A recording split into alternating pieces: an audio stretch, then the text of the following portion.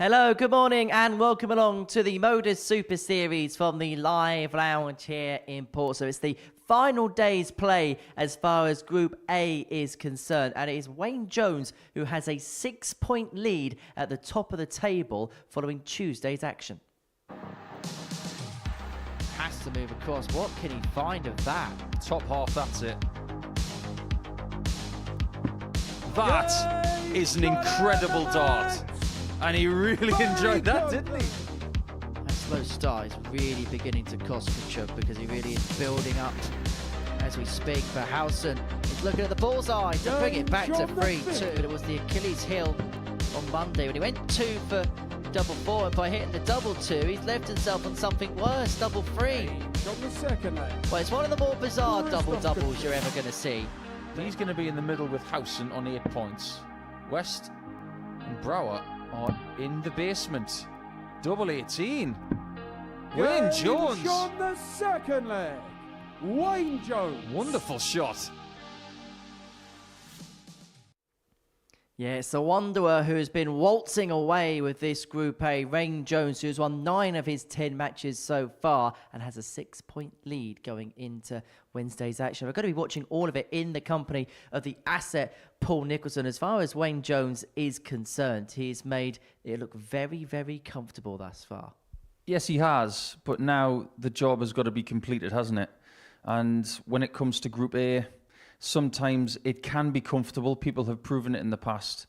But you've got to remain positive coming into a day like today. Don't think that the job is done. Think that you can make a statement by making it look comfortable. But every player in that back room right now will be thinking that they want to come in and win 5 games today to make themselves feel better about what's ahead. What did Wayne do so right yesterday?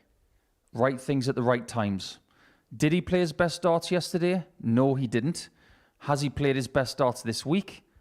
He was pretty close, in my opinion, on Monday, but he was doing the right things like that 147 checkout against Copeland yesterday. I get the feeling that that's what his game has all been about over the last few seasons when he's done the right things at the right times.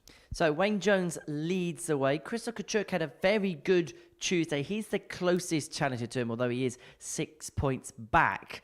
In terms of yesterday, vast improvements of day one. Yes and no. I think the improvements were there to see because he started better. His doubles seemed sharper from the off, which is a nice trend to have. I think being on debut on Monday morning, we cut him a little bit of slack saying, get yourself settled in, see how you get on over the next couple of days. But by the end of Tuesday, there were still some questions about Christoph, and in particular for a certain 119 checkout that he miscalculated, and that miscalculation could be cataclysmic for this group, because if he'd got that right, he could have a smaller gap to bridge come Wednesday, but unfortunately, it is a big gap to him and Wayne Jones. Well, it looks like it's going to be a really intriguing race to Group C and B, whoever's going to get in the afternoon, whoever's going to be in the evening session as the day develops. Barry Copeland has a slender lead in that particular race. At his best this week, he's been really, really good, but maybe that B game needs some work. B game needs work, C game needs work, and based on numbers, his best performance this week is around 102, 103. He's the only person to average in 3 figures this week, albeit with 1 win and 1 loss. But you can see the vibrancy and the tenacity that he's got. That might be a really good quality that he could possibly need come Friday and Saturday. However, between now and then, if he's going to make Saturday, he's going to need to bring that extra level up from, say, a 78, 79. If he can bring that up towards an 85, he'll be more competitive in a lot more matches. Well, this is how the table looks going into the final day's action in Group A. Wayne Jones with a 6-point lead from Kciuk, Richie Howson and Barry Copeland, both on 10 points. They cannot be separated in any department. Steve West on 6 and Johan Brouwer at the bottom of the table on 4 points. So only 4 players can technically now still qualify through Group A into Saturday night's final. And perhaps not a surprise that Wayne Jones is the very heavy favourite to do so. 1-33 with the odds compilers to make it through. They think it's pretty much done. I think we all think it's pretty much done, but we have seen stranger things happen. And I think Wayne's just got to remain on the point. And as far as Wayne is concerned, I believe that he'll come into today and want to do exactly what he's done the last couple of days. If he brings that level, he's going to get this Group 1 with games to spare. But the last thing you want to do is think that you've already got it done. As long as he's not feeling that way, he'll be fine. Well, they think that Wayne Jones has this group on a plate, doesn't he? It's 18 plus. It's begambleaware.org if you're going to have a flutter on the Super Series today. Right, our first game sees Steve West in action up against Barry Copeland, the Northern Irishman on debut in this competition. He's had 2 ton-plus averages this week, one of them in a losing effort. But for him, his efforts on Wednesday will be all about getting into Group B on Thursday and Friday night. And earlier on this morning, I caught up with him. Barry, great to see you here at the Modus Super Series. How do you assess on your first 2 days? I've enjoyed it. I've been a wee bit inconsistent. I've played well at times, other times not so good, but a wee bit more consistency, hopefully. Is it fair to say that for the remainder of the week, the A game is very much there? Is it just ironing out the creases a little bit on the B game? Yeah, absolutely, yeah.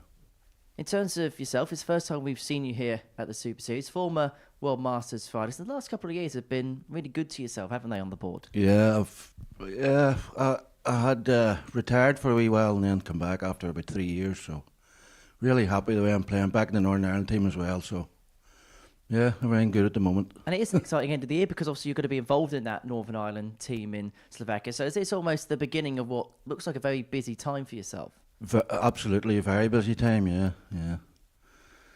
And in terms of this week, where do you set the goals and expectations? What were you thinking when you walked through the doors on I Monday? just come here to enjoy it. Never really set myself any goals at all. Tough group of players there, so whatever I get out of it's going to be a bonus, you know. Now, your old pal Neil Duff has been here a few times. Has he given you any sort of advice going into this week? Yeah, he's drawing maps out for me and telling me different places to go for food and stuff like that. He's been a good help, yeah. Does that help when you're on debut? Yeah, well, it's nice to know your surroundings and stuff before you come to a place. And yeah, it's been good. Well, Barry, we wish you all the very best today. Good luck. Thank you very much. Neil Duff, the local tour guide for Portsmouth, helping out his fellow Northern Irish pal, Barry Copeland, on his debut in this competition. And he really has acquitted himself well on his first 2 days here. But his goal for Wednesday will be to get himself into Group B on Thursday and Friday night. Steve West will also be hoping for that outcome, but he knows he is going to need a big push today if he is to do that. Well, 2 very experienced campaigners going toe-to-toe in our first match of the session. Steve West, the 49-year-old from Abbey, playing with his 22-gram Q-Sol, shall I say, custom-made darts, up against Barry Copeland, the 51-year-old from Craigavon in Northern Ireland. The former World Masters finalist. He'll be heading to Hungary in a few weeks' time to try and go one better in that competition. For these two, winning the group is not really in the question. It is about Group B or Group C. And there was times yesterday, Paul Nicholson alongside me in the commentary box, where we saw flashes of the Steve West that dominated in this place in 2023. Yes, indeed. First leg, it's Steve to throw first. Game on. Now, I don't know if you caught that, Henry, but at the start of this match, West just flexing that right knee. And it'll be interesting to see how he pulls up today a little bit, because we know that he's coming back from injury, and this is a bit of a marathon format. We did see improvement yesterday. We saw more 180s from him, which is something he is noted for. But something did happen yesterday that he didn't want to see, and that was him missing too many match darts in a couple of games. A game that he lost, and that was against Kciuk in Game 6, where he missed 9 match darts. And in the next game after that, a game that he won against Brouwer, he missed multiple match starts there as well, but did comfortably get the job done. But what does that tell us?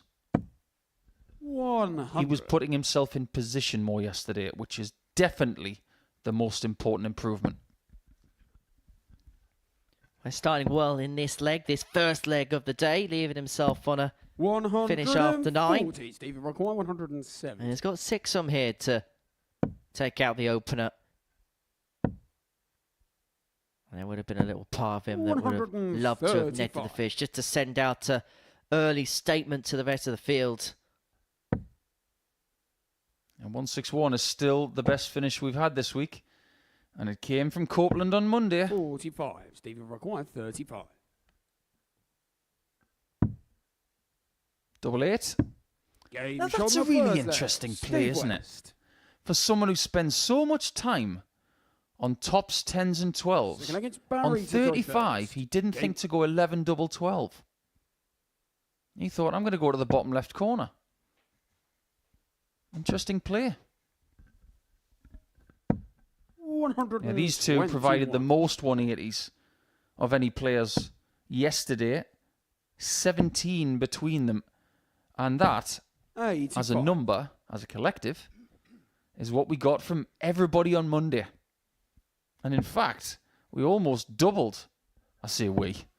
I wasn't on the stage. The players 60. almost doubled what they did on Monday. They got 32 yesterday, so a really good improvement in that department from everybody. And actually, if you break down the stats for yesterday, like we 60. did first thing this morning, if you take out Johan Brouwer, who is now detached down at the bottom of the table, everybody was within a couple of points of each other in their overall daily averages. 100. Range of 84 to 86, splitting the top 5 players in this group. 180. That is the 50th max of the week so far.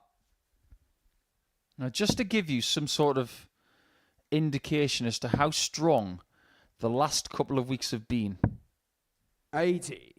In Group A 2 weeks ago, in week number 9, there were 99 180s at the end of day 3. 36. Barry require 104. Last week, there were 100 after 3 days. This group is lagging a little bit based on the last fortnight.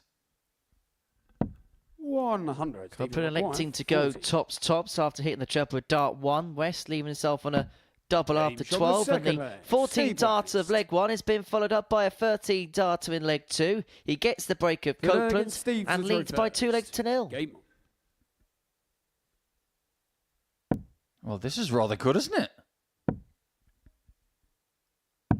97. What is it they say? When you're coming back from injury, you've got to work your way back. That's what Steve is doing at the minute. But don't be fooled that his top level 60. isn't still there. It's still there. It just needs to be massaged into place. And if he finds his top game, and I'm not 100. saying this because he's a really good friend of mine and has been for a long time. I'm saying this objectively. If he plays his best game in this group, in fact, 100. if he plays his best game against anybody this week, he wins. He's got the highest ceiling. 52. Well, that just about touched the 12 there. And all it has to do, that point, is penetrate the board for it to count as a scoring dart. And it just about touched the 12 bed, and so it will count. 45. You know as well as I do, Henry, if Johnny Clayton gets that kind of deflection, it goes into the treble 18. 100. But so far, the heat map around the 60 of West, what I mean by that is every shot he's had, if you created a little hot spot, it's just orange to purple around that treble 20. 100. It's been Steve so require concentrated. 152.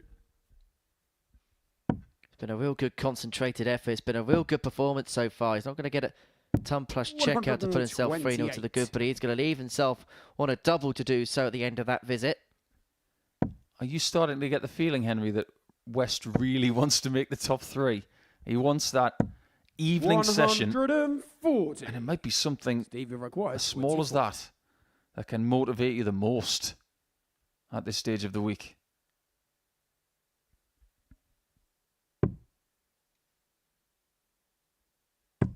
Game shot on the Never third was he leg. going to miss with Steve dart West. 2. If dart 1 is a nice lie, he can use those barrels quite handily to Fourth leg, bump it's off and Barry in. to throw first. Game on. Oh, that was a worrying sign. He looks like he's in a bit of pain. My only worry this week was that, is he coming back too soon? He's had so much pain for so 91. many years that when he had his operation earlier this year, we all just said to each other, friends, family, colleagues, take your time coming 91. back. He's taken a lot of time to recover, but all we want for Steve is to have the ability to play with pain taken away. 43. And the thing with Steve, and we know Steve fairly well, is because there's an edge on today, you may see the best of him. He's one of those that if there's a target to play for, if there is 140. something that for him he can really attain, he gets his bit between his teeth down and he really gets on with the job. Yeah. I feel like we talked about Steve a lot in the last 3 legs, but he has dominated this game. 140. He has not afforded Barry one shot at a double. Well, this is good news for Richie Howson, who 96. is on 10 points alongside Barry Copeland in the group, who would have the opportunity to move on to 12 if he gets the better of Kciuk. And it wouldn't put Steve West out of that race one bit because he plays Howson in game 2. There's a possibility at the end of 100. this round you could have 2 players on 12 points, Copeland on 10, West on 8. They'd all be up in the offing. Yeah, good point, because Wayne Jones in the 60. practice room right now is Area probably required, thinking, 127. Westy, Copeland, Howson, Kciuk, you all just battle for the top 3. I'll just be too busy winning the group. We have a darted double. 102. And there you see a wonderful angle of how Stevie his Maguire, darts lean to the 120. right-hand side. Is that the only shot he gets at the double this entire match? It turns out he will get 56. another chance. Barry required 25. But it may well be his last chance if he misses. 2 8s. To get on the Game board shot on and the to bring it fourth back to leg. 3-1. Barry He forces Steve West to serve this one out. Fifth leg, it's Steve to throw first. Game on. Have you noticed that Barry Copeland is wearing Aston Villa colours again? Or Burnley colours, or West Ham colours. But the combination of 140. that colour blue and that colour claret, you know why, don't you? He's a West Ham fan. He came in the building yesterday and left the 100. building in a West Ham United shirt. That's random, isn't it?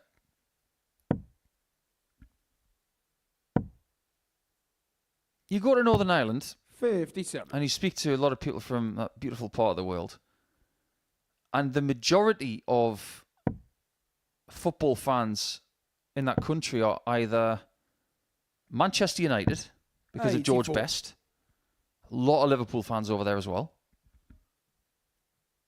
And there's a lot of Scottish football fans as well for Celtic and Rangers.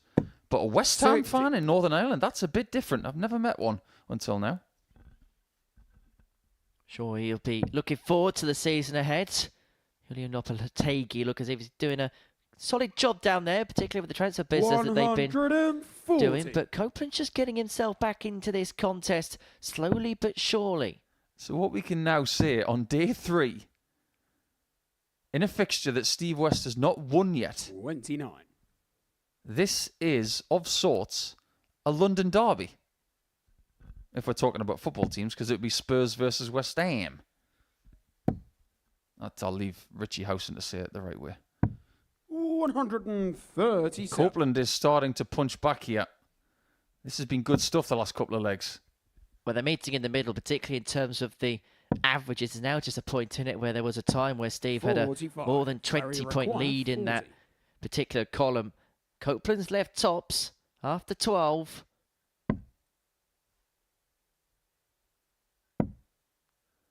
Now looks at double 10. 20. Cannot find double Steve 10. require If West's going to win it 107. here, he's going to have to reel in the fish.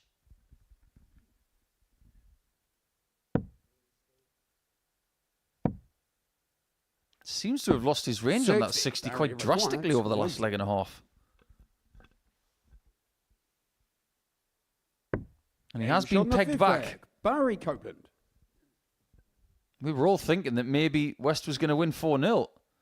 But he hasn't had a match start Declare yet. It's Barry to throw And that's first. to the credit of Barry. Game on. Restricting that particular opportunity, the shake of the head of Steve West, and it's no surprise that ever since you mentioned a couple of legs ago 69. that Steve looked as if he was in a little bit of discomfort, that the average and the performance has just dropped somewhat. 43. Just to give everybody some sort of insight into what it was like for West last year when he was winning 4 weekly titles. When he's in a darts, when he was 43. in a darts stance last year, he wasn't in pain. He was in pain when he wasn't in a darts stance. That was the problem.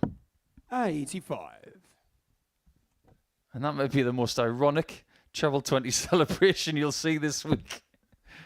And the good news is, if you like people cheering 85s, Johan Brouwer's playing next. 78. Against the table topper, who can go to 20 points and a small matter of 16 points ahead of that opponent 139. come the end of that match. A distinct possibility because he has a 2-0 record against Johan this week. Copeland is getting very, very good 171. at leaving finishes before West now. He'll go to the bull now. Good thinking. 64. He leaves 170 again. 140.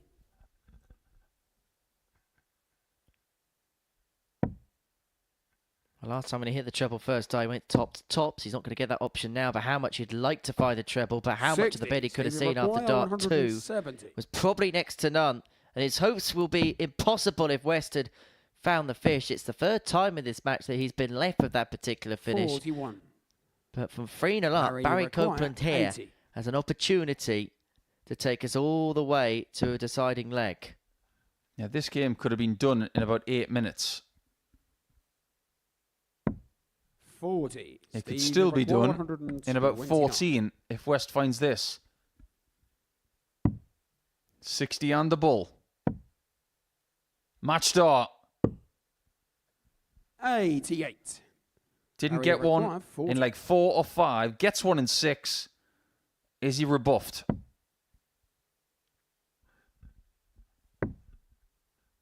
One left, and that's a nice marker, but he 20. cannot utilise it. Steve, you've And so required Steve 41. West will have 2 darts at the outer ring to get the job done. And the double of choice is tops. Of course it tops. Game And of shot course and he's the found match. it.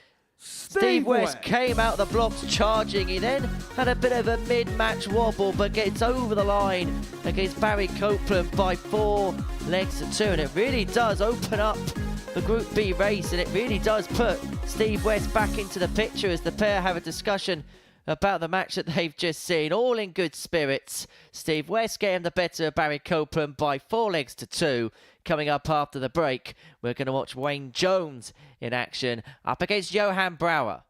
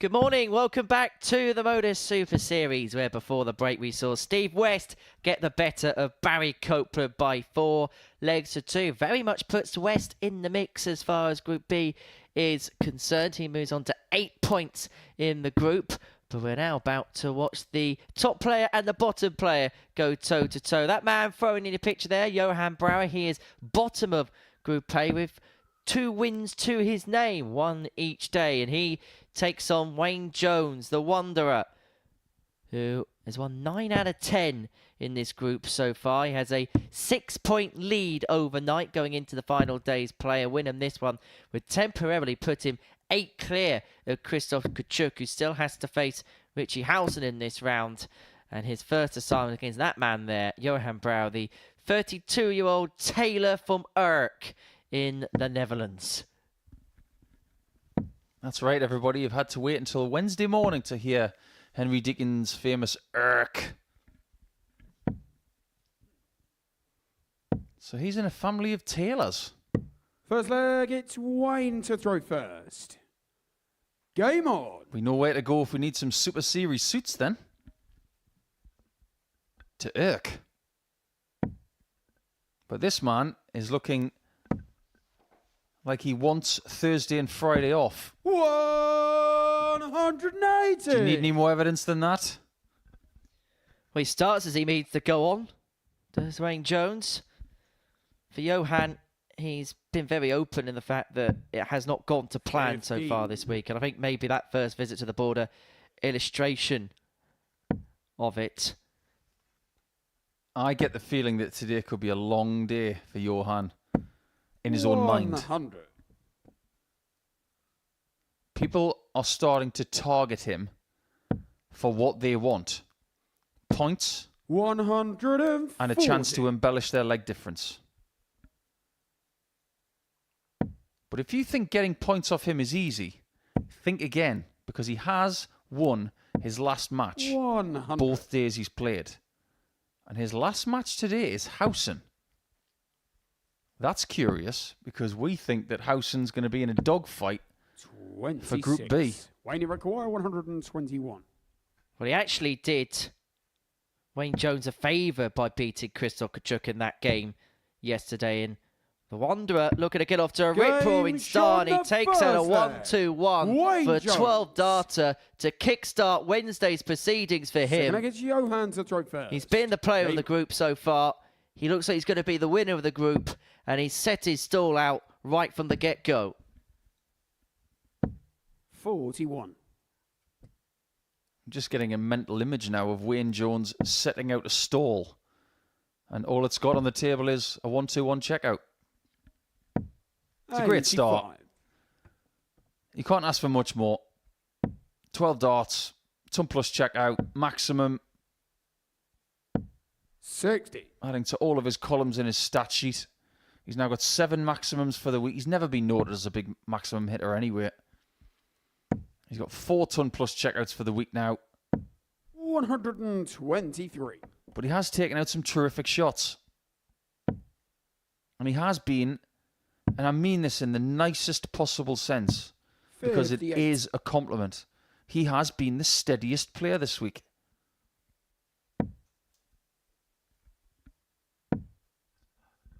I think sometimes people use that word 81. and it can be construed as a negative thing. But I think this week, where we've seen someone like Barry Copeland, for instance, very up 43. and very down, Wayne has been very tempered and steady and reliable. That's why he's won 9 out of 10 games. 60. Well, this is a battle between a player in Wayne Jones of which you kind of know what to expect, where as for Jack in the Box Johan Brouwer, we don't quite know what's going to happen at any particular moment.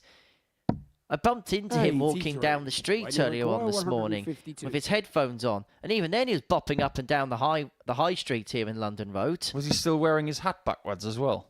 Oh yes, as if he was some kind 96. of 1990s rapper who's about to release another album.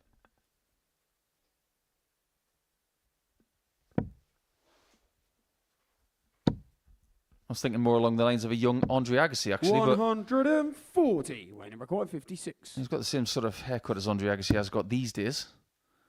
Well, this is one way to do it. Game shot on the second You leg. show off. Wayne Jones. Look at that. Didn't even flinch, like it was on purpose.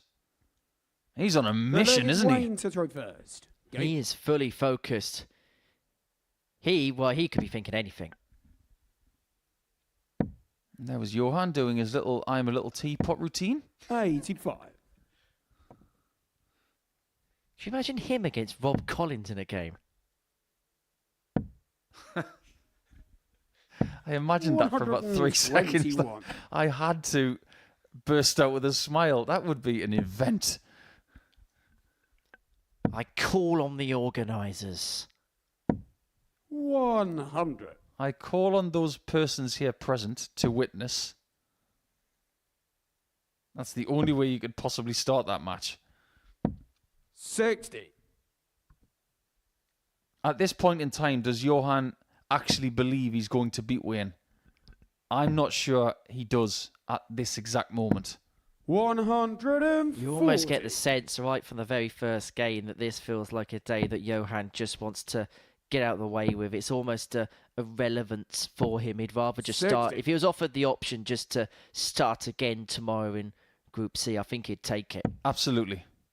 And here's the thing about Wayne's mentality right now. There are rare times for people at Wayne's 100. level, and I would say a lot of people's level, that when you come into a match like this and you have got that feeling of motivation, you know exactly what you want to get from the day. 67. In your own mind, you know you're going to win this game, 76. but you're not taking it for granted whatsoever. You're too busy playing well. And on the one occasion he does make a 40. mistake, he's afforded it. Well, Wayne here is averaging pretty much bang on a ton, but it's felt fairly serene as far as the progress he's been 97. making so Weighing far. required 36. And he's a dart away from a 3-0 lead. Game And he shot on the really is third brushing leg. Brouwer aside, Wayne isn't he? Jones. Wayne Jones, 3-0 to the good. 100.2 the average, which Well, then means it's Johan to throw 45 first. darts Game to on. take him to the 3/4 point of the match. And 3 out of 3 on the doubles as well. 96. For the week, he is over 41% on doubles. My word, that's impressive. If you put that against 100. everybody in World Darts right now, that would be very, very competitive to the elite. That's where you need to be these days. 140. You've got to be north of 40%.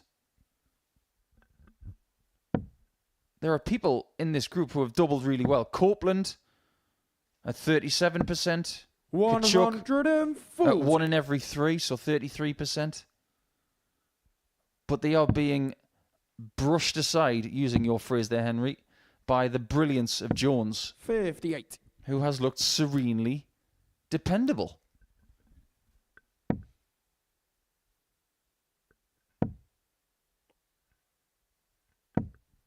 He doesn't strike me as a player right now who is looking to take his foot off the gas. Anything but. He wants to speed up.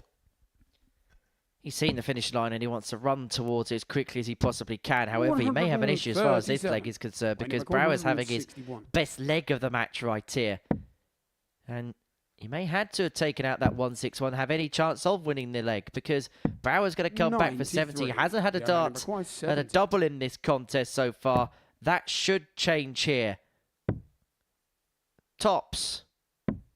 30. Doesn't go. Well, that's an overcorrection because usually this week on 3-dart combos with tops at the end, he's low on the tops, and this time he wasn't. Drastically high. This is a match dart for Jones. 52. And the first dart missed. You can see how disappointed he is and not getting the job done quickly. That's actually a really good sign.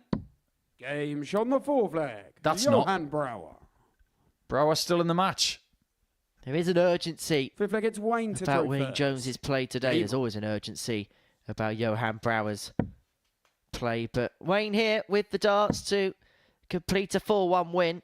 It would be a 10th win from 140. 11 matches in this group, and he could be another one of those players that reach that fabled 28-point threshold in a Group A campaign? 96. This may feel rather familiar for Johan because he has lost his first game of the day the last 2 days by 4 legs to 1. And he does tend to get the 1 leg in these contests in leg 4. He's affording his opponents too much of a head start. 100. The advice to Johan today is, you're going to Group C. Use today for what it is. Go out there and find something that can work for the next 2.5 days. We've seen it from players in this series. They're destined for C, but that doesn't mean they can't cause a bit of trouble. It's effectively a 96. paid practice session for Johan, where he's getting paid to practice ahead of that Group C campaign on Thursday and Friday. Well, imagine boxers who go into spar with Alexander Usyk or 81. Anthony Joshua or Tyson Fury. Do you go in there and think, I'm just going to get my head boxed off? No, you go in there and you get intel. You figure out what their tendencies are. 100. You never know when you might need them. For instance, Daniel Dubois has sparred with Anthony Joshua, and he might remember those days because he's got to fight him at Wembley sometime soon. 83. Johan require 100. Well, Johan is slowly but surely getting his way back into the match, but to really keep himself in the contest, he may have to pin this topped on the back of the 109. 89. Sinks low, and so Jones will have an opportunity to seal a 4-1 win, and he's going to have 2 in his hand, a double 18. 2 9s. No mistake. And it's another win for Wayne Jones. It's 10 wins from 11. He temporarily moves 8 points clear at the top of Group A, and he is edging ever closer towards what feels like a Saturday night appearance, which is written in all but name. Wayne Jones, a 4-1 winner against Johan Brouwer. An impressive performance, an average of 95.73, 4 from 6 on his doubles, including that 1-2-1 checkout in the opening leg. The final game from the first round of fixtures sees Kciuk take on Richie Howson, and we'll be watching that after this short break. Next year, when that decision needs to be made, he's going to be 49, 1 year shy of the age of the seniors. A very viable option. 2 players who are around that age. Well, what did he say about the 9? Will we get the 1-4-1? Will the promise come true? Double 12. Has it? And the match. Steve West has won the match with a 9 dart.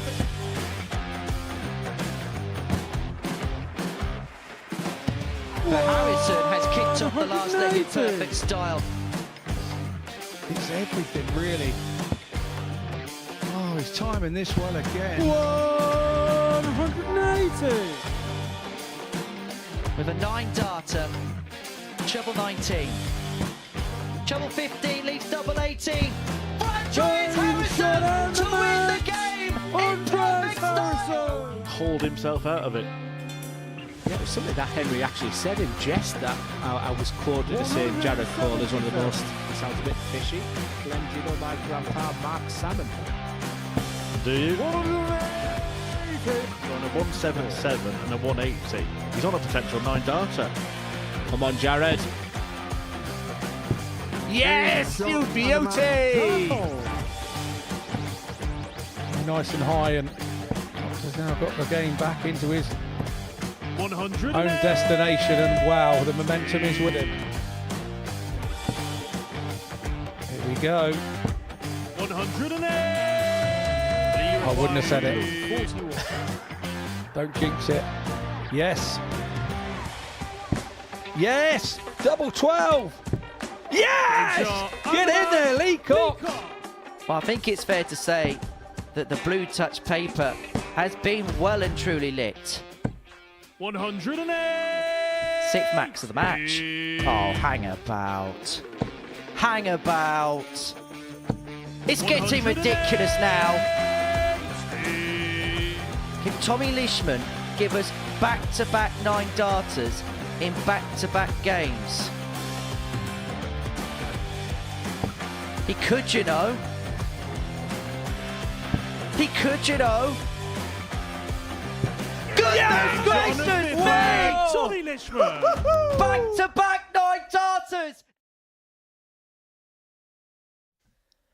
Welcome back to the live lounge here in Portsmouth for the Modus Super Series, where before the break, Wayne Jones took another step closer towards qualifying for Saturday evening's final, getting the better of Johan Brouwer by 4 legs 1. Impressive performance, average of in excess of 95, 4 from 6 on his doubles kick, starting the game with a 1-2-1 checkout, and he now has a temporary 8-point lead at the top of the table over this man in your picture here, Kciuk, the 44-year-old from Krakow, who made the last 16 of the WDF World Championship in 2019 at the Lakeside. Well, the thumb is under it now in terms of winning Group A, up against Richie Howson, for whom the World Seniors Champion, a Champions winner this year. Well, his aims as far as today is concerned will be getting himself into Group B and playing the night session on Thursday and Friday. On the back of his shirt, the emblem "Never Give Up," and he won't be giving up on those hopes. If anything, his chances could be very much enhanced. A win here would mean that Howson would be on 12 points alongside Kciuk. Barry Copeland would be on 10. Steve West would be on 8, and it would all be there to play for. First leg, it's Christoph to throw first. Game on. The destiny of Group A could all be said and done in the next 2 games. If Kciuk loses 60. and Jones wins the next one against Copeland, it's all done. Jones will make Saturday with 3 games to spare. And then we will focus our attention on who gets the night sessions over the next couple of 100. days. And Henry's already mentioned just how tight that is. I think today, if Kciuk makes Group B, that's a win in itself. 59. But if he doesn't, it'll be interesting to get his thoughts ahead of Group C. But being a debutant, sometimes you come in here with a level of ignorance, and I mean that in the nicest possible sense, 45. that tomorrow's just another group. You don't necessarily know the benefits of Group B unless you've played both B and C before. We can talk about them, 125. but it's better to experience them.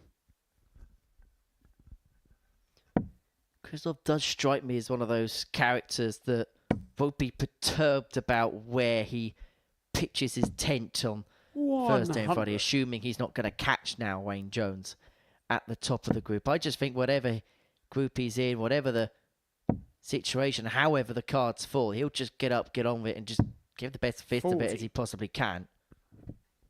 When you said pitching the tent there, it reminded me of a story that we were told, or I was reminded of, on Saturday by some of Steve West's friends. We were talking about 100. one of the most spoken about dart stories in the history of the game, where 2 very well-known Merseyside dart players made their way all the way to Switzerland 125. with no money Richie require and ended up 156. playing in the tournament, sleeping in a tent in a zoo.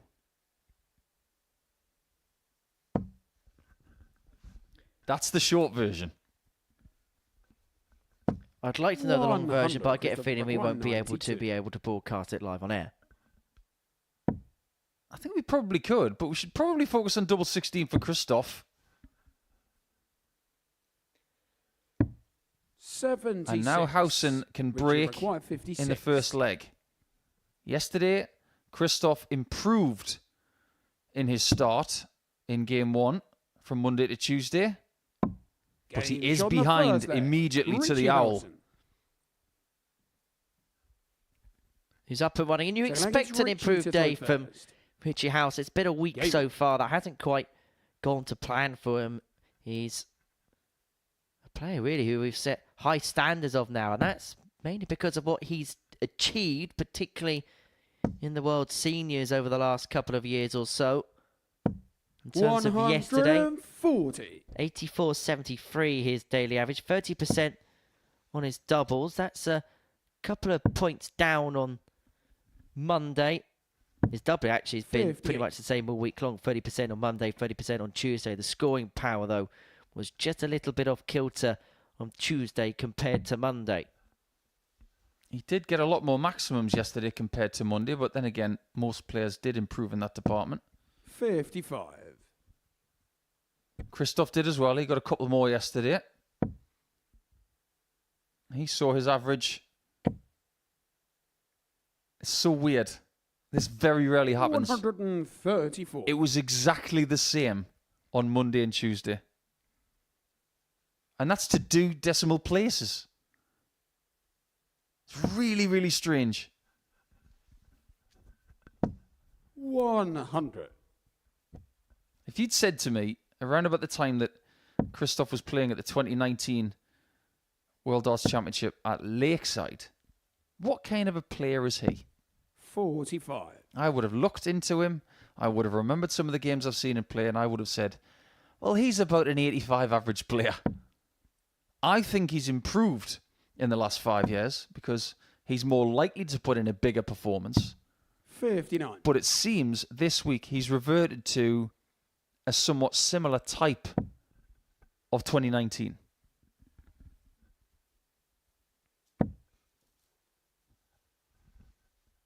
Well, Wayne Jones has 60. already taken out a 147 Richie this week. Require, Richie Howson, a 147. keen snooker player. Can he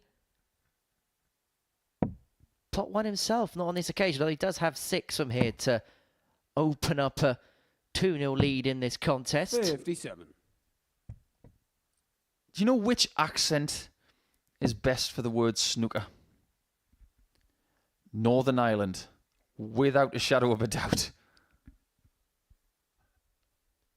Dennis Taylor has such 100. a soothing voice. Richie Require 90.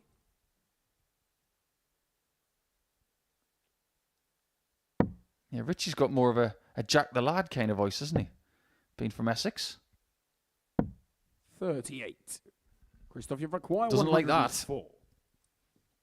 Last 2 visits for Howson have been not to his liking at all. Is this to Christoph's liking? Richie can't look. Game shot on the Oh, there you second go. leg. That's why he didn't want to. Christoph Kciuk.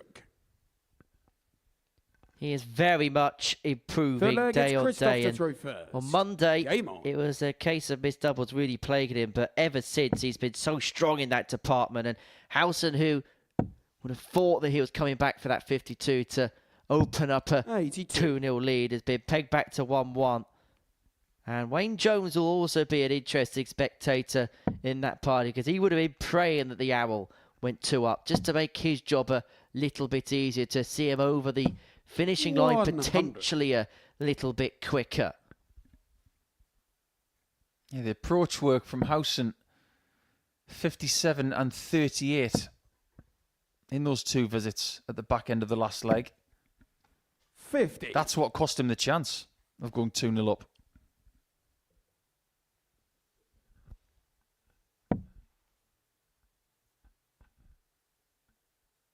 I think that's almost the perfect dart for Richie Howson. But look at that. Middle, 180. left, right. You will not see a more pure 180 than that. And actually, one of Richie's key strengths is he can work with a dart so 60. well. And usually, when you have a player whose darts sit down in the board, if something goes above, they really do tend to struggle. But even though it's not ideal, he'll try and find a way of working with it. Well, I don't know how he's going to work with that. Has to chase downstairs towards the 17s to leave himself on 164. Well, strangely, Henry, I think he could have hit that 60. I think he could have hit the gap in the middle and it would have just settled into the gap. 58. We'll never know. Richie Require 164. What we do know is that Howson is again bossing the scoring stakes. Can he approach better this time? His average is a good 10 points better than his opponent at this early stage. 100. That's encouraging for what could be a very key 2 points for Howson if he can find them. Well, this would be for the 3rd consecutive break of throw to kickstart this match. Kciuk, has to be said, 140. finds the 140 there, but hasn't Richie really Require got out the 64. traps thus far in this contest. Howson will get one in his hand. A double 16 for Game 2-1. shot on the third And that's leg. the third Richie consecutive Howson. break of throw at the beginning of this contest. Howson re-establishes his advantage in the Full leg, it's contest. Richie to He's throw 2-1 to the first. good, Game and on. now looking to go 2 clear. He's been perfect on the double so far. So based on previous behaviours in this game, if he gets to a double, he's going to win this 81. match.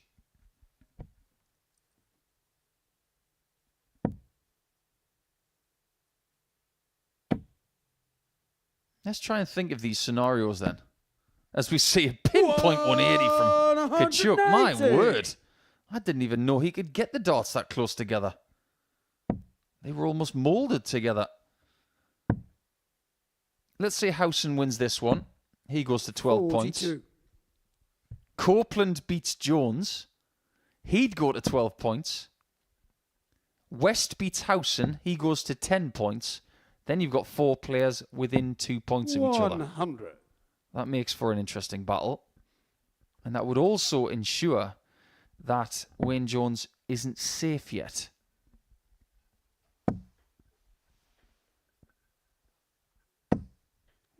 He's got his eagle eye on the Kciuk result here.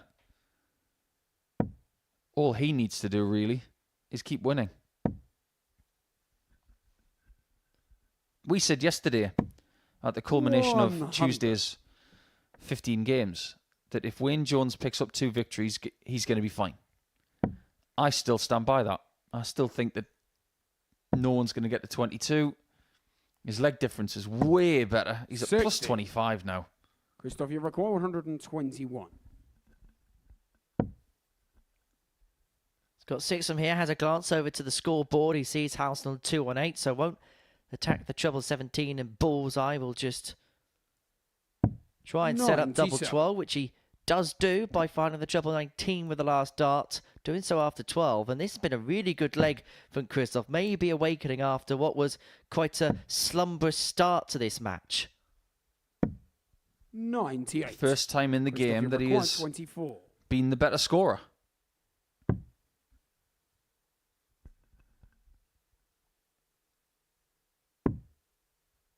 You see the finisher as well.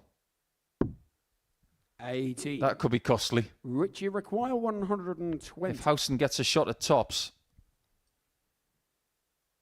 he's going to fancy this. It's one of those game on, game over moments. How does he find the 60 here? That was hard. Too hard. 60. Christoph, you require 6. Well, Kciuk, we know, is quite good on this double 3. Usually he sets it up courtesy of double 2. But it's the madhouse here to square this No contest score. up. He drags Richie low, and requires Howson 60. should have 2 in hand to open up a 2-leg gap.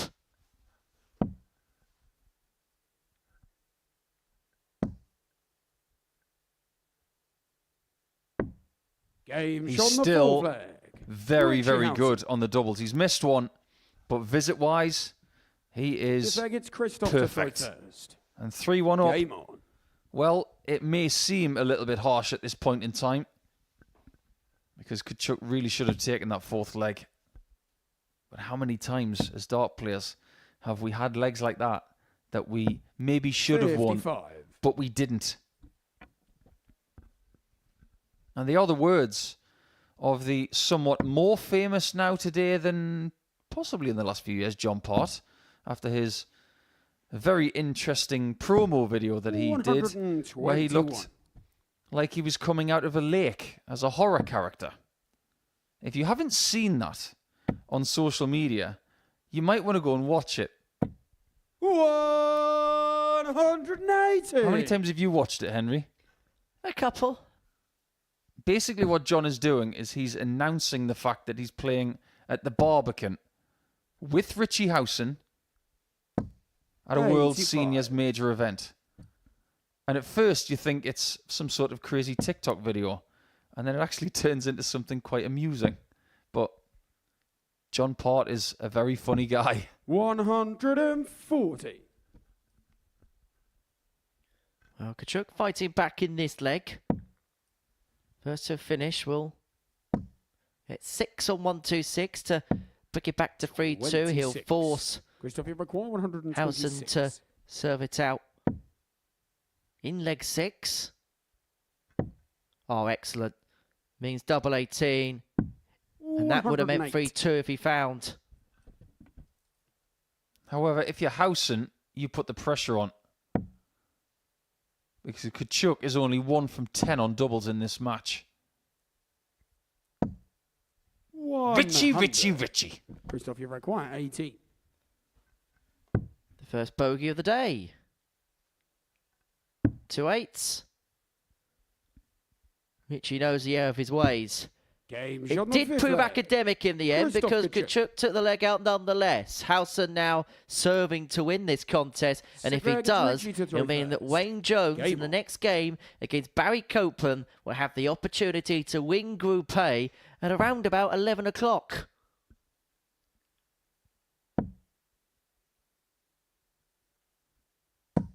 $180. 180 count in this game has just gone up to 4. Sneaky good. Coincidentally, yesterday we had something 57. happen over the course of a couple of games. Steve West became the first player this week to have 3 180s in a game. That was against Christoph.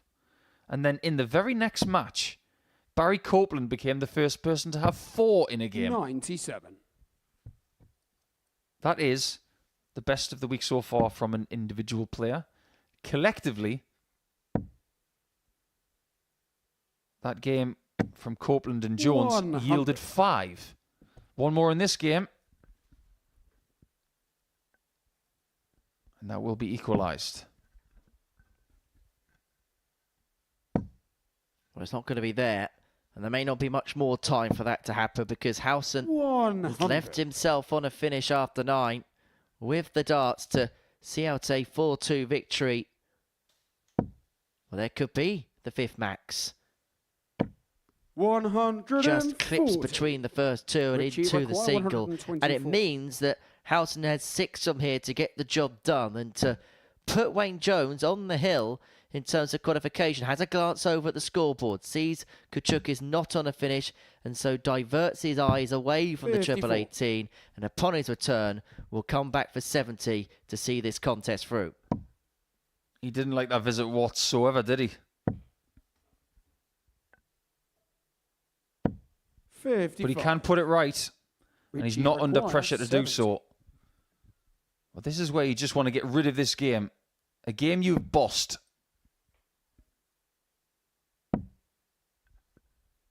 And if he finds double 16, he will be the Game victor. shut out And the Richie match. Howson has dealt what Richie could be a Howson. fatal blow to Christoph Kciuk's chances of winning Group A. It means that Wayne Jones has the opportunity to qualify for Saturday's final against Barry Copeland in a few moments' time. That's the tale of the tape from our 3rd fixture of the day. Howson 4, Kciuk 2. And coming up next, it is Jones against Copeland. And Wayne now has the opportunity to get the job done.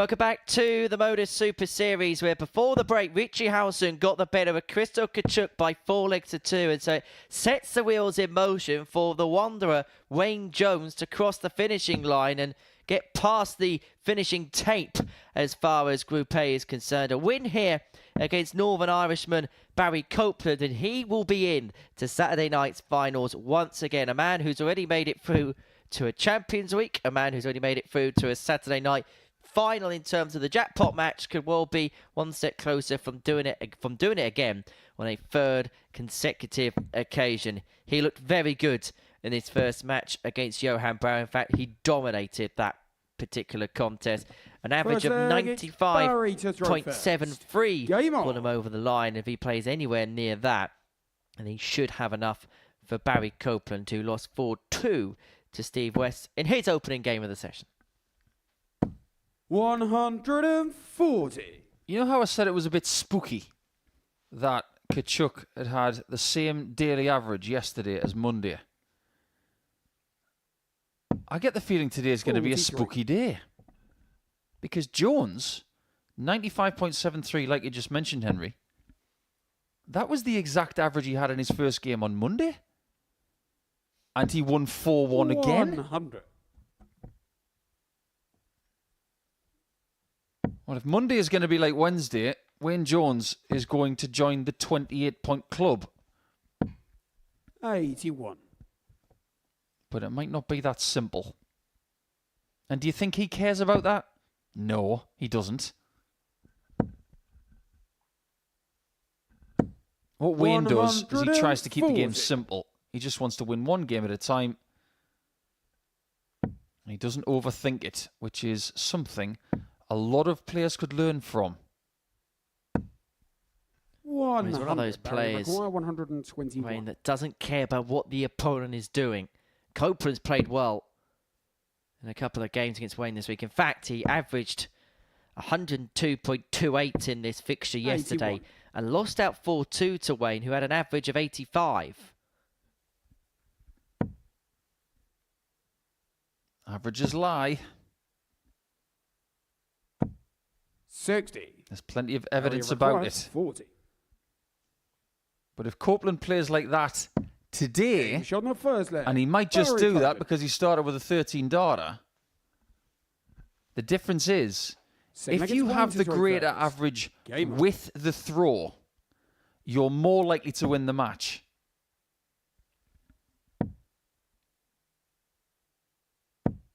$60. However, the curious thing that really got me yesterday, and I was thinking about this most of last night as well, how do you average 85.5 against someone averaging 66. over 102 and win against the throw? Because that's what happened yesterday. Well, this is where, you know, when players fixate all too much and 140. see averages as all too encompassing, particularly in a short course format like this, which is best of 7. One really bad leg, and he did have a bad leg in there, Wayne, can 140. kill your average so much that even when you try and bring yourself back up to the medium level, the medium kilter, it doesn't really reflect that in the overall end game in terms of those averages. 100. That leg that you referenced, he wasn't even under 400 points after 9 darts. But he was there or thereabouts the rest of the match. 100. The best legs came from Copeland, but the best overall stuff came from Jones. It was a purely strange statistical match. 100. But another one of 10 that Wayne has won this week. Well, as our good friend and colleague Chris Mason says all too often, averages are only guides, and that's part of the reason as to why 140. it's not always Record truly 101. reflective of a contest. It's to level the contest. Double 16. Oh, Game superb. shot in the He's had a second leg. 1-2-1 today, Wayne and now he can add a Jones. 1-0-1 to the collection. And Wayne Jones is 3 legs Then away against Barry to throw from Saturday first. night's final. Game on. I am seeing more ones than a binary code festival, but look at that. early stages, I know, but it's happening again. 43. I don't know why we bother with those averages. Get with them. He was irrelevant yesterday. He's irrelevant again here. Don't know whose smart idea it was to bring up the averages because it's irrelevant in this particular contest. A bit like when we bring them up after one leg when someone hits a 9-darter. Just so we can show that they're averaging 167. 39. Well, I'll tell you what, if in the next match both players kick off 180, I want our averages department to pop it up on the screen. Have we got an averages department? There's an office I haven't seen. 100. I bet they were scratching their head yesterday, and they might be with this one again.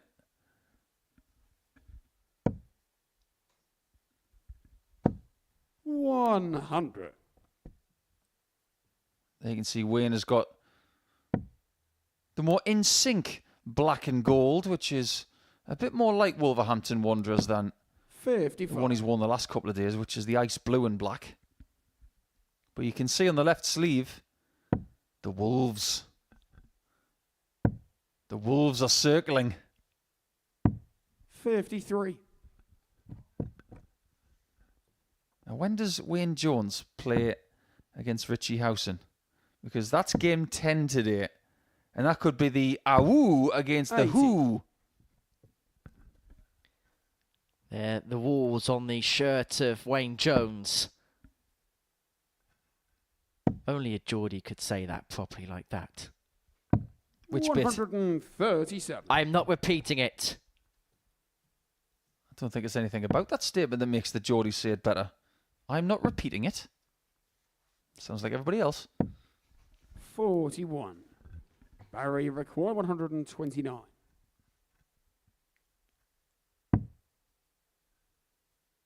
Now, this is an interesting play, isn't it? If he got the 60 here, 93. you get the feeling that Copeland 144. would go for that. But there are people in this group who would think, should I lay up? He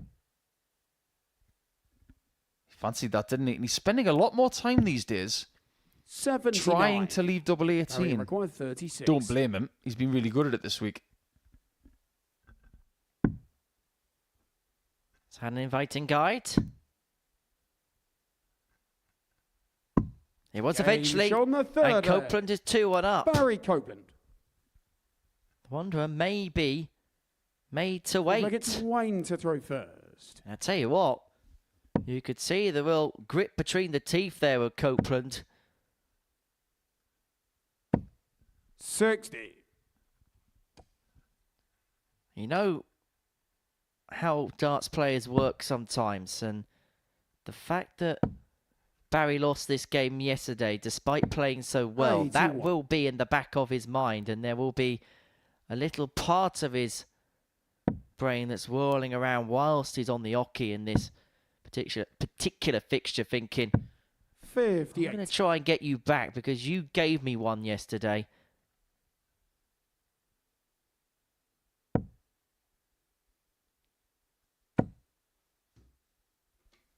You know what's been driving me crazy all week? 59.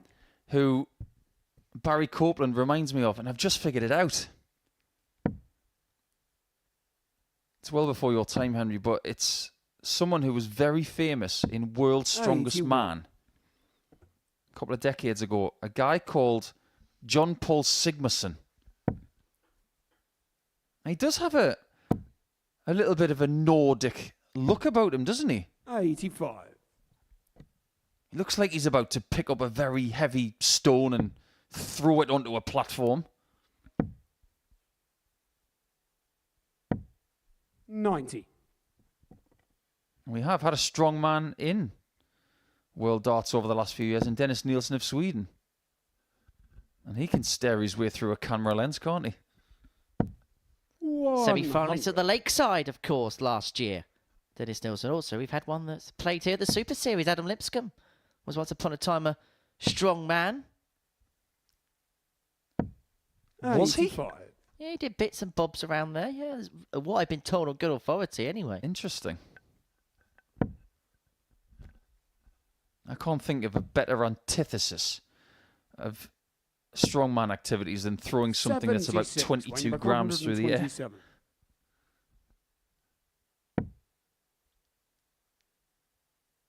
He needs a bullseye for an equaliser. 82. And now Copeland can Barrier stretch his required, legs. 100. If he finds this, he's going to be thrown for the match. Tops. Every chance he gets to go tops, Barry Copeland 60, will weighing take the required, invitation. But he's passed the invite to win leg 4 over to Wayne Jones, who's got 2 in his hand at double 16 to square this match up. And Jones is 2 away for qualification into Saturday night's final. This game looked at 2 apiece after 4. Copeland with the advantage of throw. Is that going to be what is so key towards the end of this contest? Kicks off 140. He is flexing his muscles.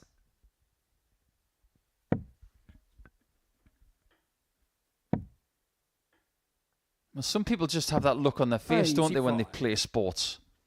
Whether it's for fun, whether it's competitively, they have that intense focus. And then there are others that just look like they're having a stroll in the park with the dog.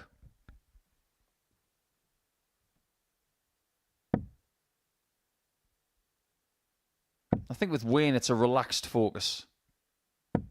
140. I'd put him in the same sort of bracket as a player as Andy Bolton.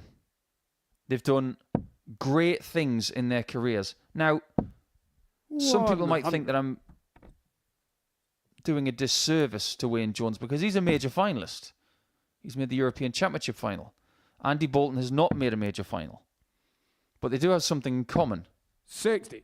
They're Challenge Tour winners multiple times, but they don't have that title that they can proudly say, I am such and such. But they're still both on the hunt for it. That's what I admire the most. Where would winning this series, for example, for Wayne Jones, where would that rank? 100. When Scott Taylor won Series 6, it was the biggest thing he'd ever done. And I think if Wayne Jones wins this series, it will be the biggest thing he's ever done.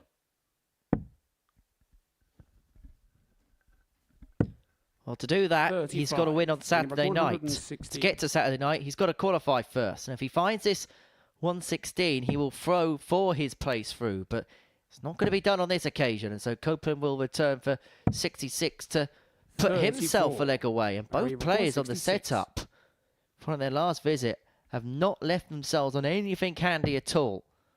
Copeland's going to get a dart, providing he stays straight at tops to put himself one away. And you can see what it meant to the daddy. 6th leg, it's Wayne to throw first. Game on. Copeland winning this game is not good for Steve West. West has already taken care of the daddy today. 60. However, if Copeland responds by getting to 12 points, West has now got a 4-point gap between himself and the 3 people who are more likely to occupy 40. second and third. You mentioned Barry Copeland and the links to Strongman. Well, just had a correspondence. 100. And Copeland's nickname could actually be linked to the world's strongest man and the strongman Glenn Wass, who used to shout, "Who's the daddy?" when he was lifting 58. buses and throwing things and very heavy things. Well, they tend to throw things, pull things, push things. 180. Who is the world's strongest man at the minute? Is it Hafnor Bjornsson, the Icelandic guy? Who seems to be having a bit of a 100. Weighing back 161. bit of a blue with Eddie Hall at the minute.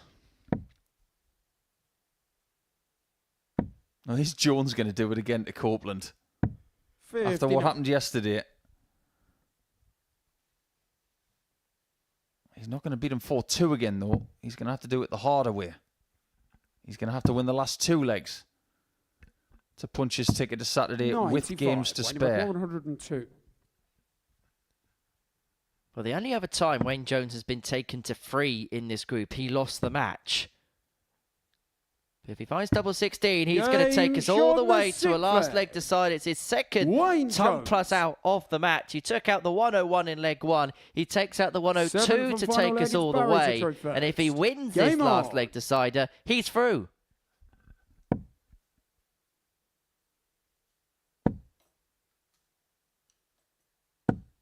Wayne Jones is living proof that this game is not just about 1-2-1 checkouts, 161 checkouts. It's those odd-numbered ton-plus checkouts like 101, 102, 106. 135. They're just as valuable.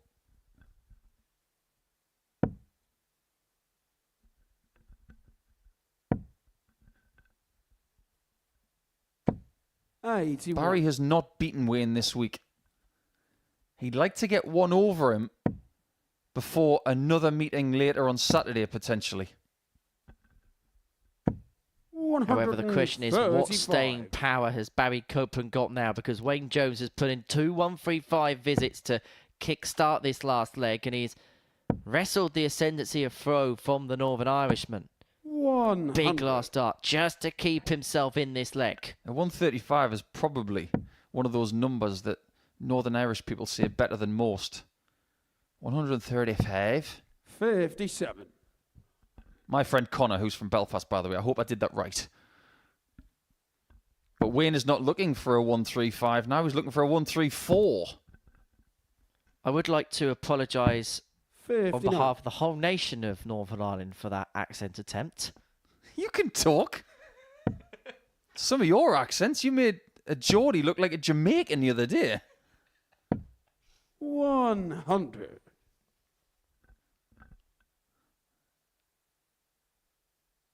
Although it was quite funny if you were referencing some famous Geordie stuff and it came across like you were from Kingston. 180. Well, that one was rather juicy, wasn't it?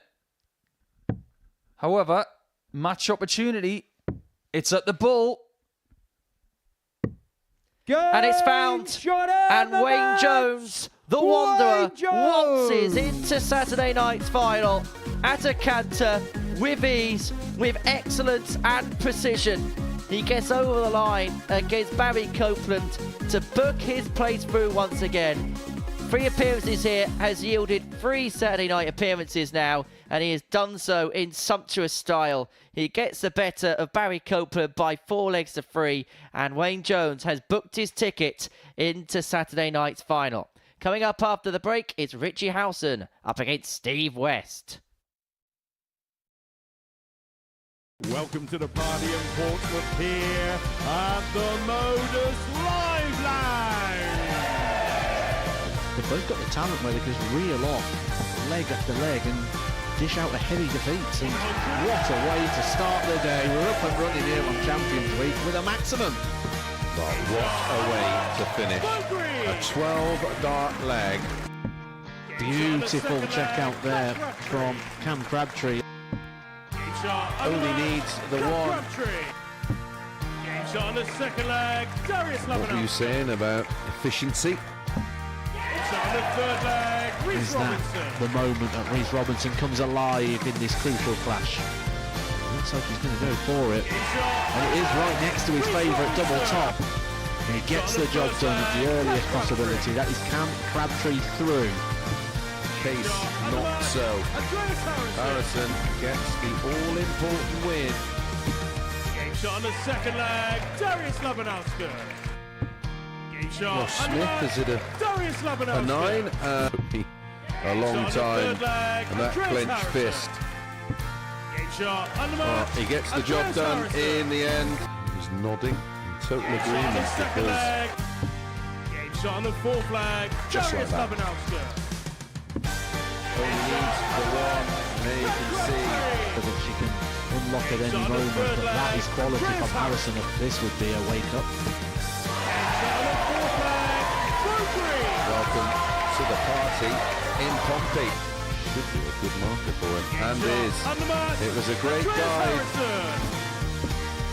Shot on the first leg. Andreas Harrison. It's a breaker throw for Andreas Harrison. Shot on the second leg.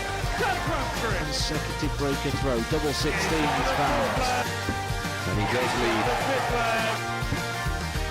It's not an 11, but it's a beautiful 12, treble 17, which he gets. Bullseye for the win. Absolutely incredible by Andreas Harrison. He's Andreas Dirty Harrison!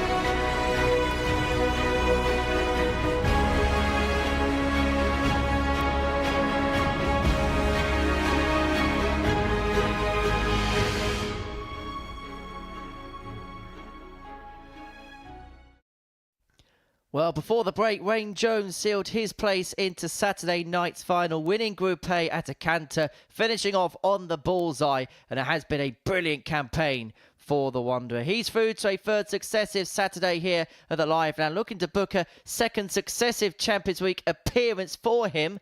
Hasn't played since Series 6's Champions Week, and he could well be returning in Series 8. So he is top of the table. He now has a 10-point gap from Kciuk, who can now only get to 20 points in the group. Same as Richie Howson. The race is going to be for Group B, and who gets positions 2 and 3. Barry Copeland and Steve Ware's hot on the coattails as well. And for Steve here against Richie, this is a massive game. Loses this, he could be in big trouble as far as that race is concerned.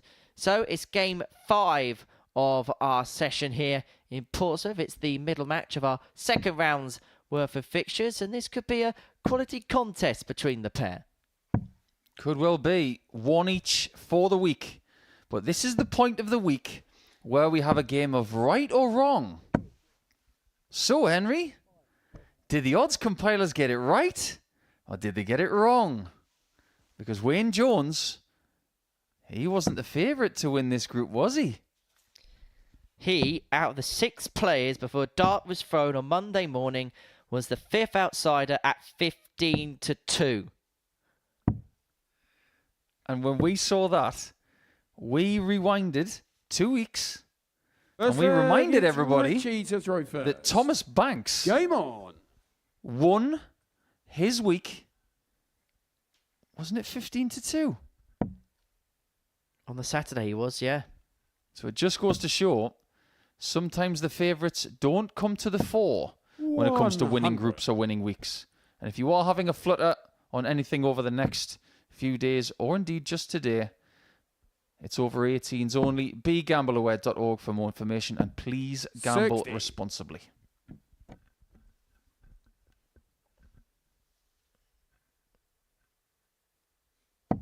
As for Steve West, it does feel like a now or never type match for him. If he loses this one, you sense that he is pretty much compounded to Group C on Thursday and Friday. Wins this one, just gives himself a bit of an outside chance, but he would have to probably run the card for the rest of the day. Even if he is in Group C, he's still going to be one of the favourites. 59. Because of what he's done, the experience, and he's not playing that badly. He is improving day on day. 140. I think he's wondering how that third dart did not go into the treble 20. I'm with you, Steve. I've no idea. He's left himself first to finish, but Howson wanting to leave something more makeable. And that 140 means he's going to do just that. But is he going to get a go? Yes is the answer. Saw Wayne Jones take out a 102 finish in the previous match. Can Howson do something likewise?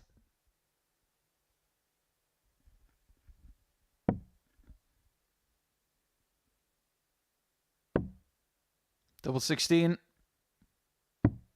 Game shot on the first leg. That's a good sign, isn't Howson. it?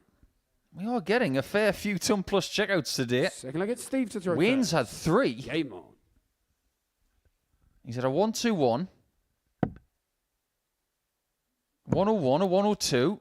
Now Howson's got a 102. 140. And Kciuk's got a 104, so there's a lot happening in the lower echelons of the ton plus checkout range.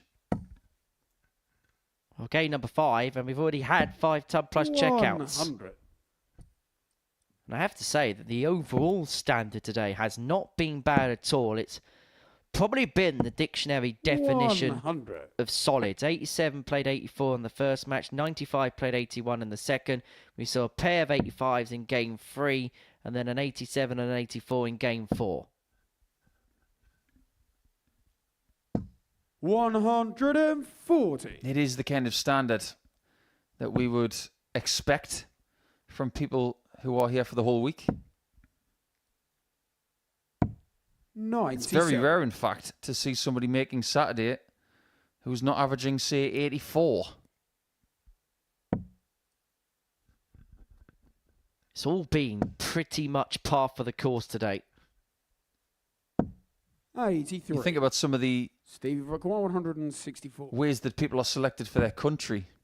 In England, it is 64. predominantly to do with the way you perform at county darts.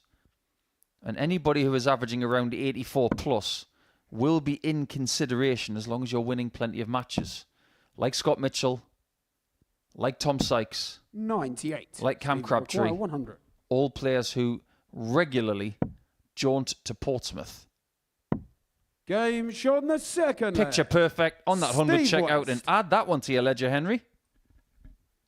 Gonna need another sheet of paper at this Richie rate. to throw first. 14 Game. data. That's the 6th ton plus checkout of the day.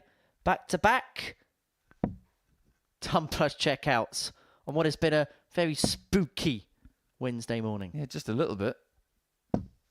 100. By the way, you don't need another piece of paper, because if anybody's ever seen the scene in Bruce Almighty where Jim Carrey wishes that everything is on post-it notes, 60. that's what it's like working with Henry Deacon. He is single-handedly keeping the post-it company in business. We all have our ways of doing things. 100. Your desk is more yellow than Dave Chisnell. And that's very yellow. 140. I do admire the fact that you're keeping it in-house, though, because this is a very black and yellow venue. So you're very in keeping with the decor. It's not quite Clive Tilsley. I don't know, have you ever seen Clive Tilsley's notepad? 100. Well, there they go. That's my notes. It's all about the red here. Oh, it's wonderful. 180. Richie Rick, 161. This is a great game of darts. Don't be fooled that the race for Group B is not important. To these players, it is. 65. Steve, you require 121. Well, I may have to write another one down. Bullseye. And that would have been for a 89. hat-trick of Tom plus Richie required checkouts, but Steve West 96. elects to set up for 32.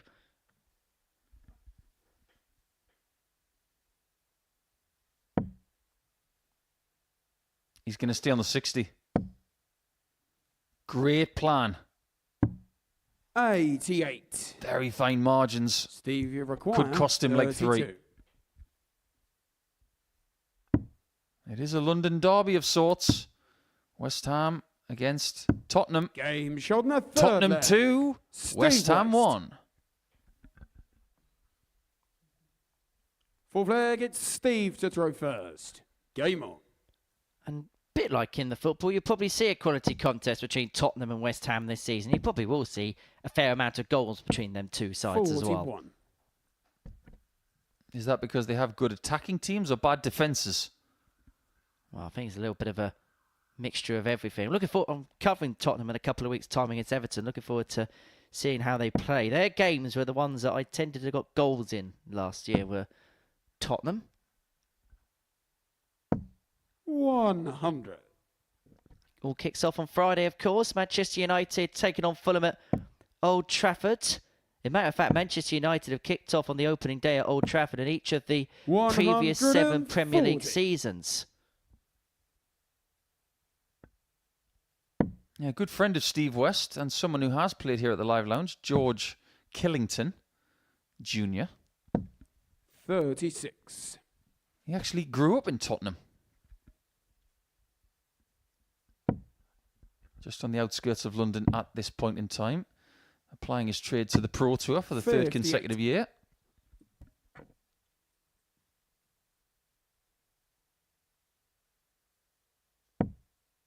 West is very much on that Hertfordshire-Essex border. That's where he's stayed most of his life. 140. Very much helped out. Number of talents coming through in that time as well in that area. I know he's helped Jared Cole through the start of his career. 77. Nowadays, Thomas Banks gives a service back to the game that he loves so much. We all need to do that. It's a responsibility to look after the next generation. 135. I've been lucky enough to have the opportunity to give back to some of the players who are on the tour at the minute and starting to look at 90. Richie what's required coming out of 90. the northeast of England, especially. We saw Daniel Stevenson a few weeks ago. He's just one of them.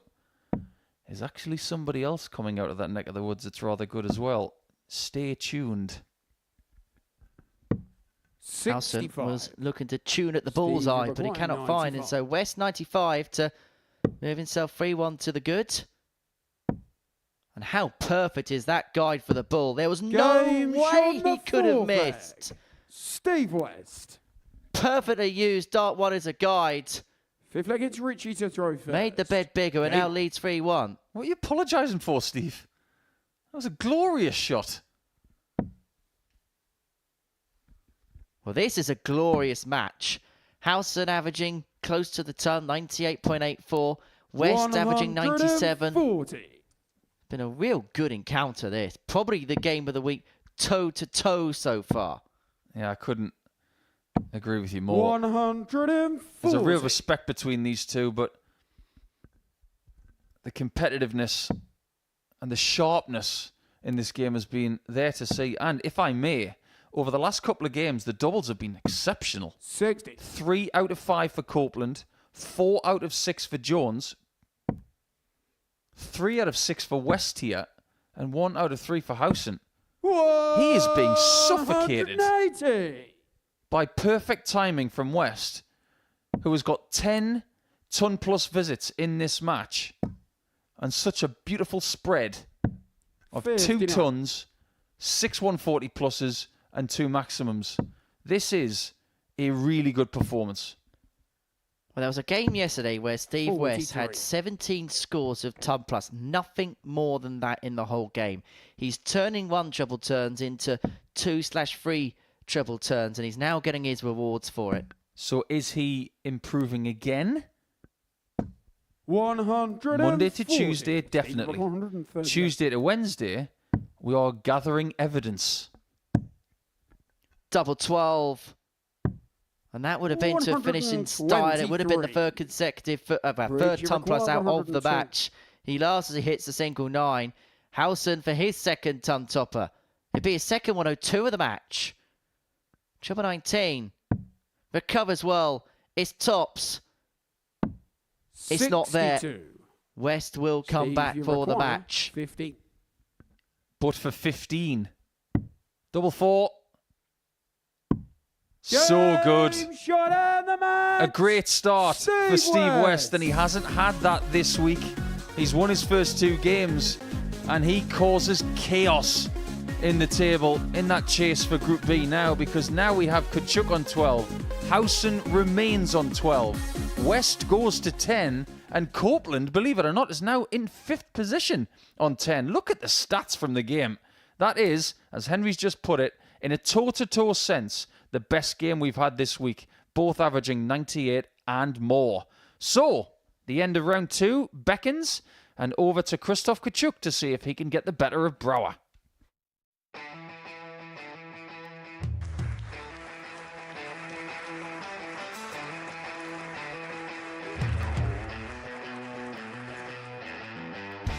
Hang on a minute. Wow! Oh my God! Well, that's 100 quid down the drain already. Itching to hit the 180. He's gone for the maximum.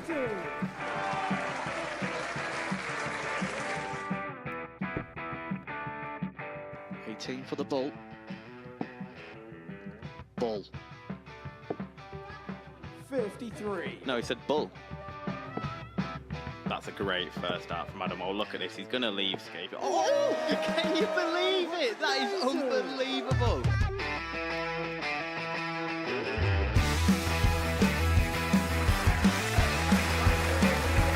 Yeah, match starts to put his team into the final. And through to the final they go. Charlie Murphy has hit the match-winning dart on both occasions. Double 4 for the title.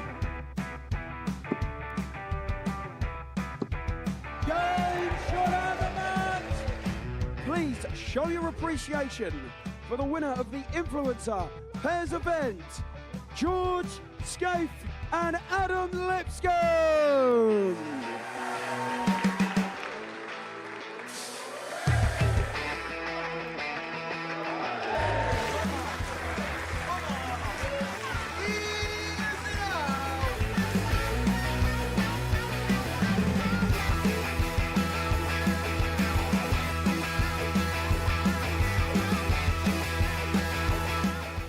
He seems to be out. That's what he is. Charlie Murphy. A couple more visits yet. We're not going to need that. Bosh. Pie face is through. He gets And he's absolutely buzzing. It was a game that pie face dominated throughout.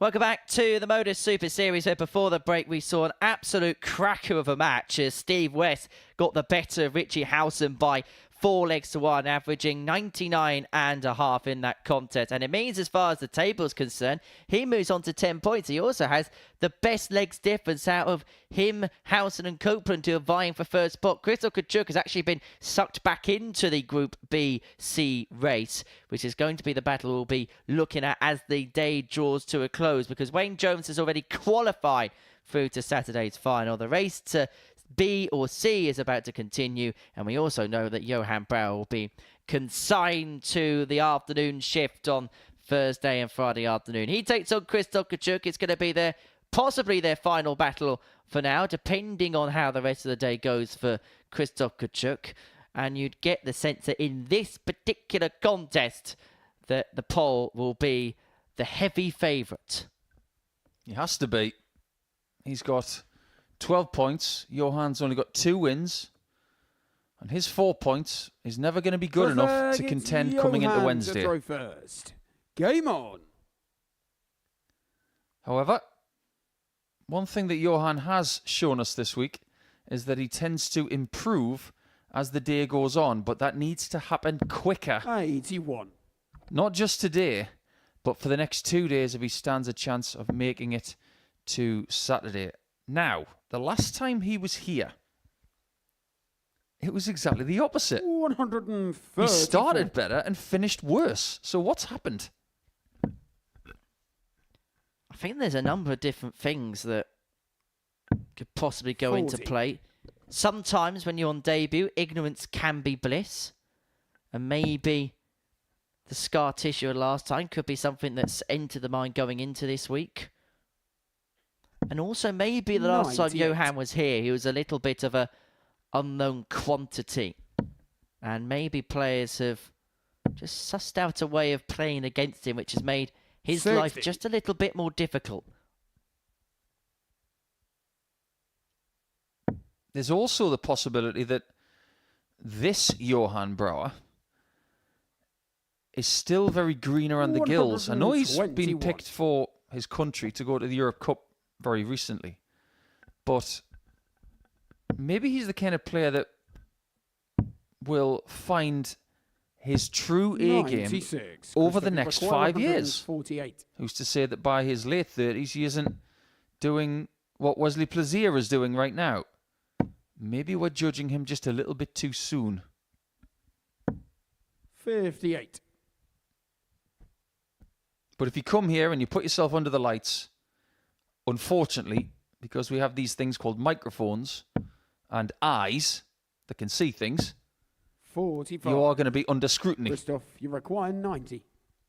Well, Brouwer hasn't put Kciuk under scrutiny in this first leg, which means he can go for the 18s first start on the 19th. But only 21 scored so far, and so 40. will leave himself on 50 upon his return. That didn't go to plan. It's not the first time we've seen that today, where a player is a long way in front of the leg and then made a bit of a mess of the 59. setup turn, but Christoph, you require 50. providing he stays straight, should get 2. Double 16 is the targeted choice. And double Aim 16 shot is on the the target first it's got. leg. And Kciuk Christoph breaks Kciuk. and leads 1-0. I always find it quite Second leg, it's Christoph to throw first. Game. interesting as we go into our Zen minute that someone so tall will prefer double 16. 60. If you're halfway to 7 foot, which Christoph is, that double 16 is quite a low target to really like. 58. And it is quite interesting because he has had more of his successes down the lower side of the board. The 16s, the 8s, the 10s. But I want you all to pay attention to something the next time he addresses the oche. He does something that a lot of tall players 59. do. Because the height of the dartboard doesn't change, of course.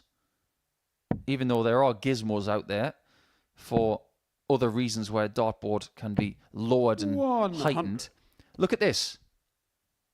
He reduces his height when he addresses the oche by approximately 2 or 3 inches. And that's because he feels that by 83. doing that, he's in a better position to throw accurately. What that does is it puts extra pressure on the right side if you're a right-handed player. Just got to be wary of that. 100. It's something that Vincent van der Voort has understood more than any world-class player over the last 6 or 7 years. 59.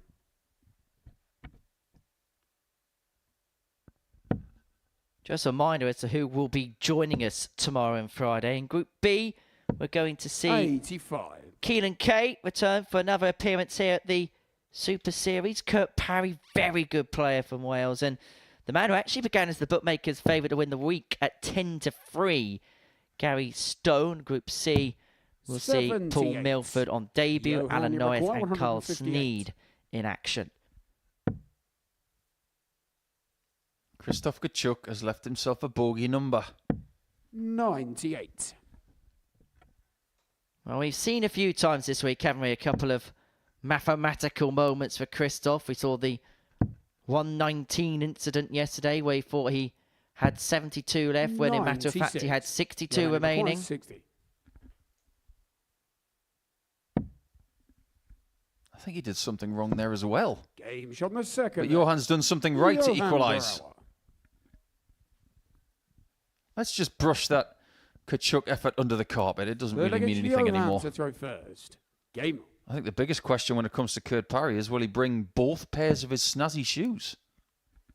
Oh, yes. If you like your shoes, you'll like watching Kurt Parry 60. play. And he won't tell anybody where he got them. Because he doesn't want anybody else to wear a pair. He doesn't want to tell Richie Howson. He's going to love those. Him and Owen Beance can have a shoe off. It's not the first time we've told Owen to shoe. 85. It's a bit unfair.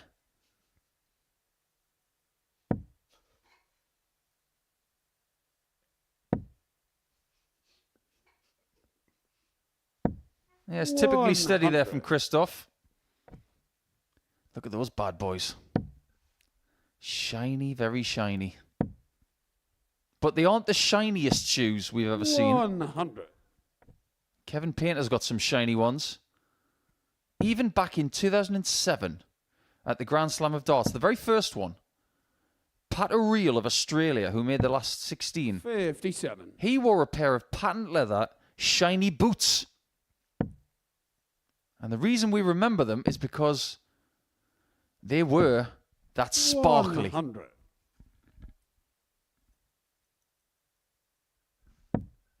Anyway, enough talking cobblers. Brouwer's left 156 to move 2-1 in front. 58. Johan Iroquois, 156. Yesterday, Brouwer got his second win of the week against Krzysztof. Is he about to get a winning record against someone for the first 60. time this week? He's like a walking emoji, this guy. I wonder what the next one's going to be. Any predictions?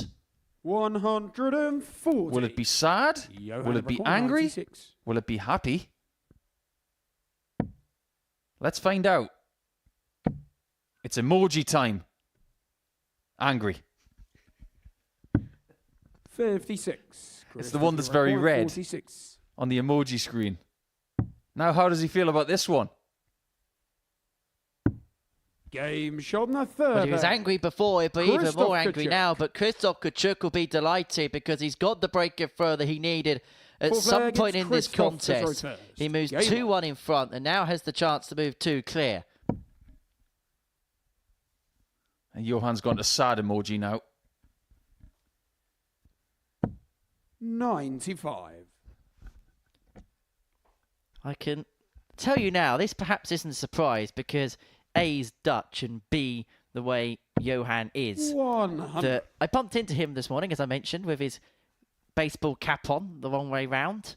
And I had to ask him, what music is being played in your earphones? And he said, some hardcore. 140.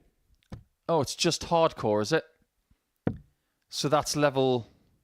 I think that's level 4. 78. Curious story. I was in Reykjavik recently and I was going to the airport and it was 4 o'clock in the morning and very pleasant Icelandic taxi driver, and 137. within about 90 seconds he had called himself the king of up-tempo in Iceland because he's apparently the only person in Iceland who likes 58. up-tempo music, but apparently Krzysztof hardcore Iroquois, is quite 129. soft compared to hard style and up-tempo music. So where was it on the Marco Maya meter? It's a couple of levels below what he likes. 81. But it's the kind of music that is usually used by the CIA to torture people. I know what CD I'm not going to be buying you for Christmas. Well, this for 3-1. He got the break in the last leg, Kciuk. He could back it up with a hold here.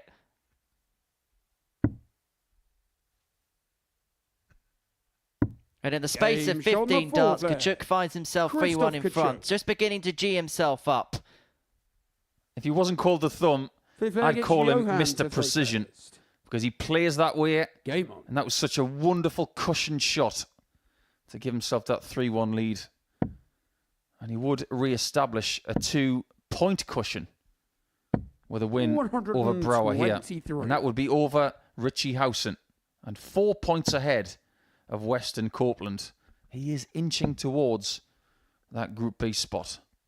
Well, you have to say, 60. It's been well polished by the Polish player. Do you know the difference between Polish and Polish? 135. Well, you don't... No, go on, tell me. It's a capital P. They're spelt the same, but if it's a capital P, it's Polish.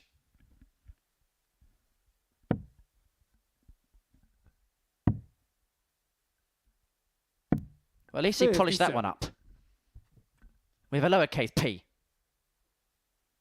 Fabulous country. Fabulous country. Famous for so many things. Kielbasa. 100. Great fermented cabbage. Incredibly beautiful scenery. Friendly people. Unbelievable cuisine. 140. One of the most underrated in the world, in my opinion.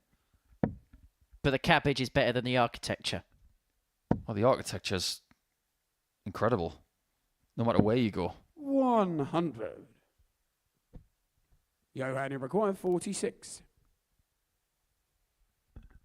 Well, needs to bring it back to 3-2 and to force Kciuk to serve it out. He's got a couple in hand at tops. Now double 10. Doesn't go. 26. Well, he's trying to tell Owen Biggs to move the dart into the double. I think he's talking to his own dart as if to say, why didn't you go in? Well, it's pretty simple. You didn't throw it in the right place. Dart players are so curious. 60. Johan, you require We are 20. world leaders in finding excuses for things. If it doesn't go in, it's because you didn't throw it right. Game shot in the fifth There you go. leg. Johan Brouwer. Boy, did he give that double 10 a good old stare down. It's not double 10's fault. Christoph to throw first. Game on. Well, Krzysztof Kciuk here is throwing for a 4-2 win, which would put him on to 14 points. It'll just give him a little bit of breathing space. 60. Have you ever done this when you're watching television, especially sport, where something is missed by the tiniest margin and you just tilt your head either left or right, and you think, if you do that, you're going to get a better view when you're not?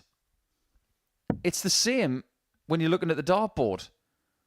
You deviate your head up, down, left and right, and you think, if I do that, maybe it's in. It's not. And I'll tell you why it's not, because the referee hasn't called it. I think maybe the king of doing that is Richie Burnett. 134. I think Johan's still got some work to do to outdo Richie when it comes to the reactions to certain situations. But that is a game I'd love to see. 101. Let's put Johan Brouwer, Richie Burnett, John Norman Jr., Rob Collins, and Cameron Menzies in the same group. 100. Well, there's a reason why we can't get Cammy here, but the other four...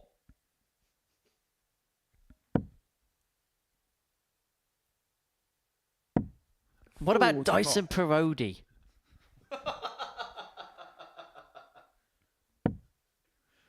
That was Henry Deacon with an evil laugh.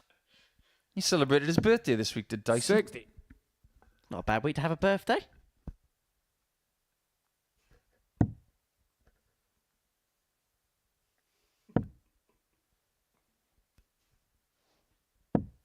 Nine. Well, it's good, but it doesn't get into two-dart territory. Brouwer is still kicking in this game.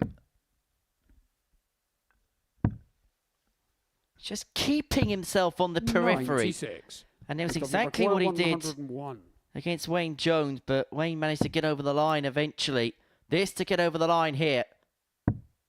He's not going to get a go at double 12. And so Brouwer will 69. return for Johanna 54 to take us all the way to a deciding leg. It'll be our second last leg decider of the day. And to leg Game 7 shot we on the go. sick flag. Johan And Brouwer has the darts to win it now. I have a bit of constructive criticism Seventh for and final Johan. leg, it's Johan to throw first. And this is something Game that on. most people who have not played the game for a very long time should take into consideration. He did something on that checkout, even though he hit it. 65. And it drives me crazy. People looking at the scoreboard in between darts, staying in position and then throwing. It doesn't make any sense. 93. He's got 54 left. He's hit a single 14. Then he looks at the scoreboard. Scoreboard's not going to change. So why are you looking at it? You know you've left tops, so go for it. I've spoken to a player whose name will remain nameless, who said in the past that they've done that in between throws because it's a nervous thing. It's a way just to quell any 100. anxiety. Interesting approach, but I still think it's something that would need to be stamped out. Focus on the target, focus on your 100. process, and let the scoreboard do its work.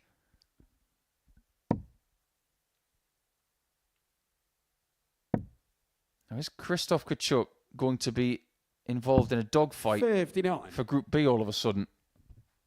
There would be 4 players within 2 points of each other if Brouwer wins this leg. Who in the practice room right now, 41. Henry, is hoping that Brouwer gets the job done? Well, there's Howson, West, Copeland. They'd all be happy with this. And actually, you look at the way the table develops. There is a possibility they could all be on 12 at the end of the next round because 100. Copeland takes on Howson. If Copeland wins that, he's on 12 points. Howson stays on 12. West could move on to 12 and win against Brouwer. And in the middle of that, Kciuk has got to take on Wayne Jones. So there is a possibility all could be equal if Brouwer wins this leg, but it looks an unlikely task now. Kciuk 6 for the match. Yes, because Johan has hit the wall. Is Kciuk winning the match? Not with a big one, but even though he's missed a match start there, that's a brilliant visit. He's himself free in hand. 100. Brouwer Tom puts himself on a 2-darter just in case there is a miss. 88. Kciuk gets over the line. In a last leg decider, he beats Johan Brouwer by 4 legs to 3. In a 17.5-minute battle, it's Kciuk that crosses the line, and it puts him on to 14 points. A nice little embrace between the pair at the end there. So that's the tale of the tape. Kciuk beating Brouwer 4-3. That's the end of the second round of matches. Coming up next, Barry Copeland and Richie Howson.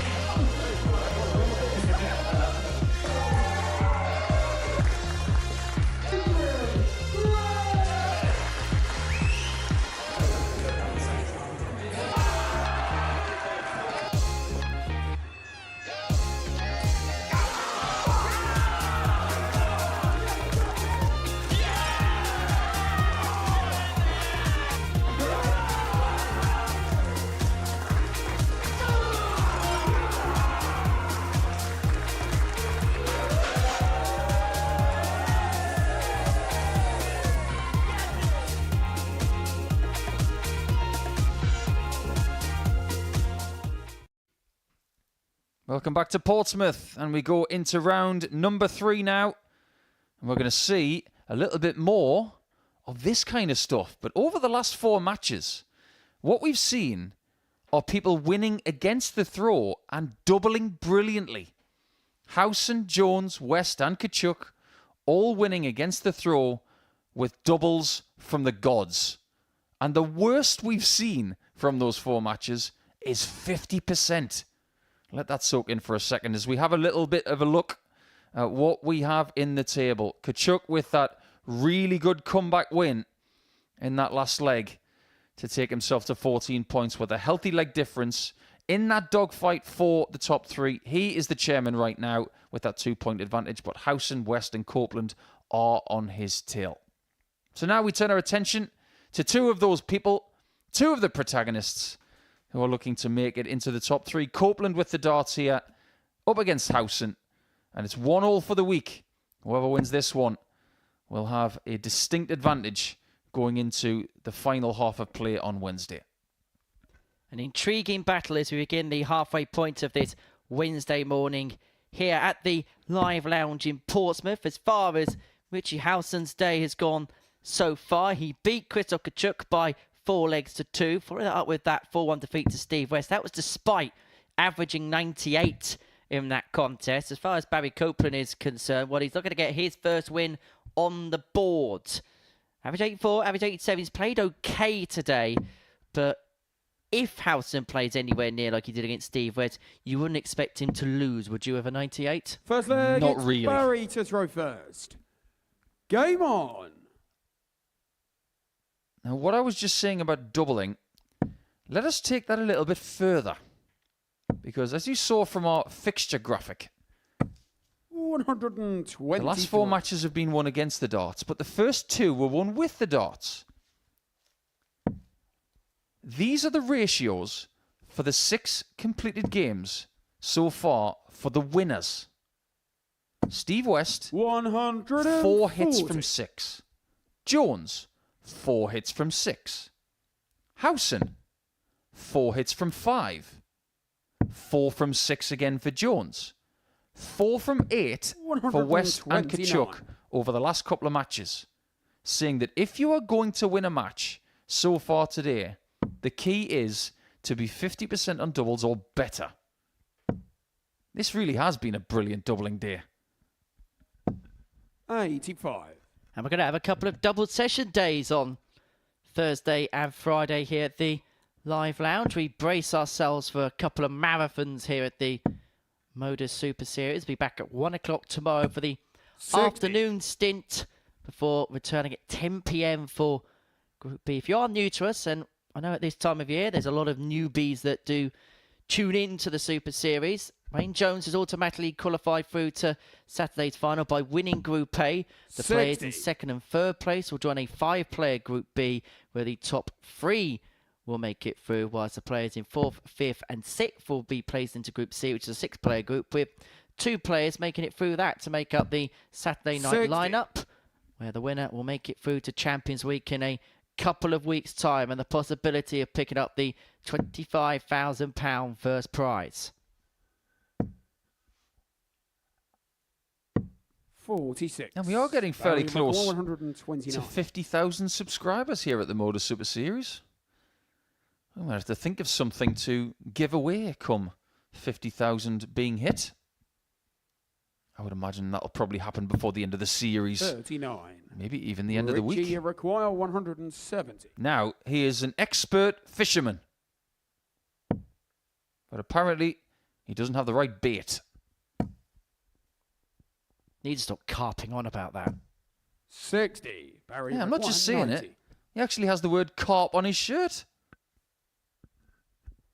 It's a hard carp life for Howson.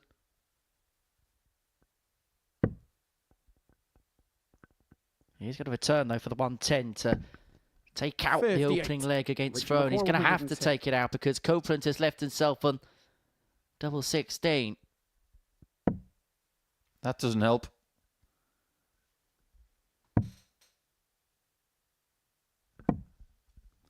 Good recovery, but it's probably too late. 32. Who's going to get the good start on the doubling?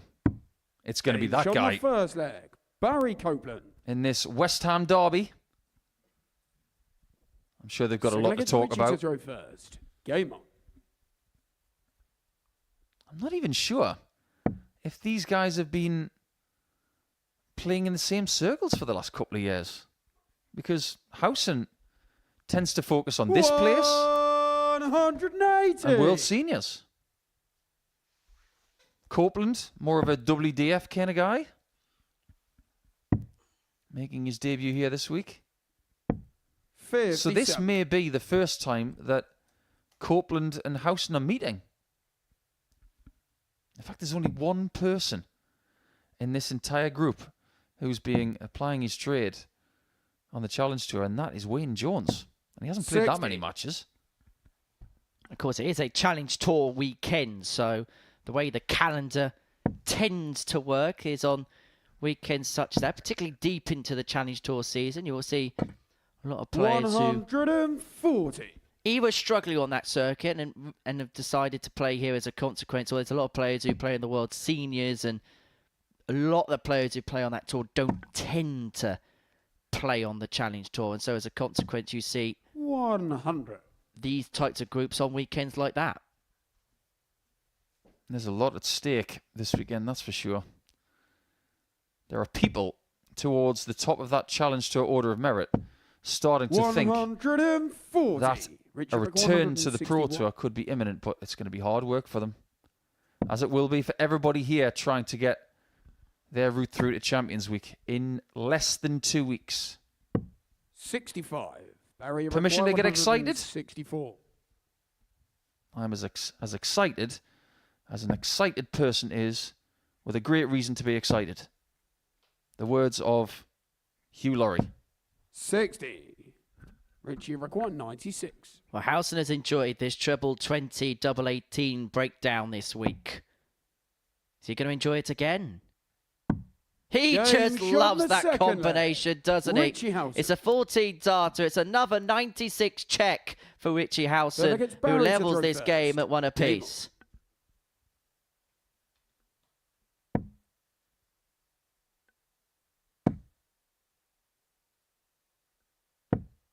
$45. Howson's beginning to really show his best stuff today. Monday, Tuesday hasn't quite gone according to plan. But he's one that's never really going to be deterred by the odd stumbling block here and there. 140. Just takes every game as it comes, every day as it comes, and treats every challenge as a privilege and not a chore. I think we could all learn a thing or two from 59. Richie Howson, that's for sure. Those words on the back of the shirt, never give up. He's played on the Pro Tour 10 years ago.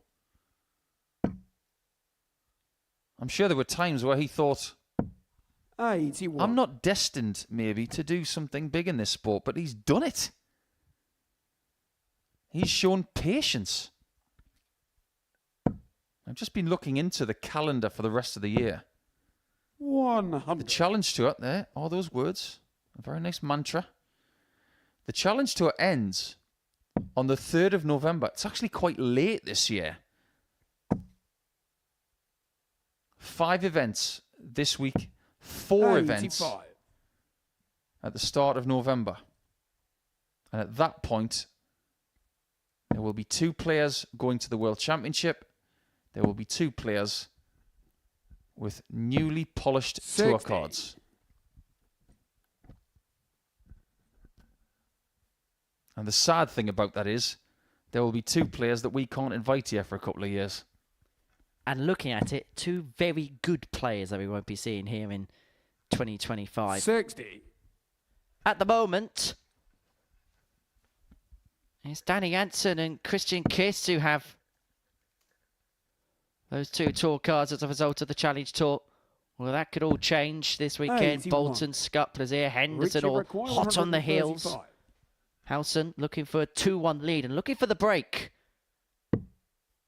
Perfect. Treble 15 tops.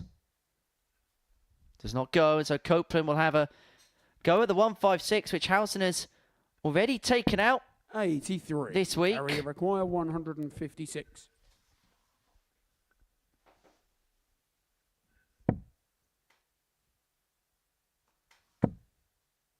That is such a wonderful second dart. My 140. word, what a 140 that is. Richie require 52. I didn't think that was possible. Double 16 for Howson.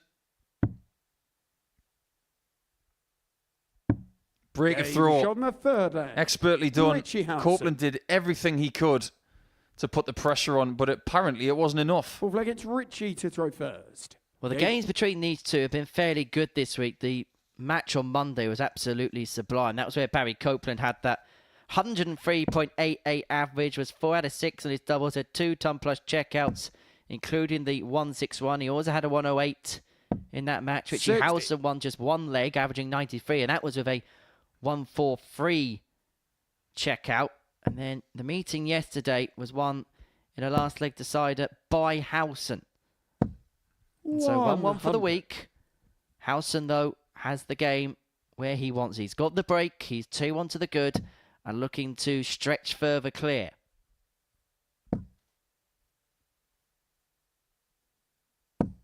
They play the game very differently, don't they? Look at the follow through here of Copeland. It's violent. It's swift. 99. I would classify it as piercing. But look at this. Very different. Relaxed. Lobbing the dart through the air. Almost lackadaisical. This game can be performed in many different ways. Look at the snap of that right arm. Going through, no backlift. All forward 79. motion and wallop. And so effective with an action like that, the elbow's got to be precise, otherwise you are going to have stray darts. Correct. If it's too far forward, what happens is the shoulder engages and it tries to assist the dart. 97. It doesn't work. It's just a humanistic reaction. Here, he gets himself into a set position right there and thrusts it forward. 84. Richie require 144. It obviously works. He's a successful player with 2 ranking titles. Perfectly laid for another to join. Oh, double 12. Just inside. And that would have been a magnificent finish to put himself a leg away. And Copeland needs something just as spectacular here. Does the first part of the job. Treble 13 would have given him a dart at tops. And so Howson is back for double 6 to make it 3-1 and to put himself a leg away. 118. Richie require 12. That treble 15 wasn't part of the plan. Game but shot that double 6 leg. was. Richie Howson. Are we starting to see Barry Copeland cruising towards Group C? Game on. Because this is where these fixtures get really juicy. You win, your opponent walks away with nothing. That gap widens to 4, and it's almost magnified by the fact that there's only 2 fixtures left per player, meaning that 4 points might be enough to see you over them, but it's not just them you've got to better. Don't forget about Kciuk and West. For too long, Barry Copeland could be in Hopeland and wanting things to transpire in his direction. And that he won't be in control of his destiny. He needs other factors to come into play. This is a seismic result. It also puts Steve West somewhat on the back foot too. 91. Although he does have a game in hand in this round against Johan Brouwer.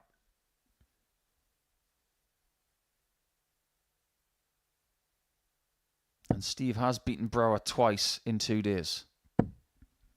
And has just put in his best performance of the group. 180. Don't write off Copeland yet. Even if Howson maxes here, it's 149 left. And he probably should get one. 180. Barrier record 121. Well, this finish takes a different complexion now, doesn't it? 125 first dart. He's going to give himself a dart at double 18. 89. But snags it low into the single 4. That's one way to leave yourself 32, but Richie's looking to do exactly the same after 2 darts. Oh, boy. Phenomenal. Absolutely phenomenal. Copeland did a lot right in that game. He averaged 92 and barely laid a glove on the Owl, who put in a brilliant performance. And yet again today, to win a match on Wednesday, you've got to double supremely. 4 out of 6. It just continues this trend today, where people are averaging over 50% on their checkouts to win matches. Absolutely astonishing. So now we turn our attention to the Group A winner. Wayne Jones is now on his victory lap, and he's going to start it against Krzysztof Kciuk.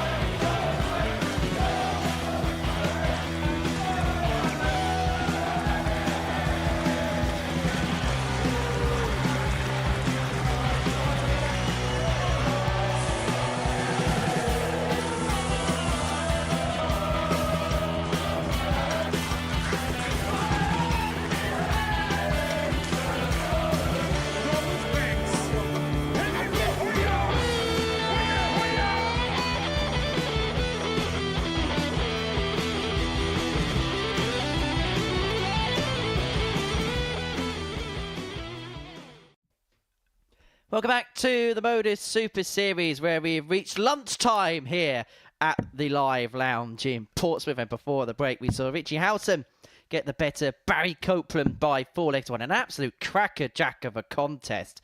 Howson with a 94-96 average, 4 from 6 on his doubles, taking out a 149 to win. I think it's Copeland average 92.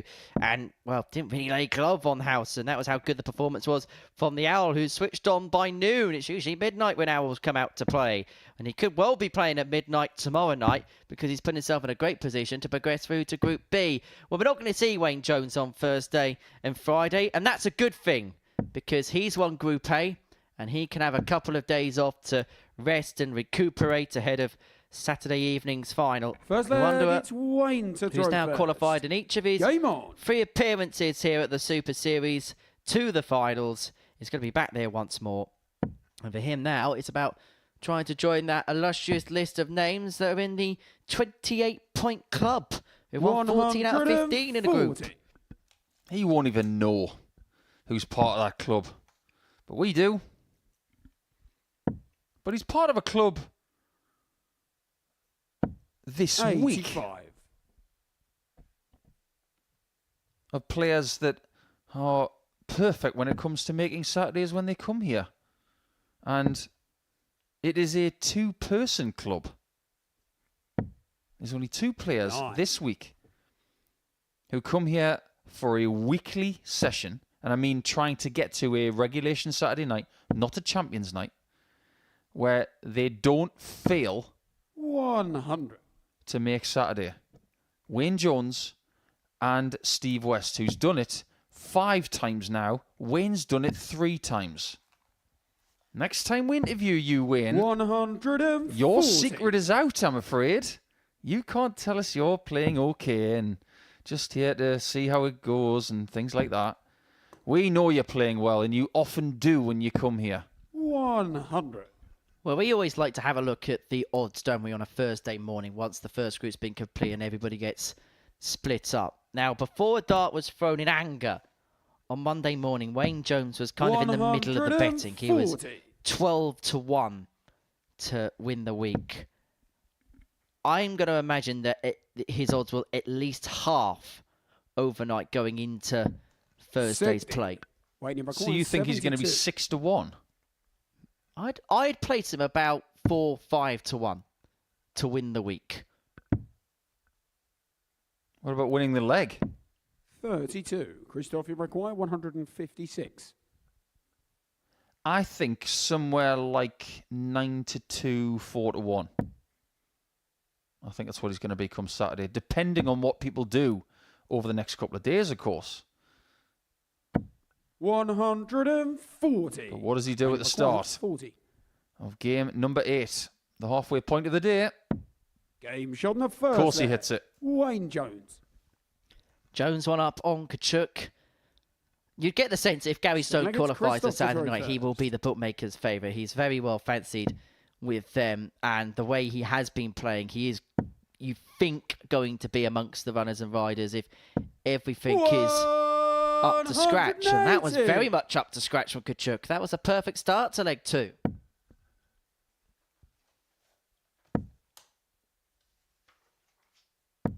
But if you have a little look at what's happened in this series, there's been a lot of weekly champions from previous series losing in finals. 95. Conor Heenahan, Colin Osborne, Mike Warburton, Sebastian Białecki, Andreas Harrison, Justin Smith. 81. Out of 10 weeks, we've had weekly winners from previous series losing the final 6 times.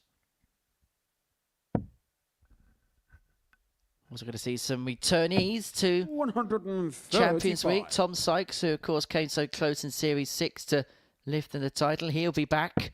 Jimmy Van Schie, a forever popular addition. And Neil Duff as well, who will be returning for a hat-trick of Champions Week appearances, having won 4 qualification weeks. This is for a potential 11 darter here for Christophe. He's got plenty of time. Jones has been nowhere to be seen in this first leg. So 60 left because he's just snuck that into the 51. Single 14. And so tops after 12 has been left. Averaging 105 in these early stages is Christophe. 125. If there's anybody in this table, Christophe, you require 40.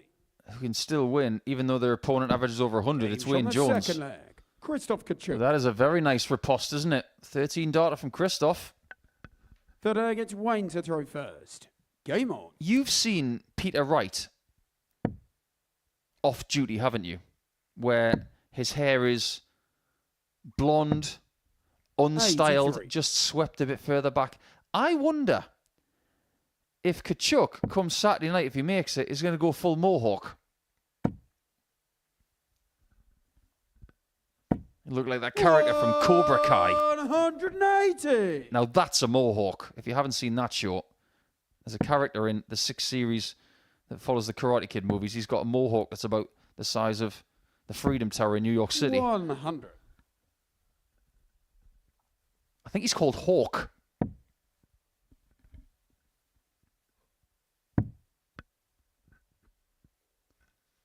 It's been a 96. hair-raising performance so far for Christoph. When it comes to hair jokes, it's a hill I'm willing to die on. 140. Just keep things simple. That's what Wayne does his entire career. No fancy hairstyles, no fancy darts, 65. no fancy dart shirts. It's all about what he does from 7'9" and a quarter. And the one thing that's changed in his career, apart from his hair colour, because he's grey now, is that he doesn't have a moustache 45. anymore. Christoph, you require If you play here in 160. November, Wayne, this is my challenge to you. Bring the moustache back. It was iconic. 100. You had one or two nice Wayne, you little require 137. Movember numbers. Yeah, I tried the handlebar.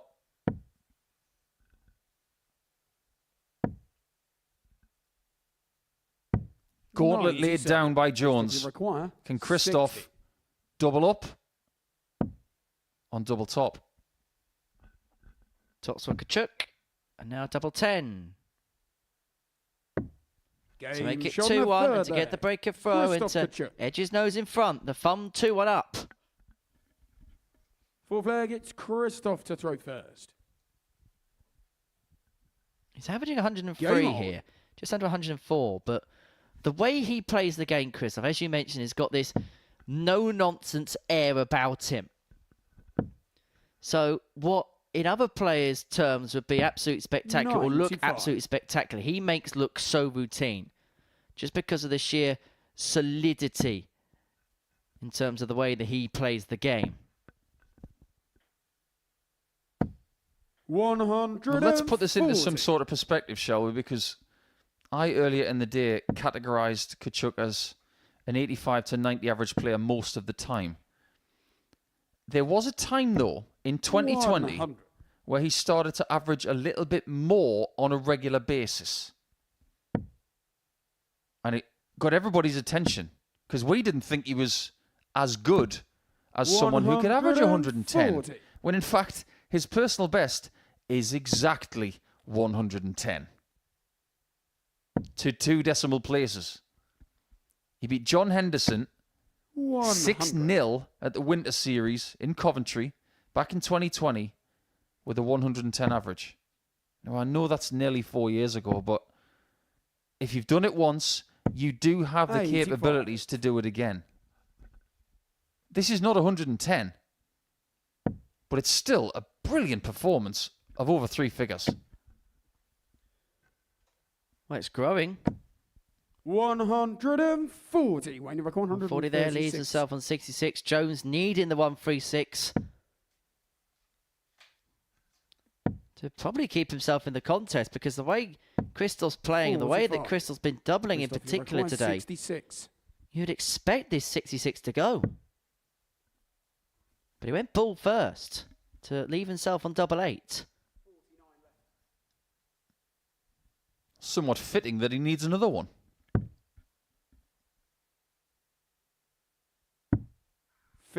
That was just a little bit turgid, that visit. Had no rhythm about it. 85 left for Wayne. He's averaging 93 in this game. He's not going to recover.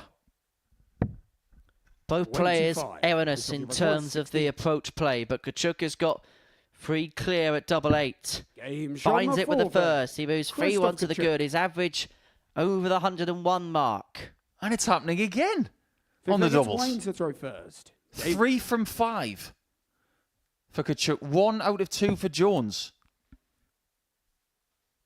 The most amount of darts that anybody's had at a 100. double in a match today is 13. Considering what we've seen over the last couple of days, that is bizarre. 99. Now, from my recollection, I am pretty sure that the most amount of darts at double we've had from one person in a game was yesterday when Steve West had 22. And that was when he had 9 match darts against Kciuk. Not quite like a few weeks ago when Moreno Blom won a match just by missing 28 darts at a double. 58. Yeah, that doesn't happen very often.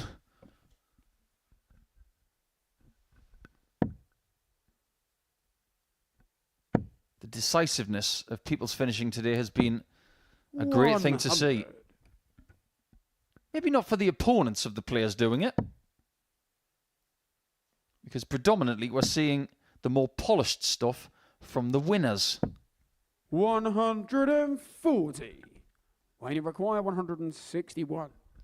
Well, 6 starts here for 161 to bring it back to 3-2. Jones just kind of hanging on in there. 87. In this particular contest. Bit of a wild one with dart 3, but has left himself on 74. Should at least get a dart at tops in the worst case scenario upon his return. Would love 2 in hand at double 16. And Kciuk is going to put him under some sizable pressure. He's on a 2 dart himself. That'll do. This one's got to be good. 42. And because it isn't, require 83. Wayne runs the risk of losing to Christoph. He could find himself edging ever closer to Group B. Double 9. 65. That's a match start that has come and gone, and Jones will get a reprieve. But he has to find double 60. He's been so good in this area all week long. He's good there again. And Krzysztof Kciuk here is forced to win this game on his darts. Christoph to throw first. Game on. Curiously, just looking through Christoph's career, his 6th best recorded average of 103.1 was against Wayne Jones. And it was a game he lost. Because Wayne himself averaged just shy of 104 and 165. Now, I want to play a little game with everybody watching this on our YouTube channel, and including you, Henry. 140. I want you to guess what Wayne Jones's personal best average is.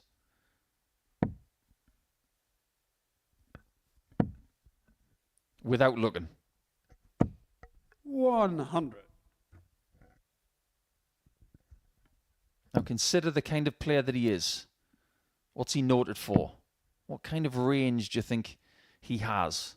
What's his ceiling? 60. 107.81. You're not that far off. 105.29 is his recorded personal 83. best outside of the Modus Super Series. And weirdly, his second best is against Kciuk. It's the game that we've already mentioned. There must be something about the pace of this game that he likes, because he's beaten Kciuk every time he's played him this week. I just wonder if he's going to do it for a third time. 86. Christoph, you require 141. Well, this is for the match. Treble 19 or treble 15. Treble 19 was the option. And so Jones will come back for 52. Remember, he was 3-1 behind in this contest. He could find himself back level at 3-3. And we could have our third last leg decider of the day. One left.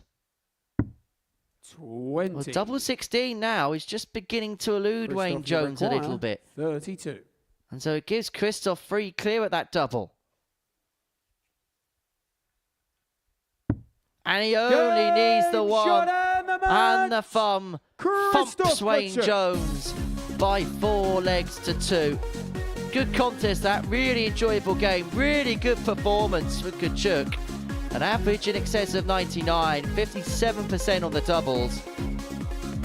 Wayne Jones, I think, just concedes that he walked into one there. He did have his chances to take us all the way, but it is the Pole who gets over the line, and it's the Pole who vaults himself closer and closer towards Group B. Coming up next, we're going to watch Steve West and Johan Brouwer.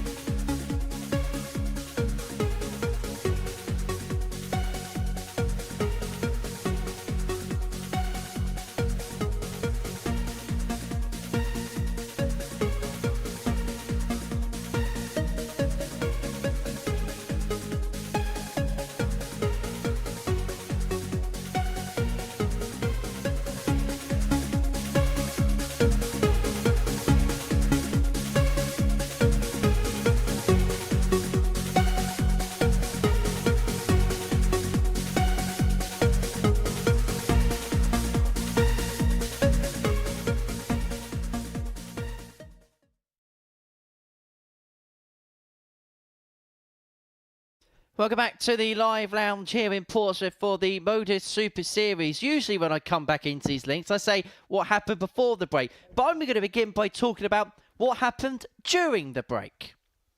Because Johan Brouwer and Steve West, they're warming up ahead of our 9th game of the morning session. And Johan Brouwer was even celebrating, well, there you go. He's trying to do his inner co-stompy. That's one for the boxing podcast, isn't it? I thought he was doing an impression of an Australian breakdancer. Oh, don't go there.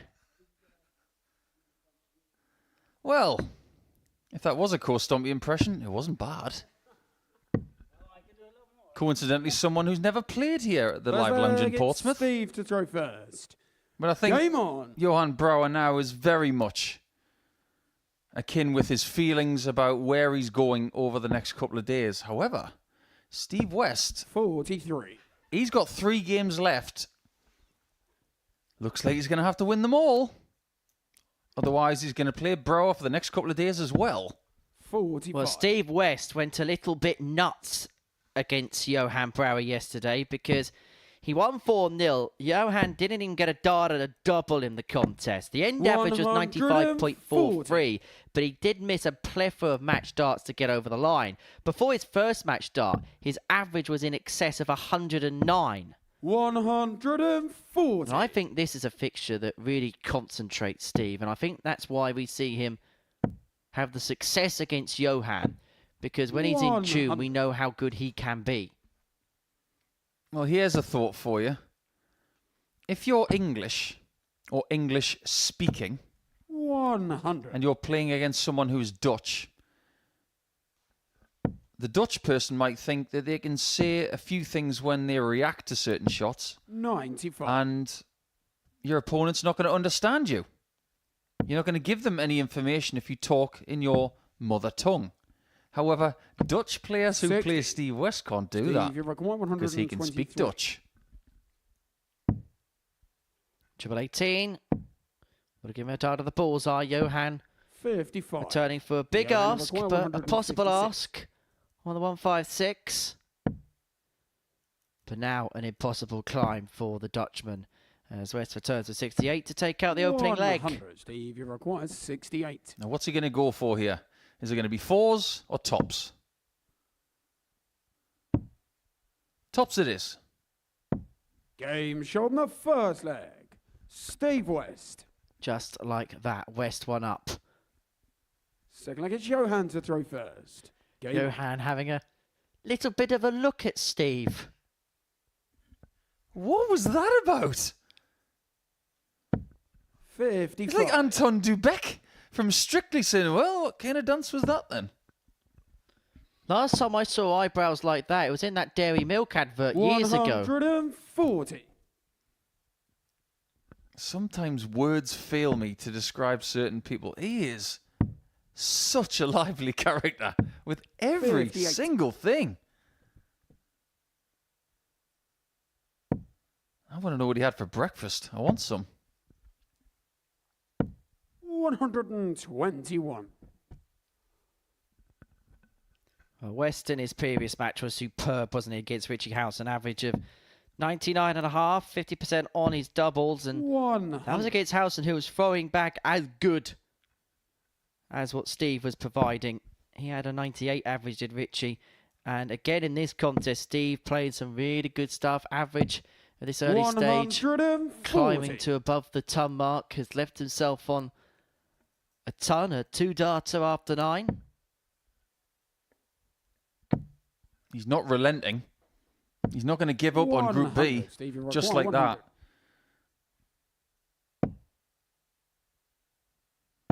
He's got Wayne Jones in his last game today, has Steve. He's got Kciuk in game 12. 44. You do get the feeling that maybe Kciuk is almost safe. 100. Steve, It's going to have to be some sort of turnaround from here for West to get into Group B. But it's still possible. 36. Now what's possible is an equaliser. 88.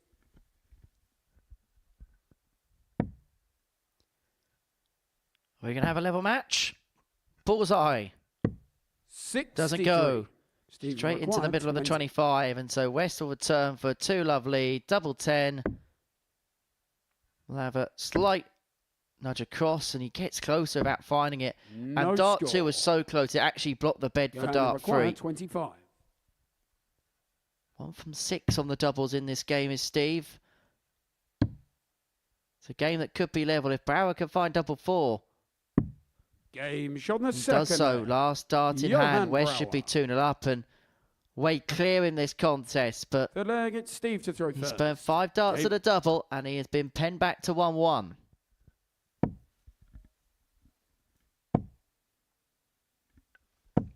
$100.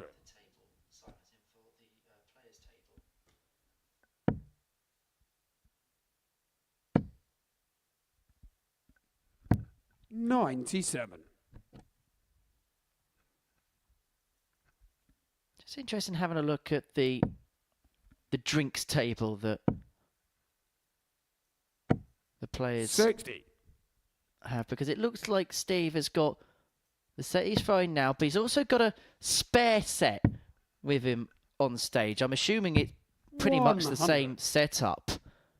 Well, it's a stem and flight combination, and he has that glue, doesn't he, just to keep everything solid and together, all moulded together in one. Yeah, everyone's got their own way of doing things. It's actually quite popular, that residue, used by quite a lot of top professionals to make sure that they've got enough traction when letting the dart go. Now, these darts that Steve has had made recently, they are less aggressive with the grip texture than his previous darts. But let me reassure you, they are still pretty aggressive.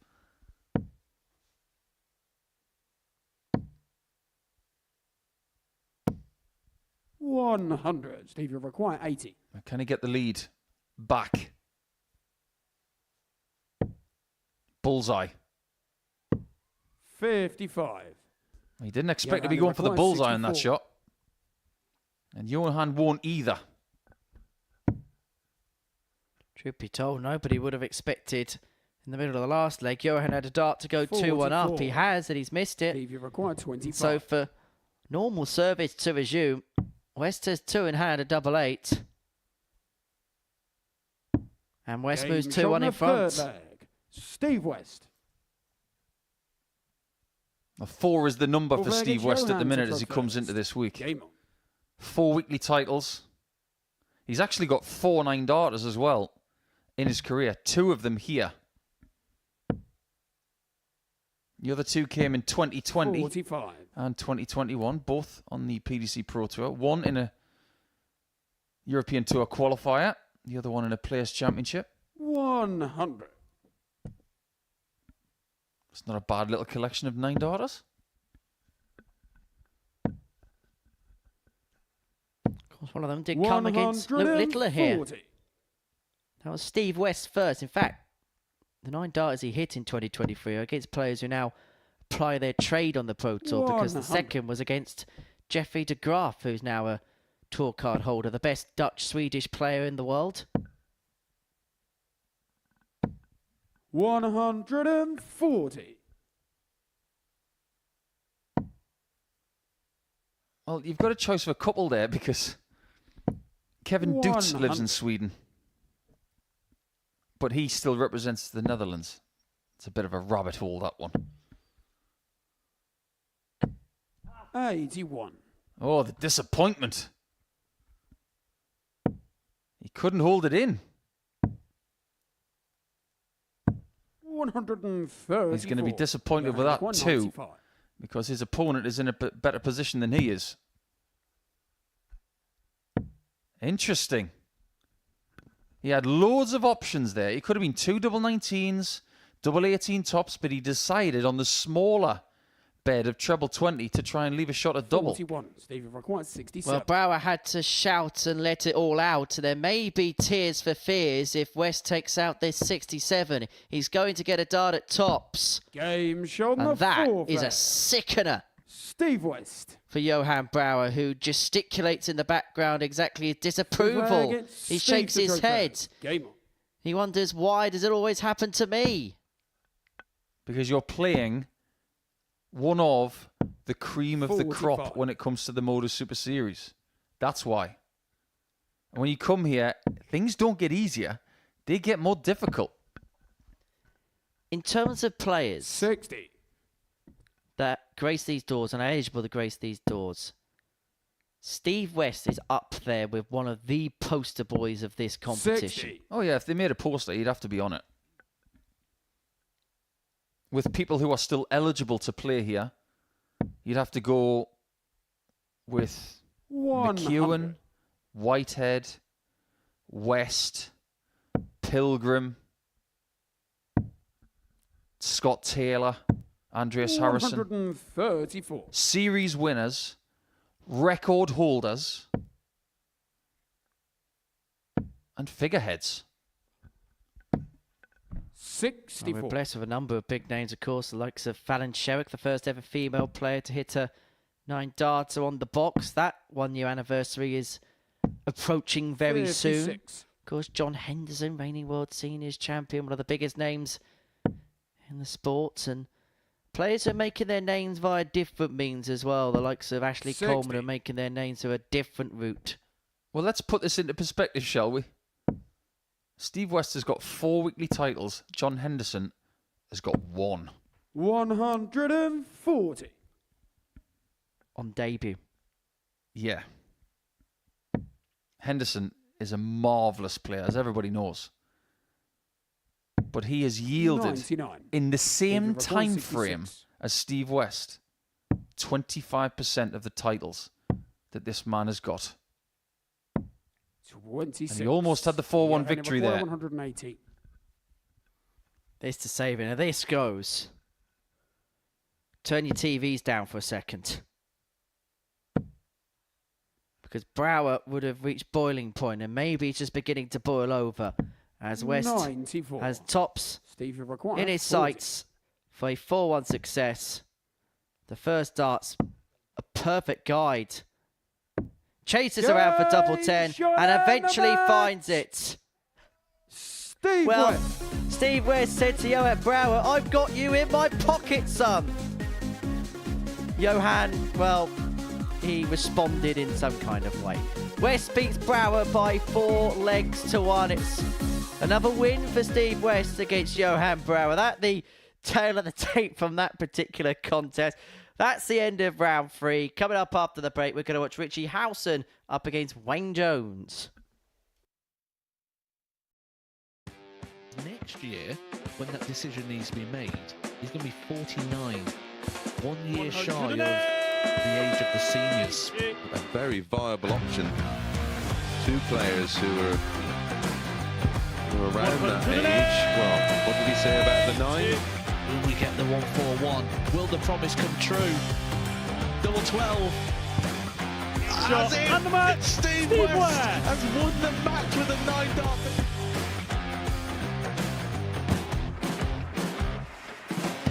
Harrison has kicked off the last leg in perfect style. It's everything, really. Oh, he's timing this well again. 180. With a 9-darter, treble 19. Treble 15 leads double 18. Franchise Harrison to win the game in perfect style. Hauled himself out of it. Yeah, it was something that Henry actually said in jest that I was quoted as saying Jared Cole is one of the most, sounds a bit fishy, blended on my grandpa Mark Salmon. Do you? On a 177 and a 180. He's on a potential 9-darter. Come on, Jared. Yes, you beauty! Nice and high, and has now got the game back into his 100 own destination, and wow, the momentum is with him. Here we go. 108. I wouldn't have said it. Don't jinx it. Yes. Yes! Double 12! Yes! Get in there, Kciuk! Well, I think it's fair to say that the blue touch paper has been well and truly lit. 108. 6th max of the match. Oh, hang about. Hang about. It's getting ridiculous now. Can Tommy Leishman give us back-to-back 9-darters in back-to-back games? He could, you know. He could, you know. Goodness gracious me! Tommy Leishman. Back-to-back 9-darters! Welcome back to the Modus Super Series, where we have completed 3 rounds worth of play on this Wednesday afternoon. This is what we have watched. And before the break, we watched Steve West get the better of Johan Brouwer by 4-1. Kciuk beat Wayne Jones 4-2. And Richie Howson got the better of Barry Copeland by 4-1. Well, we know that Wayne Jones is through to Saturday night's final. He has an unassailable lead at the top of the group. Meanwhile, Kciuk now has a vital-like grip on Group B, whilst Richie Howson, Steve West and Barry Copeland vying for that 3rd position, which could well see them into the Thursday night session and avoid Group C on Thursday and Friday afternoon. Johan Brouwer is definitely there. He was defeated again before the break, and our 10th match of the session sees Jones and Howson go toe-to-toe. Should be an intriguing affair because Richie really has come to the party on Wednesday. Some really good performances. Lost with an average of 98. Won his last game with an average just under 95, including a 149 checkout to get over the line against Barry Copeland. Whilst for Wayne Jones, he's pretty much been doing what Wayne Jones has been doing all week long. There's really been no changes to what the Wanderer's done in terms of his progress over the past 3 days. No, not really. I think it's been very consistent. He's got this game First leg, And one it's more to Richie go. to throw first. And then he can Game plan on. his Thursday and Friday ahead of coming back here on Saturday night to play game 1. He will start the show. That's the benefit of winning Group A. So if you are a big Wayne Jones fan, why don't you get yourself down to the Live Lounge in Portsmouth on Saturday night? You'll get to see Wayne, 5 other players, a boisterous atmosphere, which I'm sure you are aware of, considering some of the videos that we've put together in between matches. That's the QR code that you need if you want to come down on Saturday. £2 reservation fee. Come and join us and sample one of the most intimate darting venues in the world. And you really are up close and personal with the players. That if you're sat on that front row, you can probably reach out and probably touch the player at the back of the hockey. That is how close it is. You are stone's throw away from the stage. The players are very amenable as well. You may even see the likes of me and you walk past if you're very, very lucky. You're talking about somebody else, I assume. 100. We'll be here looking to see who is the 11th name into Champions Week. 180. And over the last few days, we've seen that gradually creep up day by day. Better and better and better. 58. Slowly but surely becoming the real deal, isn't he, Wayne Jones? 81 left after 9 again. He's kicked off matches really well today, hasn't he? He's had a couple of ton plus checkouts to win a first leg of a match. He nearly had a 12 darter to win the first leg of this one. And Howson, who's already had a 102 and a 149 today, could find the 120, and that first dart is perfectly sat for the second to hit the treble. And now tops, which just sinks below. And you require 25.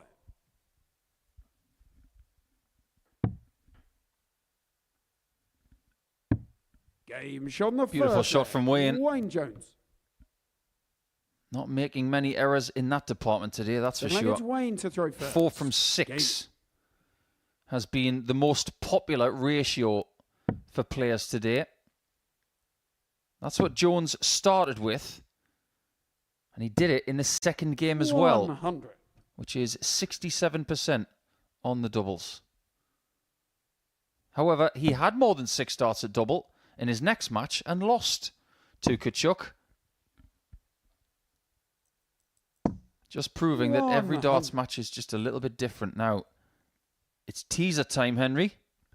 The tungsten teaser. And for everybody out there who is not going to use a smart device to try and get this answer, 100. cast your mind back if you've been watching darts for many years.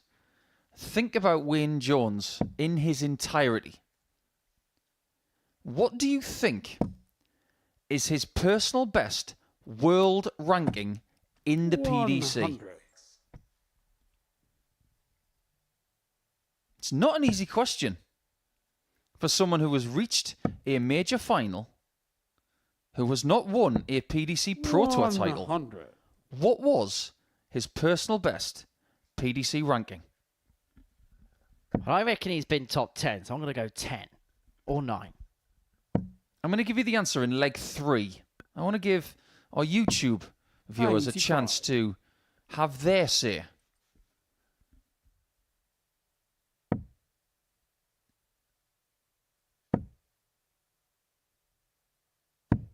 $99. With some people, it's rather simple. Luke Humphries will forever be known as a world number 1, as will Michael van Gerwen, as will Phil Taylor. There are some amazing players who've never been world number 1. Gary Anderson's never been world number 1. Even when he was a back-to-back world champion, he wasn't world number 1. Adrian Lewis hasn't been world number 1. James Wade has not been world number 1. 94. Richie require 111. But they've all been world number 2. Treble 17 for Howson. And a chance for Wayne 51. to Wayne keep require his momentum. 8. 2 fours for 2-0. Game on the second leg. Jones Wayne looking Jones. so comfortable. 30 darts to complete the first 2 legs.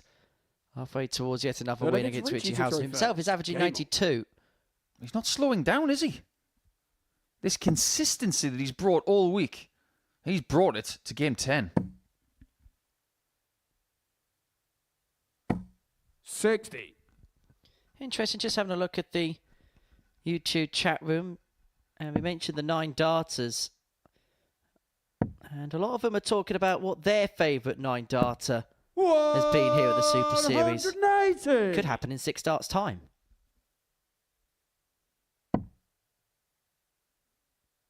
If it does happen for Jones, we're going to call you Mystic Henry forever. 100. By the way, that's a double-barreled surname. Henry forever. But it hasn't happened, so we're not going to call him that. 60. What will be your favourite 9 darter here to answer the chat room question?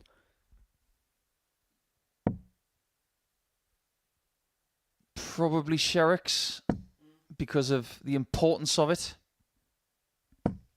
100. I do like the Steve West one where he predicted it and hit it. That was quite befitting. But I'd probably go with Sherrick. I think 100. that was just an iconic moment. It got huge attention when it happened as well. I think it sent us into a different stratosphere, and I think a lot of people that maybe in the past took the Super Series a lot more seriously as a 41. result of that moment. I'll tell you what, require as well, 121. just another extra sprinkle on top of that. Fallon's reaction to it was very, very solid, wasn't it? Bullseye for Wayne. 96. You saw Tommy Lishman's reaction to his 9 darter. Sherrick just took it in a stride because it wasn't her first 9 darter. And that's just Fallon Sherrick for you. She just takes everything in her stride.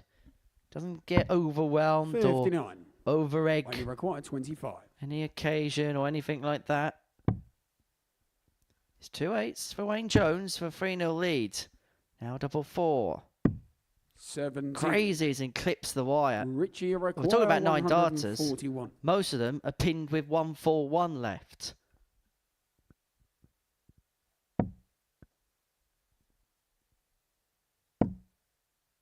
That's a great second dart.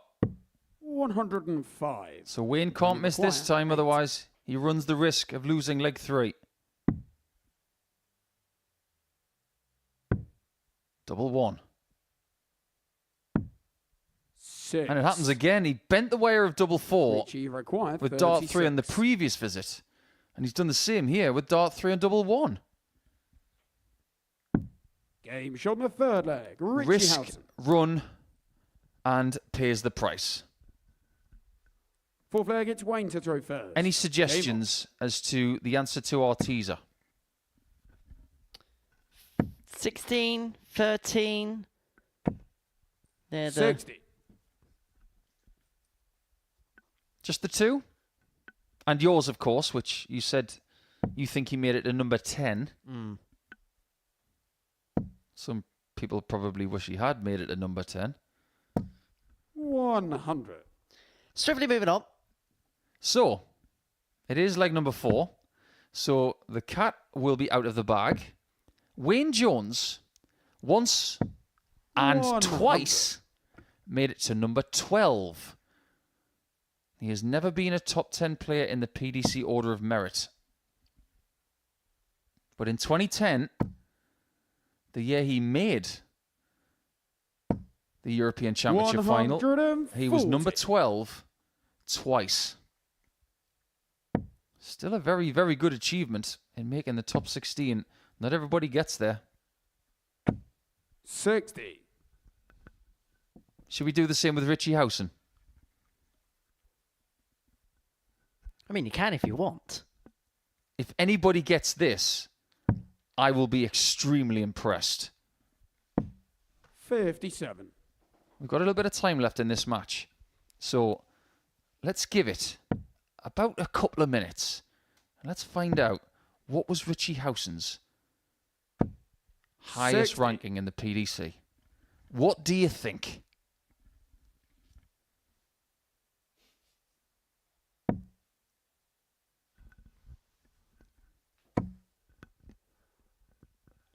Love another one of them. Finds another one of them. Leads himself on a 2-darter. Remember, Howson was 2 down in this contest, and he could be a couple of darts away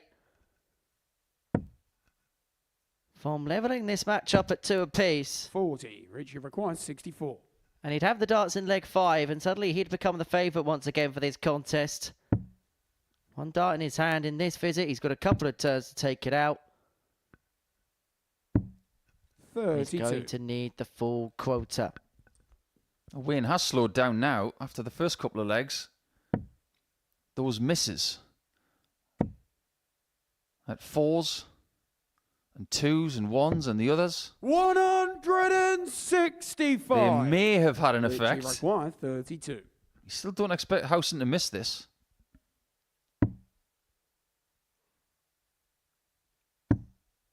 Needs another one. 16. And he has missed. That's Wayne about as requires frustrated 16. as I've ever seen him. A growl from the Owl. Game shot And on the Jones fourth has leg. moved 3-1 Wayne up. Jones. Just when Howson should have been level at 2-2. Fifth leg, it's Richie to throw first. Game on.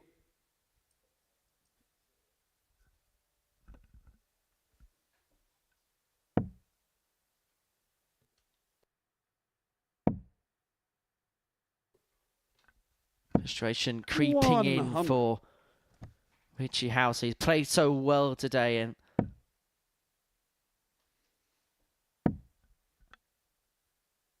I think it's fair to say that Richie Howson does not want to play tomorrow 140. afternoon. He wants to play tomorrow night. He's obviously a night owl. Now, if you're from my neck of the woods, 97. from my younger days in life, saying that you were a night owl was because you were listening to a certain Alan Robson on Metro FM radio. 60. And he used to have a catchphrase of, "Get to those phones." He is a radio legend, Alan Robson. you're from Newcastle and you never went out clubbing. You just listened 100. to Mitchell Radio in the evenings.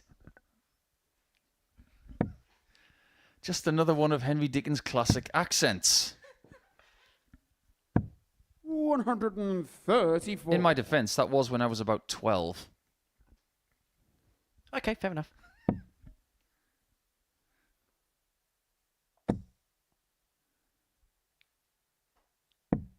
It's a lovely 94. switch. Wayne require 167. It could change the match. But Wayne Jones has got it in his hands right now. Bullseye.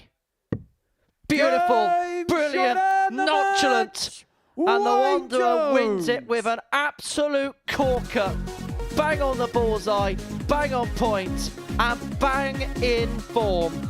Wayne Jones is not easing up because he's won the group. He continues to dominate it.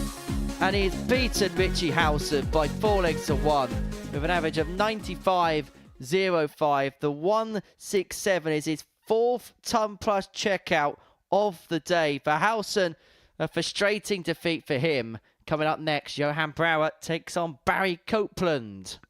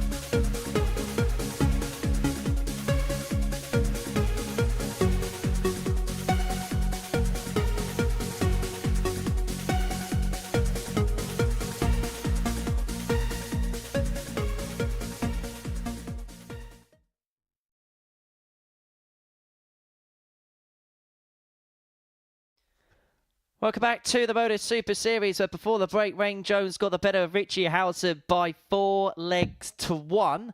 And so that puts Jones on 24 points. It keeps Howson on 14 points, whilst I got no idea what's going on there. That was a bit weird between Barry and Johan. I don't know what's going on. I don't have a clue. That was his Phil Taylor impression. That's the only thing I can think of right there because of the approach, the style, the eyebrow. That had to be a Phil Taylor impression. Well, if he was doing a Phil Taylor impression this week, he would probably be at top of the table. But he's not. Johan Brouwer impersonating a dart player as he takes on Barry Copeland in this particular contest. Now for Johan, the performances, I would say, actually been slightly better today compared to particularly what we saw on Tuesday. But the problem is, it's just not correlating to results. And I just wonder how he reads the game, because if he could read through his performances, I think he'll be slightly more encouraged going into tomorrow. But then if you looked at the results, then he may feel that it's just been more of the same today. 41. It has been more of the same. It was at this point yesterday, 59. Brouwer and Copeland played each other, and neither player had a win. On that occasion, Copeland would win by 4 legs to 2 to double his lead over Brouwer for the week. 60. And it was fairly comprehensive. The doubles weren't great in their fixture yesterday. 100. But given enough opportunities, you would assume that Barry, even against the throw here, will be the marginal favourite. You'd think that his scoring prowess will afford him more opportunities. But the other thing you would say in regards to Barry Copeland is the fact that maybe from one game to the next, we don't completely know what we're going to get from him. When he runs hot, he runs very hot. But he does have that odd off game in the locker as well. And Johan, out of the pair, has got out of the gate in this opening leg the stronger. 100. He's got 6 on 184 to open up a 1-love lead. 100. Trouble with the last dart leaves him on a 2-darter upon his second visit to complete the leg.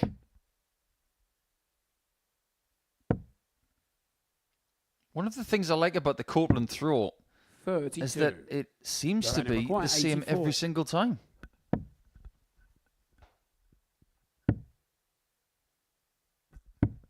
I don't think you can say that about Brouwer.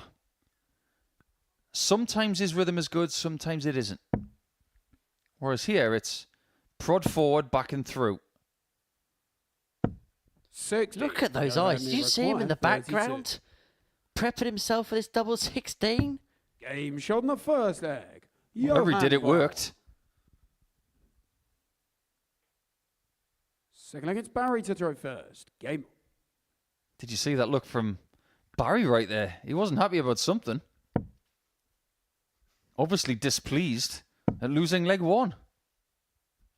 I'm sure there are plenty of people, by the way, who aren't watching Barry Copeland play darts right now. They're just watching Johan Brouwer exist. 140. He's great value for money, isn't he, Johan Brouwer? Last time he was here, gave us some really eccentric stuff, but 81. Played some really good stuff. Hasn't quite been to the same heights that we've seen of him in that previous appearance in terms of playing standard, though. Not yet. 59.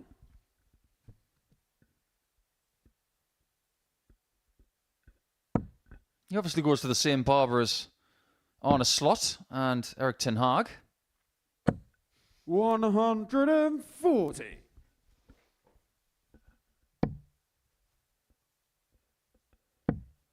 Wonder how he's going to get on at Liverpool this year. 180. Big shoes to fill. Absolutely. And I think the first season might be a case of a bit like when Sir Alex Ferguson left Manchester United. Do you think the first season may just be about transition because Jurgen Klopp is probably alongside Pep, the last managers to have a real stranglehold of a Premier League team in terms of the club in general?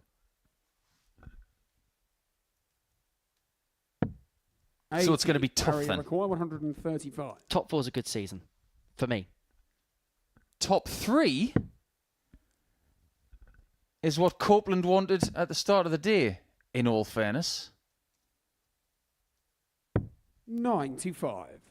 Johan require 104. However, with 2 games to go, it's not looking likely. And if he loses this match, he's in Group C. 64. Barry require So 40. do yourself a favour, Barry. Get this hit. Double 10. Games Found on the at the second level we leg. are at 1 Barry apiece. Copeland. Copeland's last game is against Kciuk. Third against He's Johan already to out go of first. sight. Game. The only person who is susceptible right now is Richie Howson.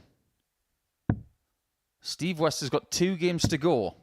58. And if Howson was to lose to Brouwer and West was to win his final 2 games against Jones and Kciuk,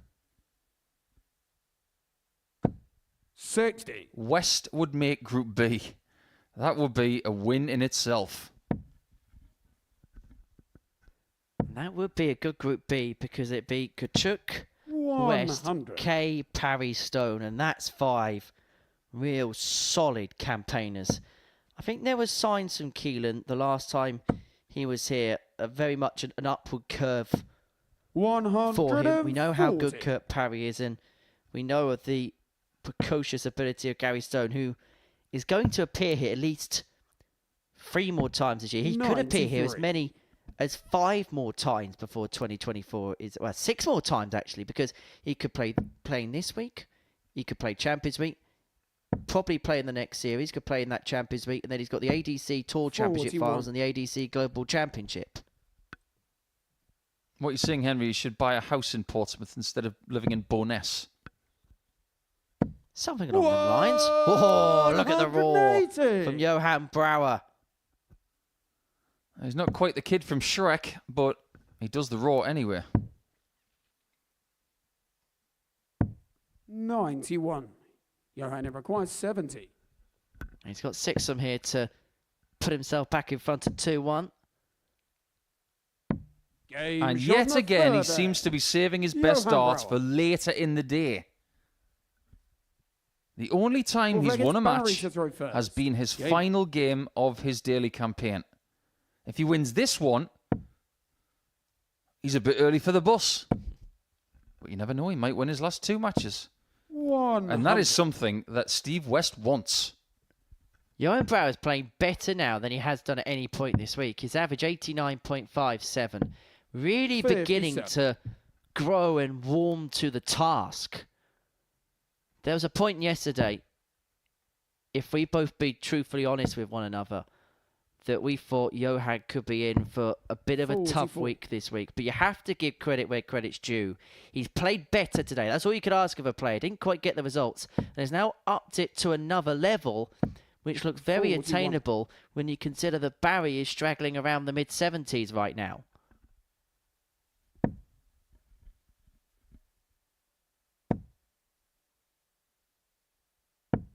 $60. I just think Johan's one of them players that there is something there. You can see that. And I just wonder whether he's the type of person that if you could almost 95. grab by the scruff of the neck and just shake out some of the rawness and really mould him together, there is a real talent there. You know what Austin Powers said once about 129. the difference between the 70s and the 80s? He preferred the 70s because he thought it was groovy, baby. But he said the 1980s, there was a flock of seagulls 80. and a gas shortage. That's about it. But in darting terms, being in the mid-80s, it can get you pretty far. Just ask Wayne 60. Jones. who, if I may remind you, made his first ranking final in 1990. 85. Barrier required 108. Let me say that again. 1990, the year that Phil Taylor became world champion for the first time. To put it in perspective, Margaret Thatcher was still in Downing Street. 56. Johanna required 142. Chris Waddle missed a penalty for England. What else you got? Liverpool won the league title that year. 59. Barrier required 52. Adamski had a number 1 with Killer. This could be Killer. 32. Johanna required 84. Before you say anything, Henry, Love Shack wasn't out yet.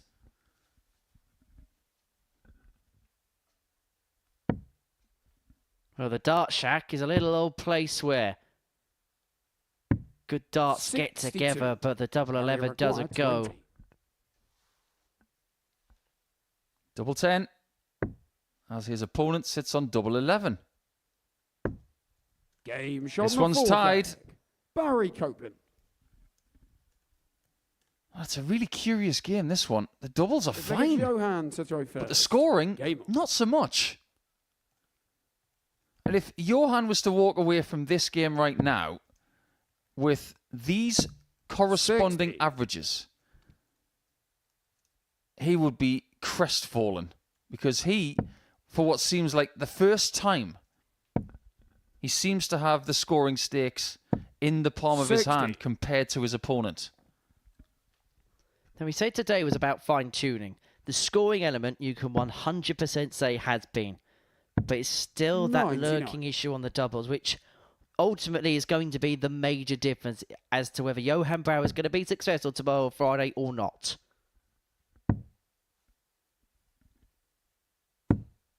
31. Does he make Saturday for you? No. Based on what we've seen the last 3 days, I agree. It must be different 41. the next 2 days. Otherwise, he's not playing Saturday night again. It's difficult because we don't know the complexion. It looks likely Copeland will be in it. West, as things stand, are in it. 100. I would expect one of them two to qualify. And I've got to say, I've had some very good reports. I've been doing some research, and 100. I think Paul Milford's going to have a very good go at this tomorrow and Friday. You'll have to tune in to find out from 1 o'clock tomorrow afternoon. Check 100 with your local time zone where it will start for you. Because, for example, if you're watching from Auckland, New Zealand, 31. Barrier require 107. it's going to start at midnight.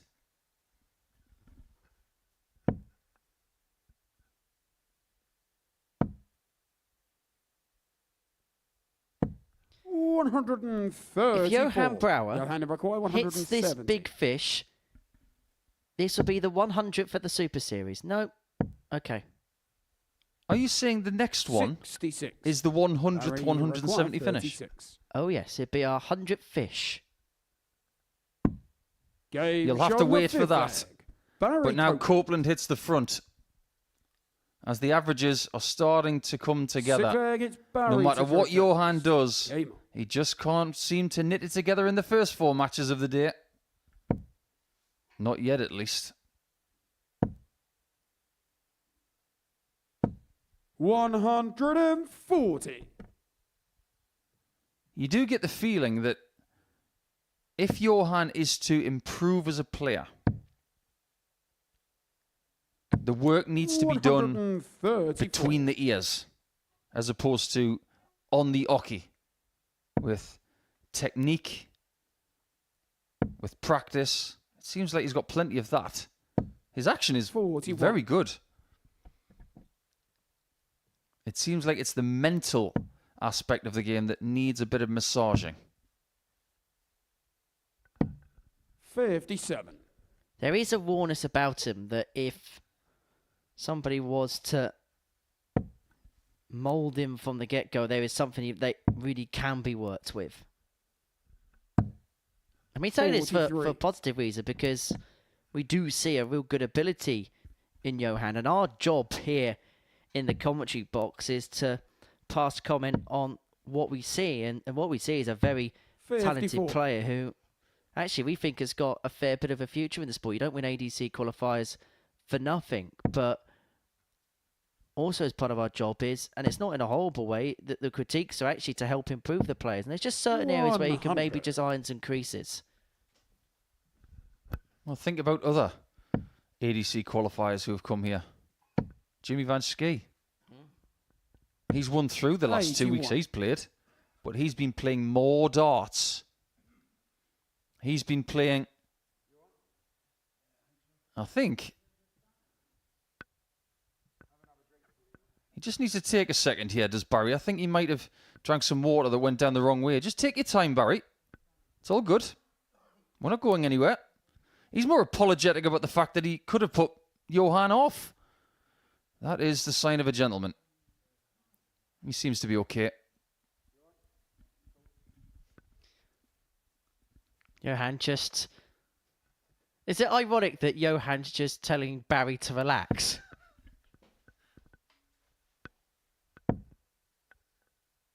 It's on the cusp here of a 4-2 win. 66. But I can imagine something like that is going to very offset you when you're about to go back to the hockey. It's a horrible thing when it happens, you know. When something happens that is out of your control. I remember being in an Australian ranking semi-final with Kevin McDine once, and I had something in my eye in the last leg, and I just couldn't get it out. It took me about 3 minutes to figure it out.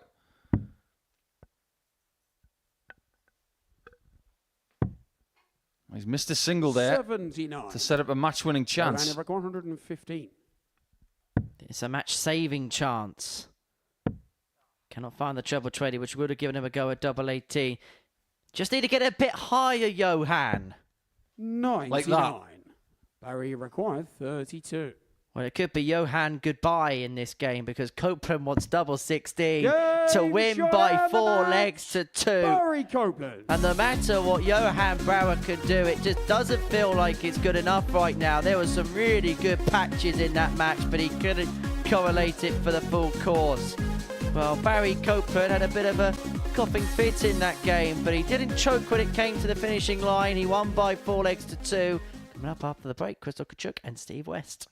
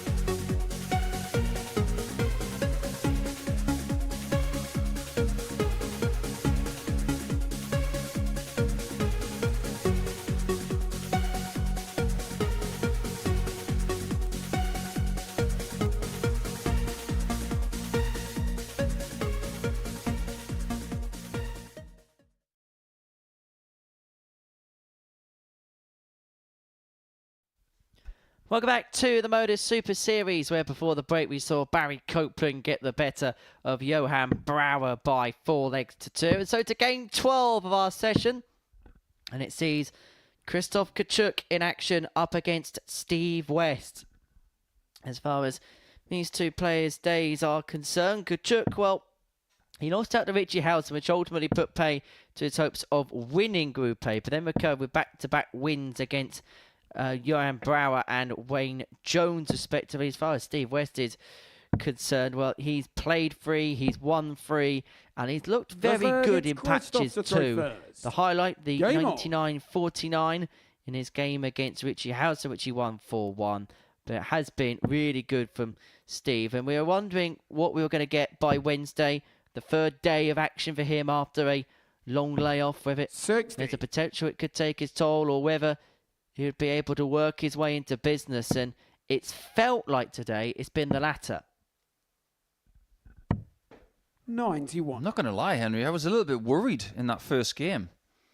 When he was playing Copeland, he looked a little bit uncomfortable, but seems to me like he's a bit more comfortable now, which is really good to see. 180. Somebody get Steve a painkiller after that 180 from Kciuk, though. 100. Christoph is now defending a 2-0 lead against West this week. He's found someone in Steve that he likes to play. However, when they played yesterday, the only reason Christoph won is because West didn't finish the job. And you get the sense for Steve that everything about Group B will favour him. The night session, less games, but also the type of opposition he'll be up against. He plays better against the high calibre opposition. But he's got to get there first. 123. And Christoph's made some calculating errors over the last day or two. 140. I can't envisage he's going to do something silly here.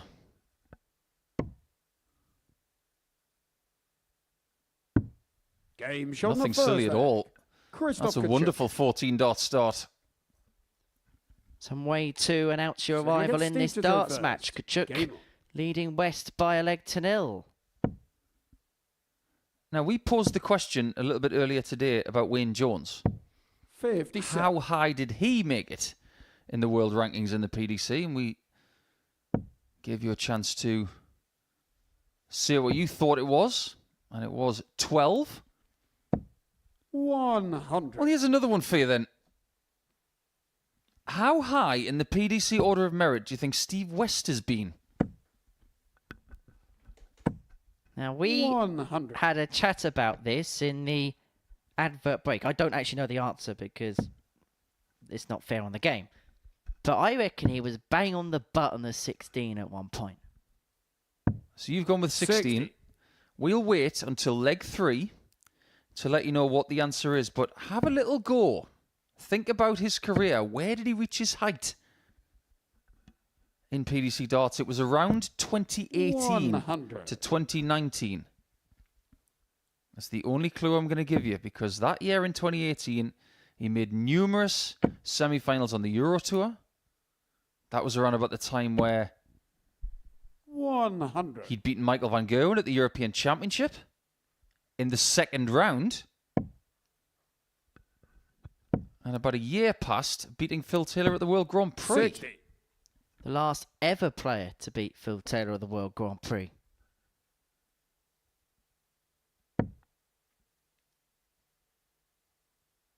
So which numbers are going to be, everyone? Have a guess. 140. By the way, we haven't forgotten about Richie Howson. We have the answer, but we're going to let you know what it is in the next match.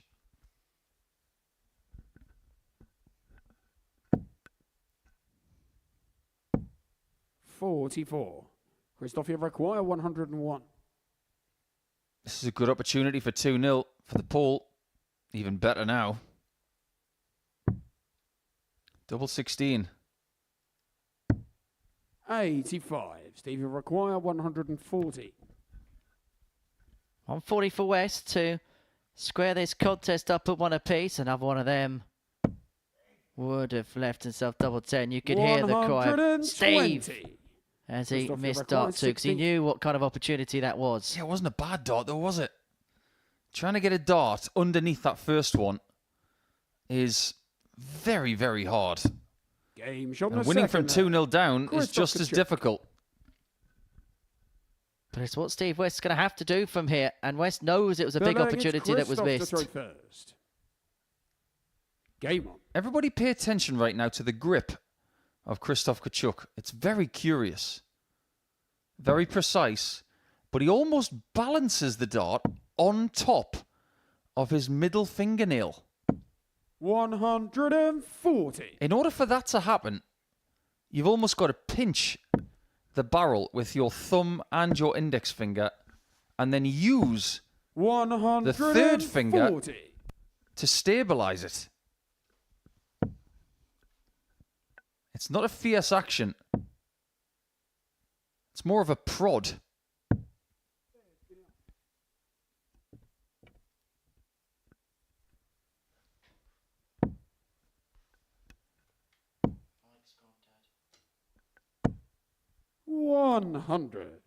If you're going to have a throw to copy, Steve West's is not the worst to copy. Look at the retrieval. The retrieval 100. It's probably easier than me saying it. But I cannot think of another player that has a more deliberate retrieval from the left hand to the right hand. 45. It's almost its own process.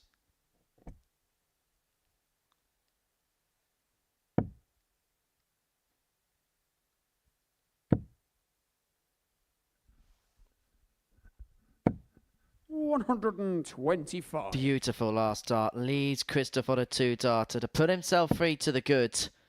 West isn't playing bad in this game. Averaging just under 91. But Kciuk again continuing to go through the gears. And could well be a couple of darts away from a 3-0 lead. Well, that was gutsy. 69. The reason for that is, if you get a single 15, you might only get a shot at the bullseye from that 2-darter. Can West get a shot at tops? That's the question now. My word, that's a great dart. Tops it is. 96. Now Kciuk for 3-0.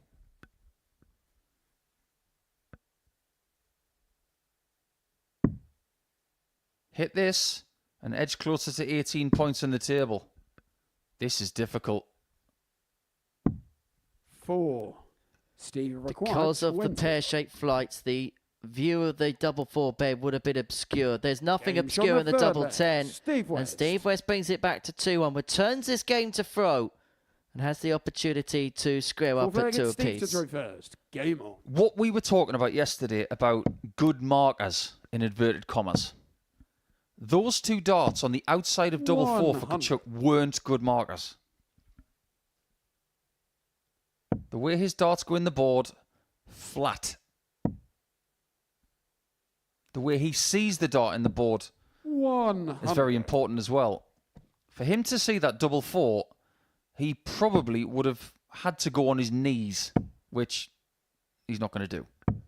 131. He can in the balls, but I wouldn't recommend it. Has anybody had a guess as to Steve West's best ranking? Well, we've had a few, actually. 59. Son Aiden's been in touch, saying 19th. Cameron Don, 20th-ish. Well, we're going to say you said 20th because we're not going to go with issues around here. Jordan said 27. Adam Gillian, 14. Who said 19?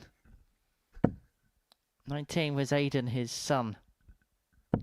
95. Somebody knows. It was 19 in 2019. He said, I'm pretty sure I mean I should know. 92. The geezer is my dad. Oh well. And before we go any further, if there are people watching who are at the wedding at the weekend, 58. this is game 42. You require 100. He's been waiting all week to get that in. Oh, yeah. It's game 42. 60. And it could be level when Steve comes back.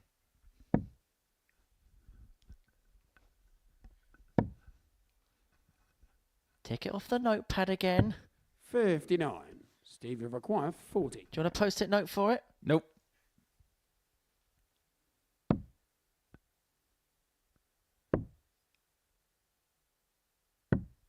$30. Christoph, Well, you well, require well. 130. Has that happened just a few too many times this week for Steve's liking? I get the feeling that he would say yes. How does he get past this? That's how. That's a brilliant dart. 105. And I think in Steve, you Steve West's require mind, 10. he expected that to go. The way Dart 1 sat on top and then he found the trouble with Dart 2. Now he's got a decision to make. Does he attack double 2 or does he attack the madhouse? He decides for double 2. Cannot 6. find the double 2, and so Kciuk will Christoph, you return require for a 3-1 25. lead to re-establish the two-leg gap in the match that he had after 2 legs. I just wonder if Steve's starting to tire a little bit. I wouldn't be surprised if he is. Game shot on the 4 flag. And he is Christoph 3-1 down. Kciuk. My word, that was so far away from the first shot at double 8. 5th flag, it's Christoph to throw first. Game on. And the only way we're going to be level in game 42 is if West wins the next 2 legs. And that's the only way he will have a chance of winning this match. 85.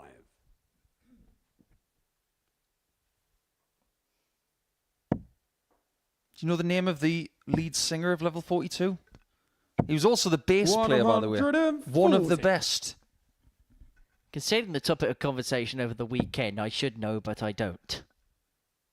There's a fellow by the name of Mark King.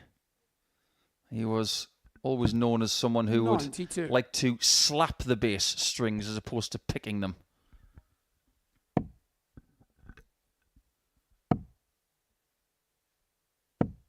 $100. If you're wondering why we're referencing the number 42, by the way, it was a bit of a running joke at the nuptials of West and his new wife, Michelle, 95. over the course of Saturday. It's just serendipitous that Steve is playing his penultimate game of the group in game 42 of 45. 55. Well, the honeymoon period back on the Super Series stage may be beginning to hit a bit of a slumber for Steve West. However, Kciuk here at 6 on 229, he's making a bit of a hash of it. 23. And we're not talking about the good hash, where you mash up potatoes and onions and make hash browns.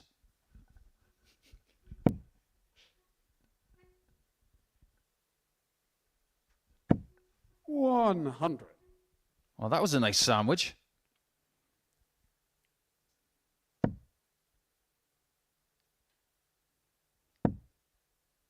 Is he going to be followed into the finishing zone in the same way? 100. That he is. Steve, require 106. But if West doesn't take this corresponding shot, he runs the risk of losing the match.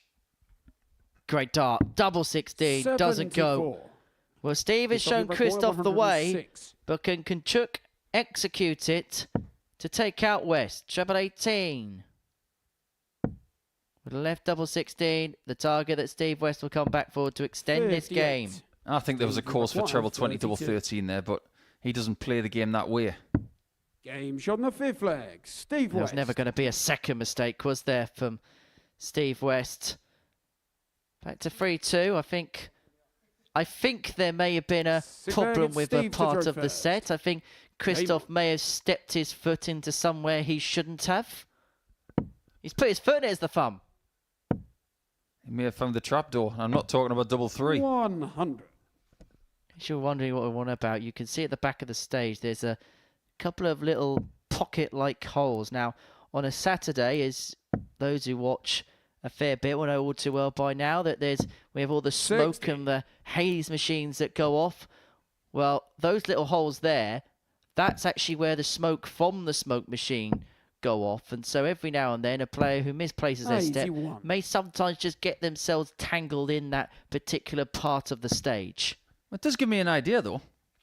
So if you don't win Group A and you finish your last match, you should go through the trapdoor. 174. And the next time we see you is when you come up through the stage and develop into a Group C player. Because Group C 134. could well be where West is going if he doesn't win this match.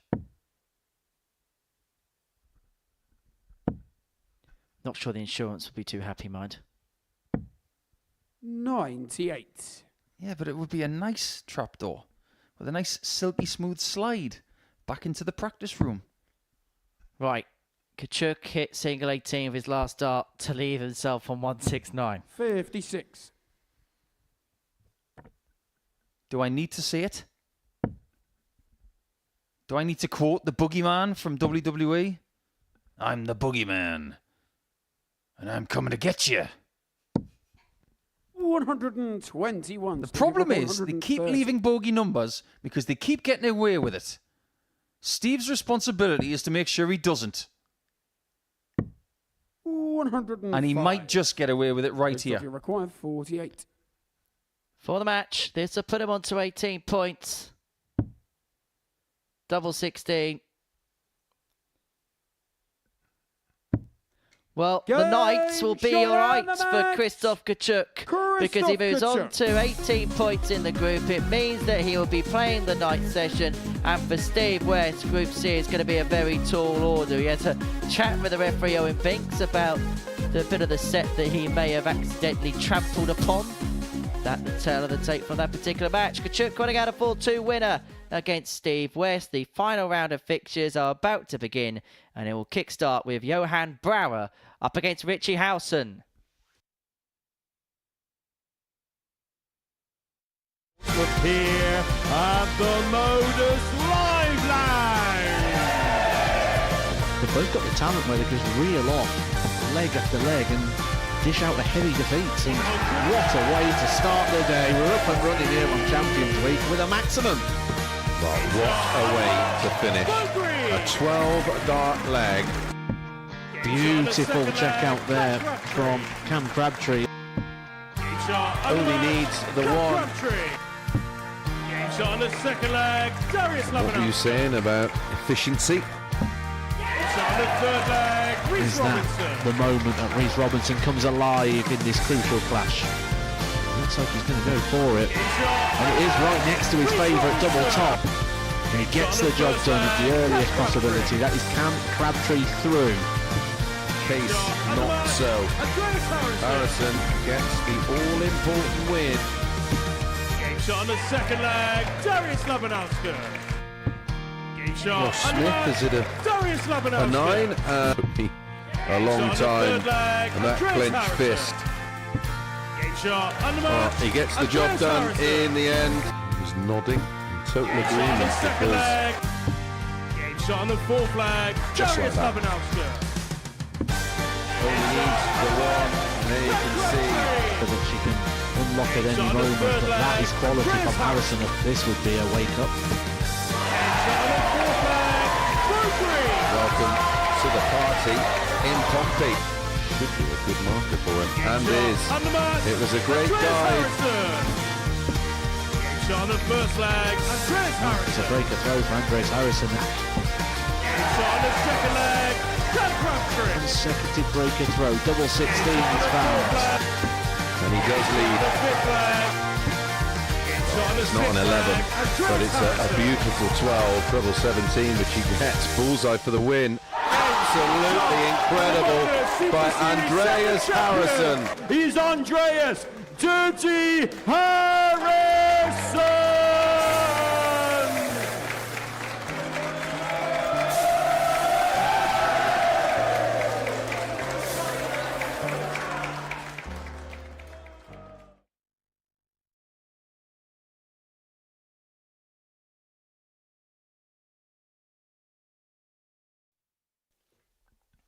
Welcome back to the Modus Super Series, where we're about to approach the final round of matches in this Group A.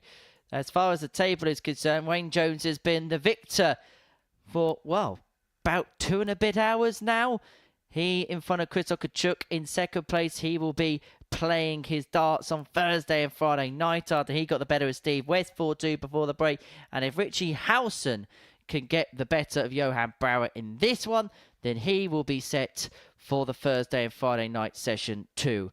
It's at times been a frustrating week for Richie. He's tried his best, but maybe Monday and Tuesday didn't quite correlate, but there was more signs today that the arrow may well be brewing up to something fairly special indeed. Well, on the back of his shirts, he says, never give up, and he never gave up for a second on his chance of making it through to the night session, despite starting the day in third place, but was very much embroiled in a battle, wasn't he, for that final spot into Group B, and he may well secure it with a win against the unorthodox, charismatic, enigmatic Johan Brouwer.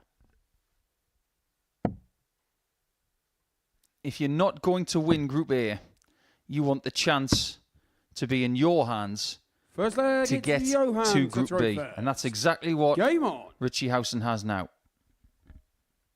If he loses this match, he still has a chance of making it to the night session. 180. But the one thing that rings true is that Brouwer seems to play best when he's in his 5th game of the day. That's the only time he wins.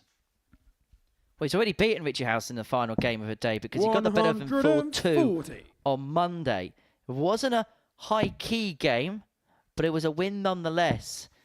And in a week where he's been scampering and searching for any which win that he could possibly get, just the feeling of knowing you can beat a player could just psychologically mean something. You have to say, the last couple of games, the first couple of legs, Johan has began quite brightly. Yeah, but he's got to stop giving people a 4-match head start.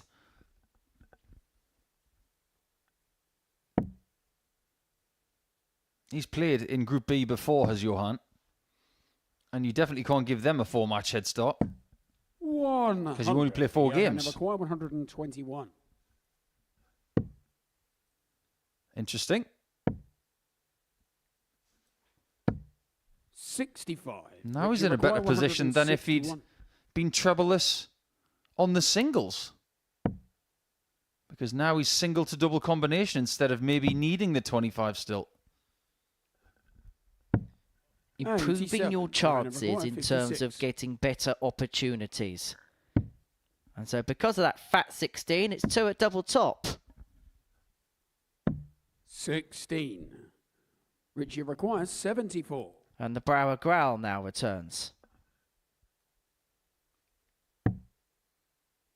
The Brouwer growl.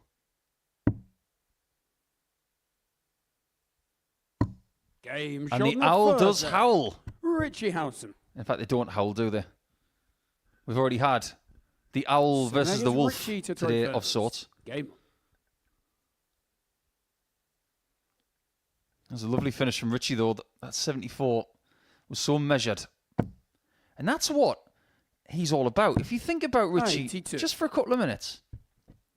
And by the way, in this game, we're going to let you know what Richie's highest PDC ranking was. So if you have an idea of that one, 40. Please let us know. I'll let you know in leg 3. Everything he does is measured. All of his hobbies and the things he's good at, you've got to be measured. Darts, snooker, 30. fishing, drawing. Every single one of them is very precise. Now, what does that tell you about Richie?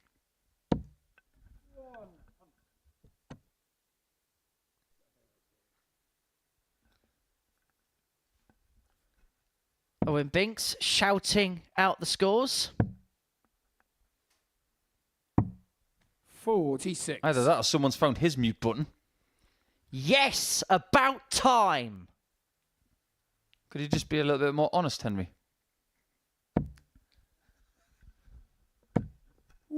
100. Why did we have to turn it back on? Seriously, man. Because we need it. Do we have to? It's all part and parcel of the game, the referee calling the scores. It's part of the entertainment. And it's good for the players as well, because they can hear 100. as the live lounge goes into almighty mode, where you can hear the score rattling through the wood and the girders and the posts and the pillars. 140.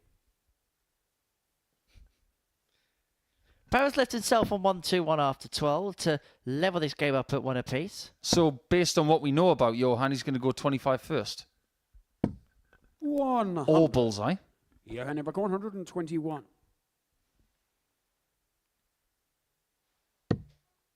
$25 again. Now, Johan should be put on 65. watch because Richie Howson has already taken out 143. the 1-4-3 this week. There's nothing sweeter than a repeater. But he is not going to do it again, and so Brouwer will return for 56 to square this contest up. He has had some big checkouts this week. Howson had a 149 earlier against Copeland, and that was again to win the match. Game shot on the second. But that wins leg 2. Johan Brouwer. Squares this game up, 1-1. The Still Legates haven't had a Johan to try 4-0 first. scoreline all Game. day today. In fact, throughout the entirety of the group, we have only had 3 of them. And if you think this has been a group which has gone the distance, 100. I think we are going to have 2 long days in groups C and B, because I think we're going to get a lot of tight matches, because I think that group C on paper, I think there's going to be a lot of tight matches. You look at Milford being on 100. debut. Very good player, but maybe the question mark is, how does he react to the stage?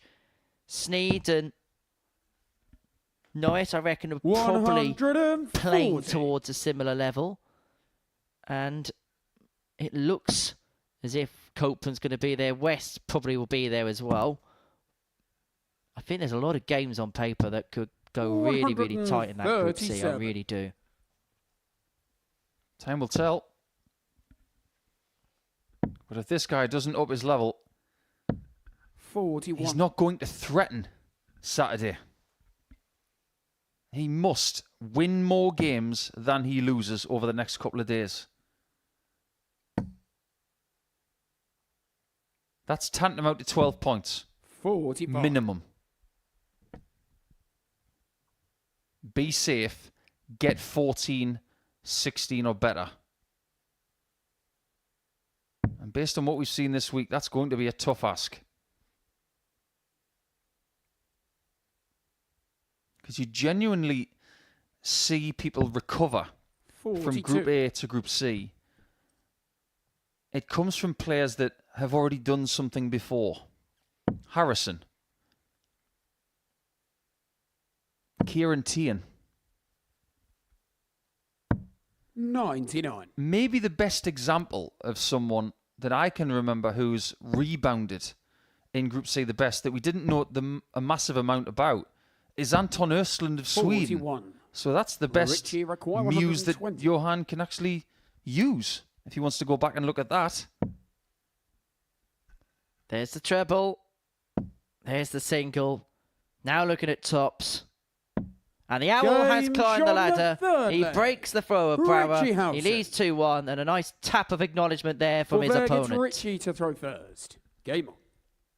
That is Howson's third of the day. That joins the 102 and the 149 in the collection. Tell you what, I've got a not so much a dare, but something to maybe think of 130 for Richie if he makes Saturday night.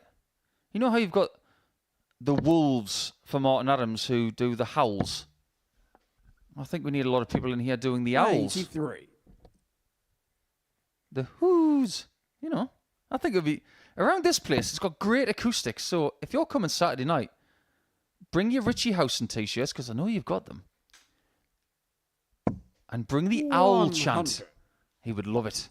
Anyway, You do highest ranking for Richie Howson in his PDC career, and it was a while ago. 140. You've gone with 56. Any other suggestions? Oh, sorry. This was a long time ago, wasn't it? Right, let's scroll up. Let's scroll up. Let's scroll up. Cool, this was a while ago. 67, 65, 38, 43, 83. Nobody gets it right. Howson got it right to leave 86, though, didn't he? 86. Richard Require, 86. The correct answer is 75. Back in 2013.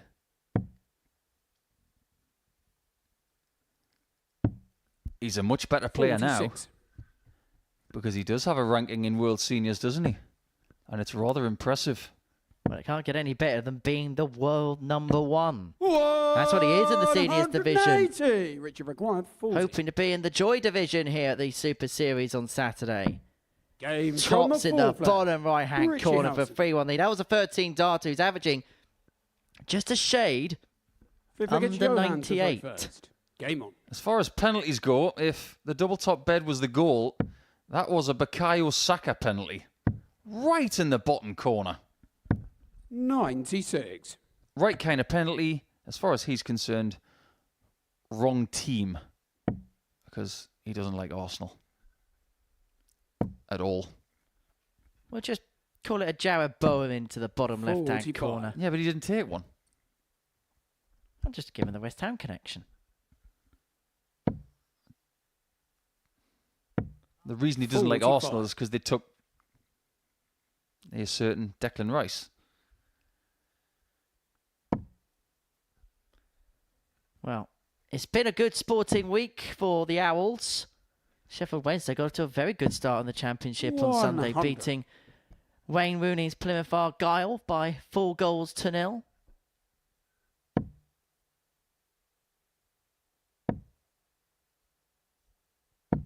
100. I would not be shocked if Johan had a headache at the end of every session. He thinks so intently, you can almost hear it.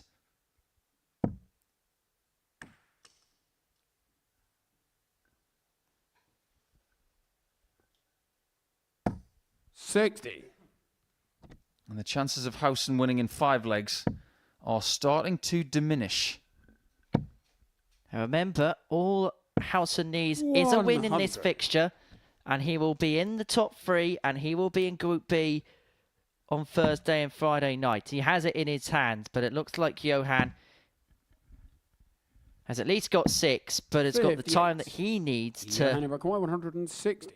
bring it back to 3-2 and to force Howson to serve it out. He wants tops. But the last dart sinks low, and I'll tell you what, it wasn't too far away for bursting the score. Yeah, that would have been rather embarrassing, but that last dart at tops, he's had a few shots like that over the last couple of days. Johan Require, 20. And 98% of them have been very low. Game shot in the 5th. But that was very Johan good. Brouwer. Back to 3-2. Howson has to do the job himself. He has to do the job Sinclair gets with Richie his to go own darts first. in hand. Game on. What's the latest Johan Brouwer helter-skelter of emotions? Nothing. Just a shrug of the shoulders. As I say, it's just another leg. Another leg of darts. We've got another 60. couple of games of darts following this one. Steve West up against Wayne Jones. And then Barry Copeland and Christoph Kciuk will 58. round off our Wednesday afternoon's worth of action. But fear not if you've missed any of today's coverage, because we have our tailor-made highlights for you at the end of this session, available on the Super Series YouTube channel. 100. And we'll be back from 1 o'clock tomorrow afternoon for Group C. You're trying to tell me that Johan's actually going to be tailoring the highlights because he's part of a tailored family? We all like Taylor, don't we? 60. Which one are you talking about? We have a series champion called Taylor. We've had a Dom Taylor. 140. We have Howson on the brink.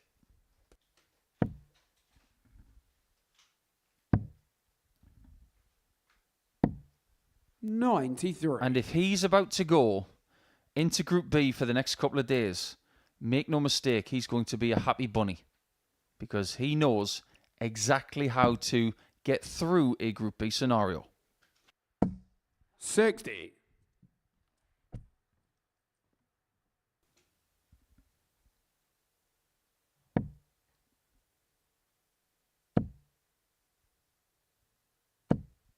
And he's now got 6 starts to get it done. So if you offered him 105 points right now, he'd have your hand off.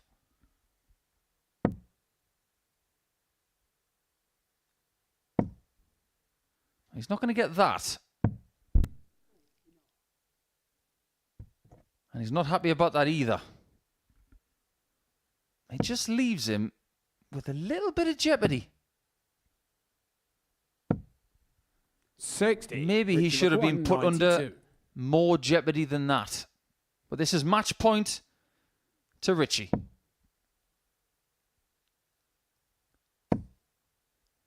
He understood that it wasn't the right time to be going double-double. I completely concur. And the shot for 170 is off already. It's felt 60. like it's been match point Howson for a while. 32. But now it actually is.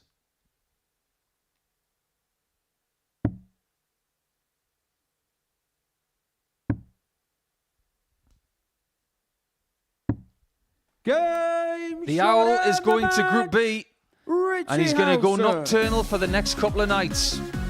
This campaign for Johan Brouwer is done and dusted, and he walks away with 4 points from the table. Unfortunately, Johan not able to get a win today, and for the first time this week, he loses in his 5th game of the day. A very steady performance from the Owl, and we're going to hear from him after the break before we have West against Jones.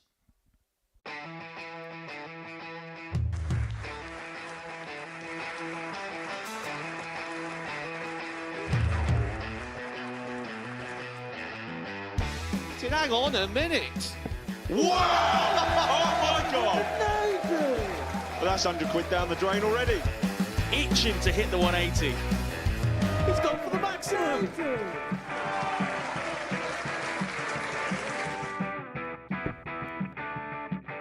18 for the bull. Bull. 53. No, he said bull. That's a great first start from Adam. Oh, look at this. He's going to leave Scape. Oh, can you believe it? That is unbelievable.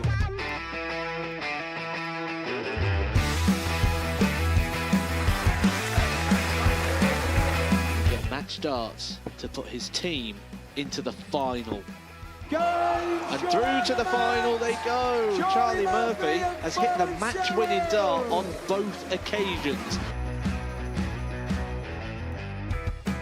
Double 4 for the title.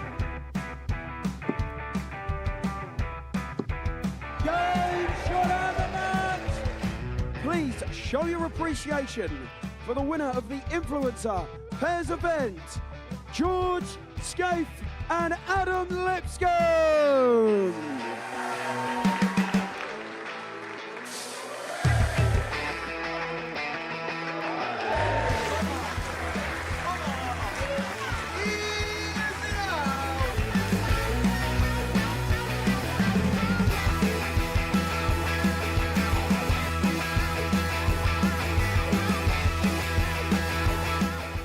He seems to be out, that's what he is, Charlie Murphy. A couple more visits yet. We're not going to need that. Oh, Bosh. Pie Face is through, he gets And he's absolutely buzzing. It was a game that Pie Face dominated throughout.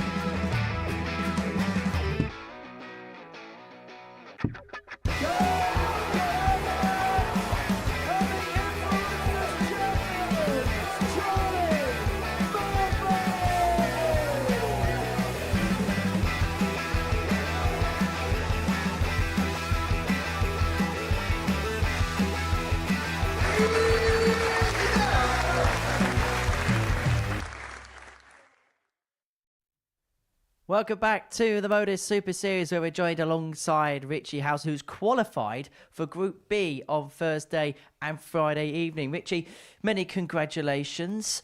Good day's work today, but it felt like hard work out there. Yeah, I mean, the last couple of days I've probably played 50 or 60% of what I can, and it's been a real struggle. So I think I was on 10 points today. I was quite happy coming in today with 10 points the way I played, but I had to change something. It wasn't going right. I'd done a little bit of slowing down, very, very slightly, and they started to go in, and I managed to get to B. But as you say, it was hard work today. Did it feel like for the first game it clicked? Because when you have a look at your numbers, it was a massive improvement from Tuesday. Yeah, oh yeah, definitely right from the start. And to be fair, the games that I lost today, both the guys have played really well. Me and Steve's game was a great game, and Wayne played really well against me. I had my chances there. I didn't feel like it was a 4-1. I missed a few chances, but no, I'm happy with today. It's interesting. It's only the second time you've played the Group A, and the other time you actually won the group. So it's actually the first time you've had the chance to play the 4-5 days. Does that change your mentality compared to previous times you were here in a Group B or a Group C? Well,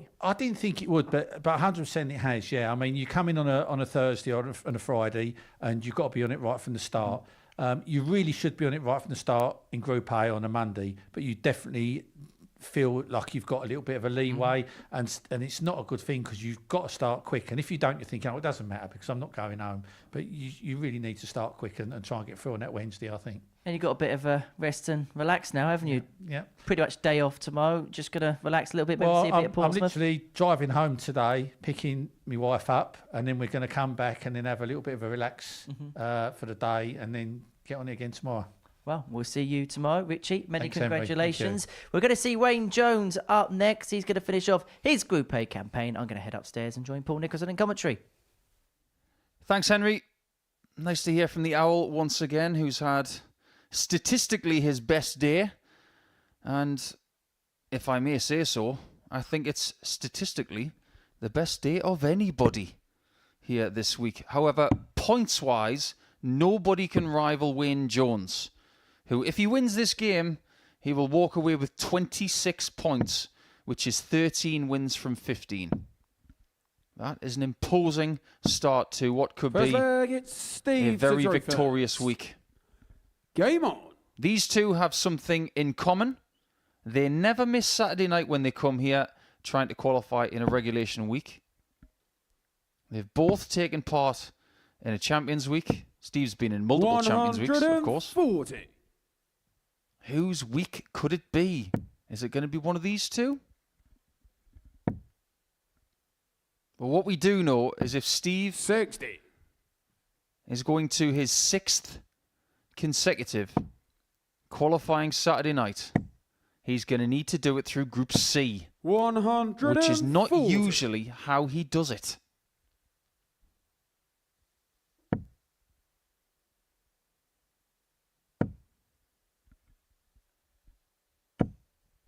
$45.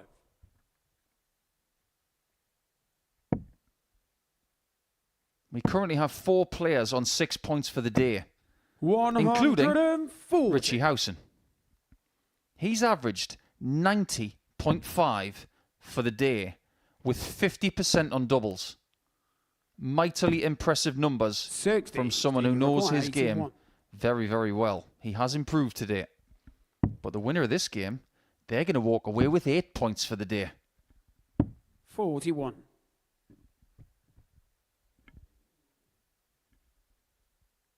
They might have company as well because Kciuk in the last match against Copeland, if he wins, he'll have 4 wins from the day as well.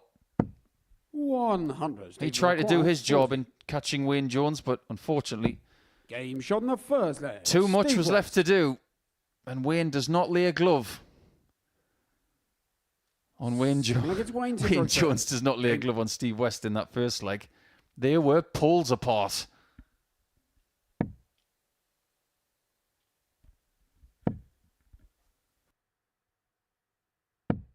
$100.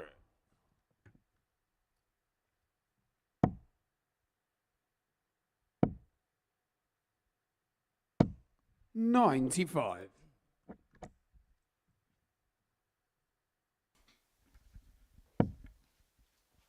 As for Wayne, though, he's played some sterling stuff today.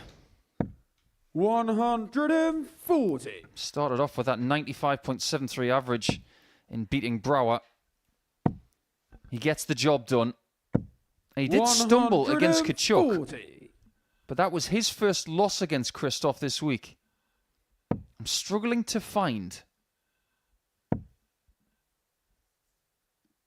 any evidence as to why 100. Wayne Jones can't win this week.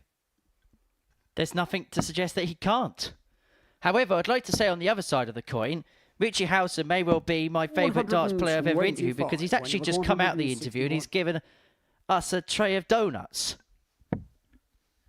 Well, that's the diet out of the window. Thanks, Rich. On the other hand, thanks, Rich. 65. Steve, you require 141. 141 for Steve West. Treble 19. He knows this route here a few times, doesn't he? Double 12. It's not quite a 9 darter, but Steve West pins another 141 here at the Live Lounge. That's more like it. He's averaging here 120.24. This is Steve West, quite simply, at his enigmatic best. Simply the West, simply the best 140. of Steve. And that is the exact yearly best average, isn't it? 120.24. Indeed it is, by Connor Scott. Now, tomorrow 60. is the 1 year anniversary of Darryl Pilgrim hitting the 122.69 against Denny Coulter. It may not even be the record average going into its anniversary. Steve West carries on. It will be now that you've mentioned it. Darryl will thank me later. I better one away from Steve. Yeah, well done, 60. Henry. You're going to run away from someone who's just had hip surgery. Talk about picking an easy target. 97.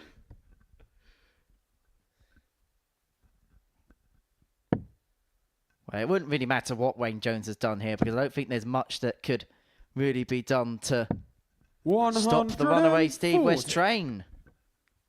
This is a reminder right now, and we don't know what's going to happen next, but this is a reminder to everybody in Group C that you've got to put up with this guy for the next 2 afternoons. My word. You guys could be in trouble. 60. Steve, you require And he's doing it 120. against the person who's won this group.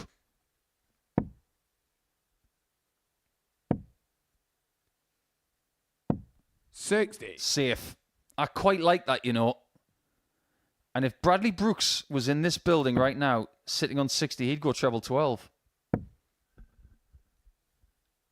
It might take some time for that to become popular. Steve, you require 60. But you can understand why he did it. Because of that in the way.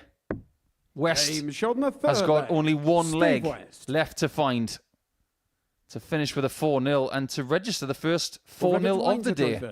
Forget your donuts. Has anyone got a bagel?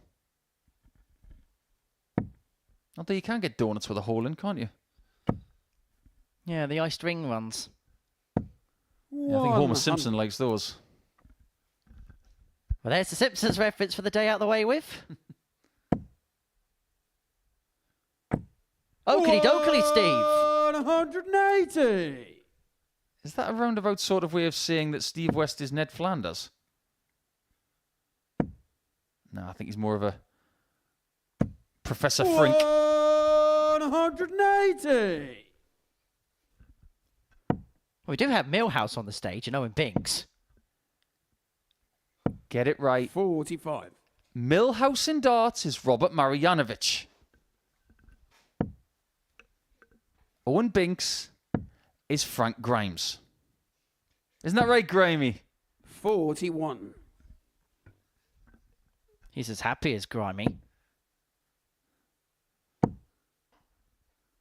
Anyway, this leg is a bit grimy for Steve, but that treble there now means that both players are looking at a set-up turn with their next visit to the board. West looking to win 4-0. Jones looking to keep this tie going just a little bit longer. Oh, he thought it was a treble 20, but it's not. And West can smell victory. Oh, and he has the same problem. He veers away from the target on dart 3.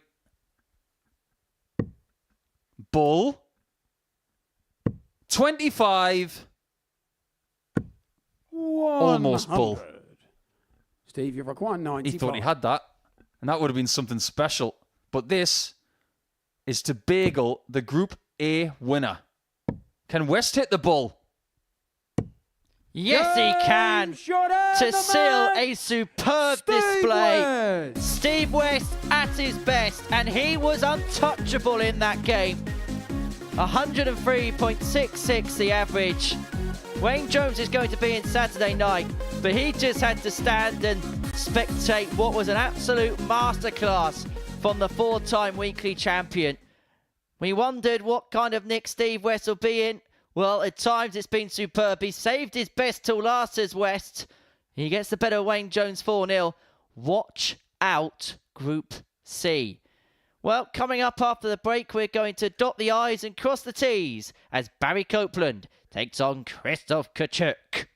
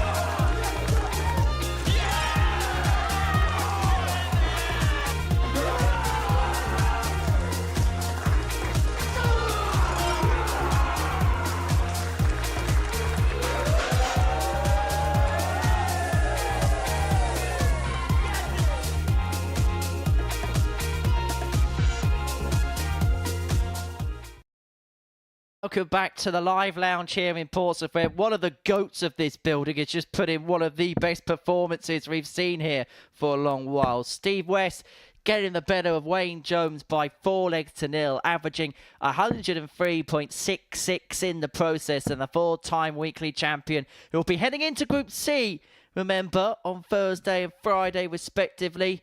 Well, he looks in very good nick ahead of it.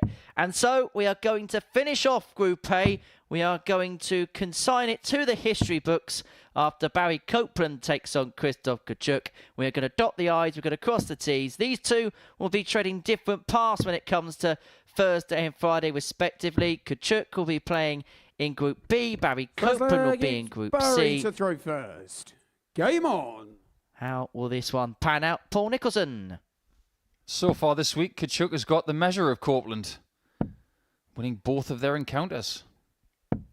121. And Barry has regressed from Monday, which was a very solid start.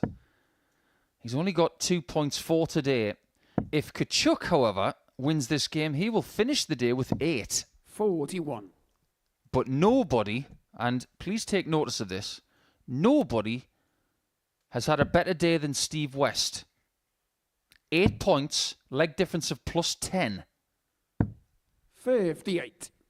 Only the second person this week to have a double-digit leg difference in a positive manner this week, and that was Wayne Jones on Monday. And if I may 60. just stay on West for a second, he's averaged over 92 today. He's gone from a decent first day to a much better second day to a very, very good 41. third day. He is definitely warming up to something. And he had 41% on doubles as well. Both Howson and West have both done a 90-plus average for the day and had doubles that you would 58. definitely desire. And when you look at it, if Steve can keep everything ticking along for the next couple of days, that's going to be the question we ask all week, is going to be how the body keeps up. If it does, he is going to stand a very good chance. I'm intrigued to see how the bookies now look at Steve West overnight, because we'll have our halfway point of the week reflections on how things have gone, and we'll have a look at our odds when we return tomorrow morning 60. in terms of Group C, but Barry also in Require terms of how the weekly odds 156. look as well. Barry Copeland today may not have gone to plan as he would have liked, but if he can part with a win, it will give him a lot of confidence going into Thursday and Friday. I think there's a lot in terms of his performances he could be pleased with, but by his own admission in the interview that we did with him this morning, he said that just a lack of a B game and that lack of consistency has really cost him at key points. Kciuk's timing in terms of setting up has been at times superb.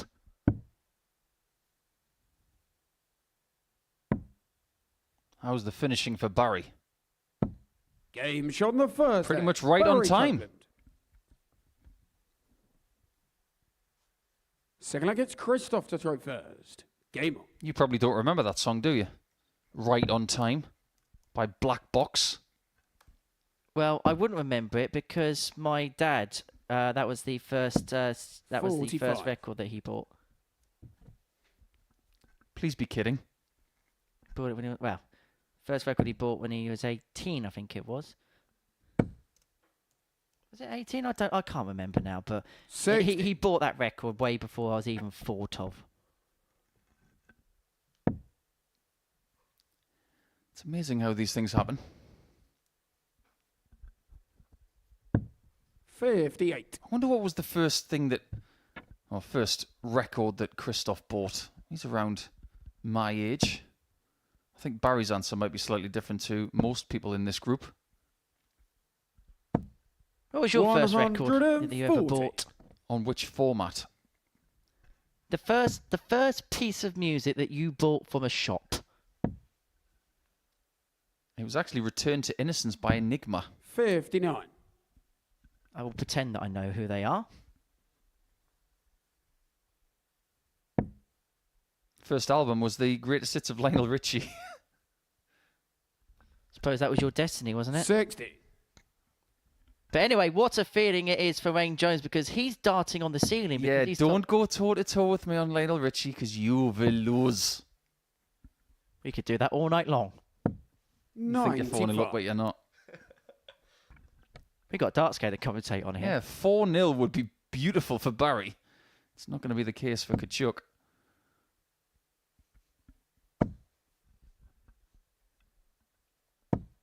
$95. It's going to be a different feeling for Christoph over the next couple of nights, because he's going to start at 10 p.m. Whereas 83. the last 3 days, he's been in the building around about 8 a.m. You might think that that's not a big deal. It actually is. You go from waking up in the morning and feeling the urgency the moment you open your eyes. Right, up, shower, get changed, breakfast. Let's get cracking.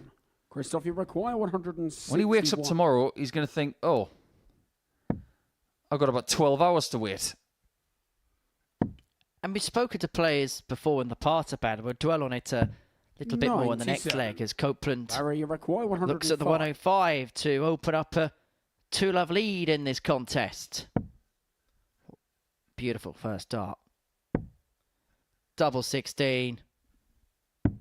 89. Inside, and inside by quite a margin. 64.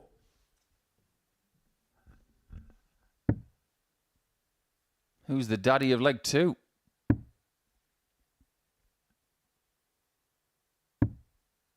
$56. That might be Copeland. Area requires 16. Thumbs up or thumbs down? Game shot on the second. Thumbs up for that one. Barry Copeland. 19 darts is good enough to break the throw. Third leg, it's Barry to throw first. Game on. Well, if Barry does win this match, he goes to 14 points alongside West. And that would give him a 10-point cushion 47. over 6th spot. However, with his leg difference being so inferior to that of West, he's not going to go up or down in the table after this match, come what may. 140. Well, we've spoken, haven't we, about the difference between that mentality, and we've spoken to a couple of players. I remember we did a very good interview a few weeks ago with Cam Crabtree, and he was talking about how Group B differs from Group C in terms of how you prepare for the day. Basically, he found a routine where spending the whole day walking around the city and just doing little bits just to keep the mind engaged but the mind relaxed helped him benefit more, because the later start, because it's so late in the day can almost pass by before you even then begin to play. If you stay in your accommodation and lie flat or sitting down most of the day, by the time you get here, you're going to have no energy. You're going to have zero. So Cam's exactly right. 100. Get outside. Get fresh air. Get the oxygen in your lungs. Then come here with purpose, with energy, and with motivation. 85. Christoph, you require 127. The 127 in game. This could be a gain saver for Christoph Kciuk. Oh, beautiful. Double 8. 111. That was almost a Barry perler required from Kciuk. 129.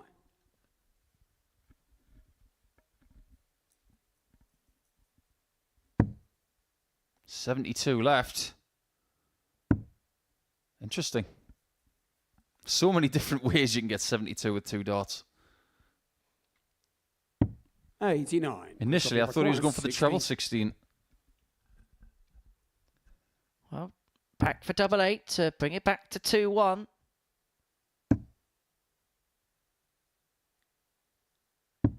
Last dart in hand. And the thumb is still very much in the contest. Returns this match to throw. Back to 2-1 it goes. Christoph to throw first. And Christoph will have the darts to square up. Game on. What's whirling through that man's mind? This is his first week. He's probably just soaking everything up. And the amount that he's learning about these players, this place, and himself is maybe not something that he can process immediately. It might take a day or two to figure out what this group was all about. He hasn't got that much time, because in just under 23 hours' time, the next group will start. 58. He'll go back to 0, like all of the other players, including West and Brouwer, once again. And he's not going to have this big pole in his way anymore. 140. Copeland just keep chipping away at Christoph. You can almost put Poland in Barry's name, couldn't you? If you swap the E for an O. 100. So his name could be Barry Copeland. Are you okay? I've just been watching too much Countdown. 140. Could be counting down the legs the way Barry Copeland's going. Did you just say county down? I didn't even think of that. 140. Barry require 161. I suppose that'd be the best place to be from if you were going on said game show. Northern Irishman host camped Anthony and Colin Murray. 41. Christoph, you require 146. Yes, he does. Shots on. Well, he got one from the top, but he forgot the other ones. 98. Barry, you require 120. Well, Barry would like a couple of big and one small in the middle.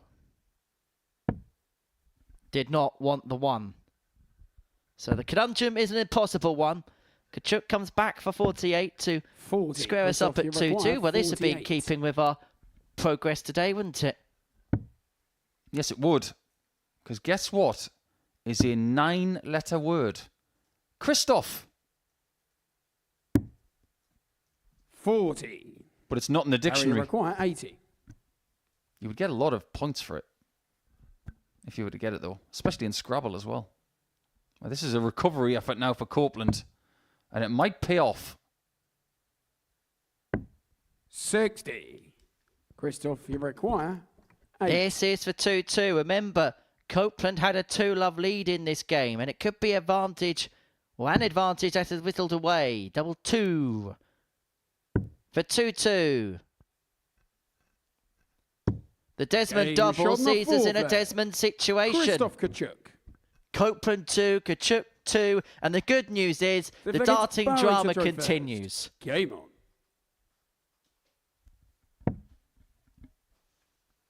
And nobody likes to leave this place on a Wednesday on a defeat. No matter whether you're going to Group C, Group B, or indeed to Saturday. But just think of things this way. How good would Christoph feel if he walks away from this group with 20 points? I know he hasn't won it. But he's put up one heck of a fight. And a win in this game would result in him winning 67% of his games. 53. He may be a lot better than people give him credit for. I think we've got a very interesting couple of groups tomorrow. Just a reminder, 140. These are the groups for Thursday and Friday. Wayne Jones doesn't have to play. He's won Group A. He is automatically through. Group B, we'll see Christoph Kciuk and Richie Howson, joined by Keelan Kay, Kurt Parry and Gary 45. Stone. Group C, we'll see Steve West, Barry Copeland and Johan Brouwer, alongside Paul Milford, Alan Norris and Carl Sneed. The C session begins at 1 p.m. The B session 10 p.m. both nights. And of course, the final Saturday evening, 7:30 on the Super Series YouTube channel. What better way to wash down the opening day of the Premier League football season than a night of darting drama? So do join us as soon as, I think it's Nottingham Forest, aren't they, on the late game on Saturday? As soon as they're finished, why don't you come and watch us from 7:30? Nottingham Forest? I think it's Brentford Forest, the late game. Is it? Sounds like a game that I couldn't care less about. Well, this is a game we care very much about. 60. Christoph, oh, Barry's let this one slip, hasn't he?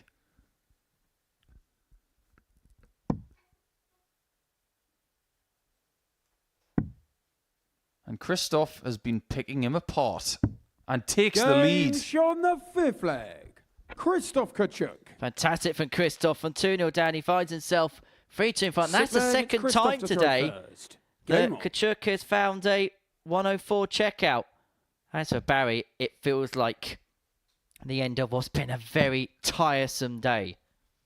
By the way, if anybody's got a problem with me saying that I don't necessarily want to watch Nottingham Forest against Brentford, it's purely because Newcastle had to let Elliot Anderson go because of the silly fairness rules about finance.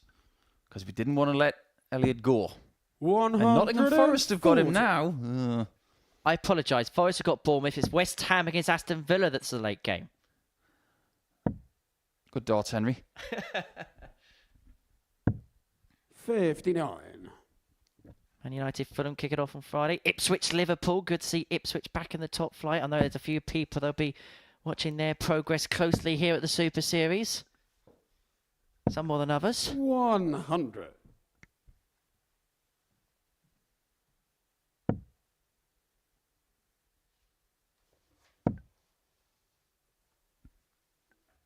Yeah, Newcastle are playing a certain 100. local team. Yeah, do us a favour, Nico.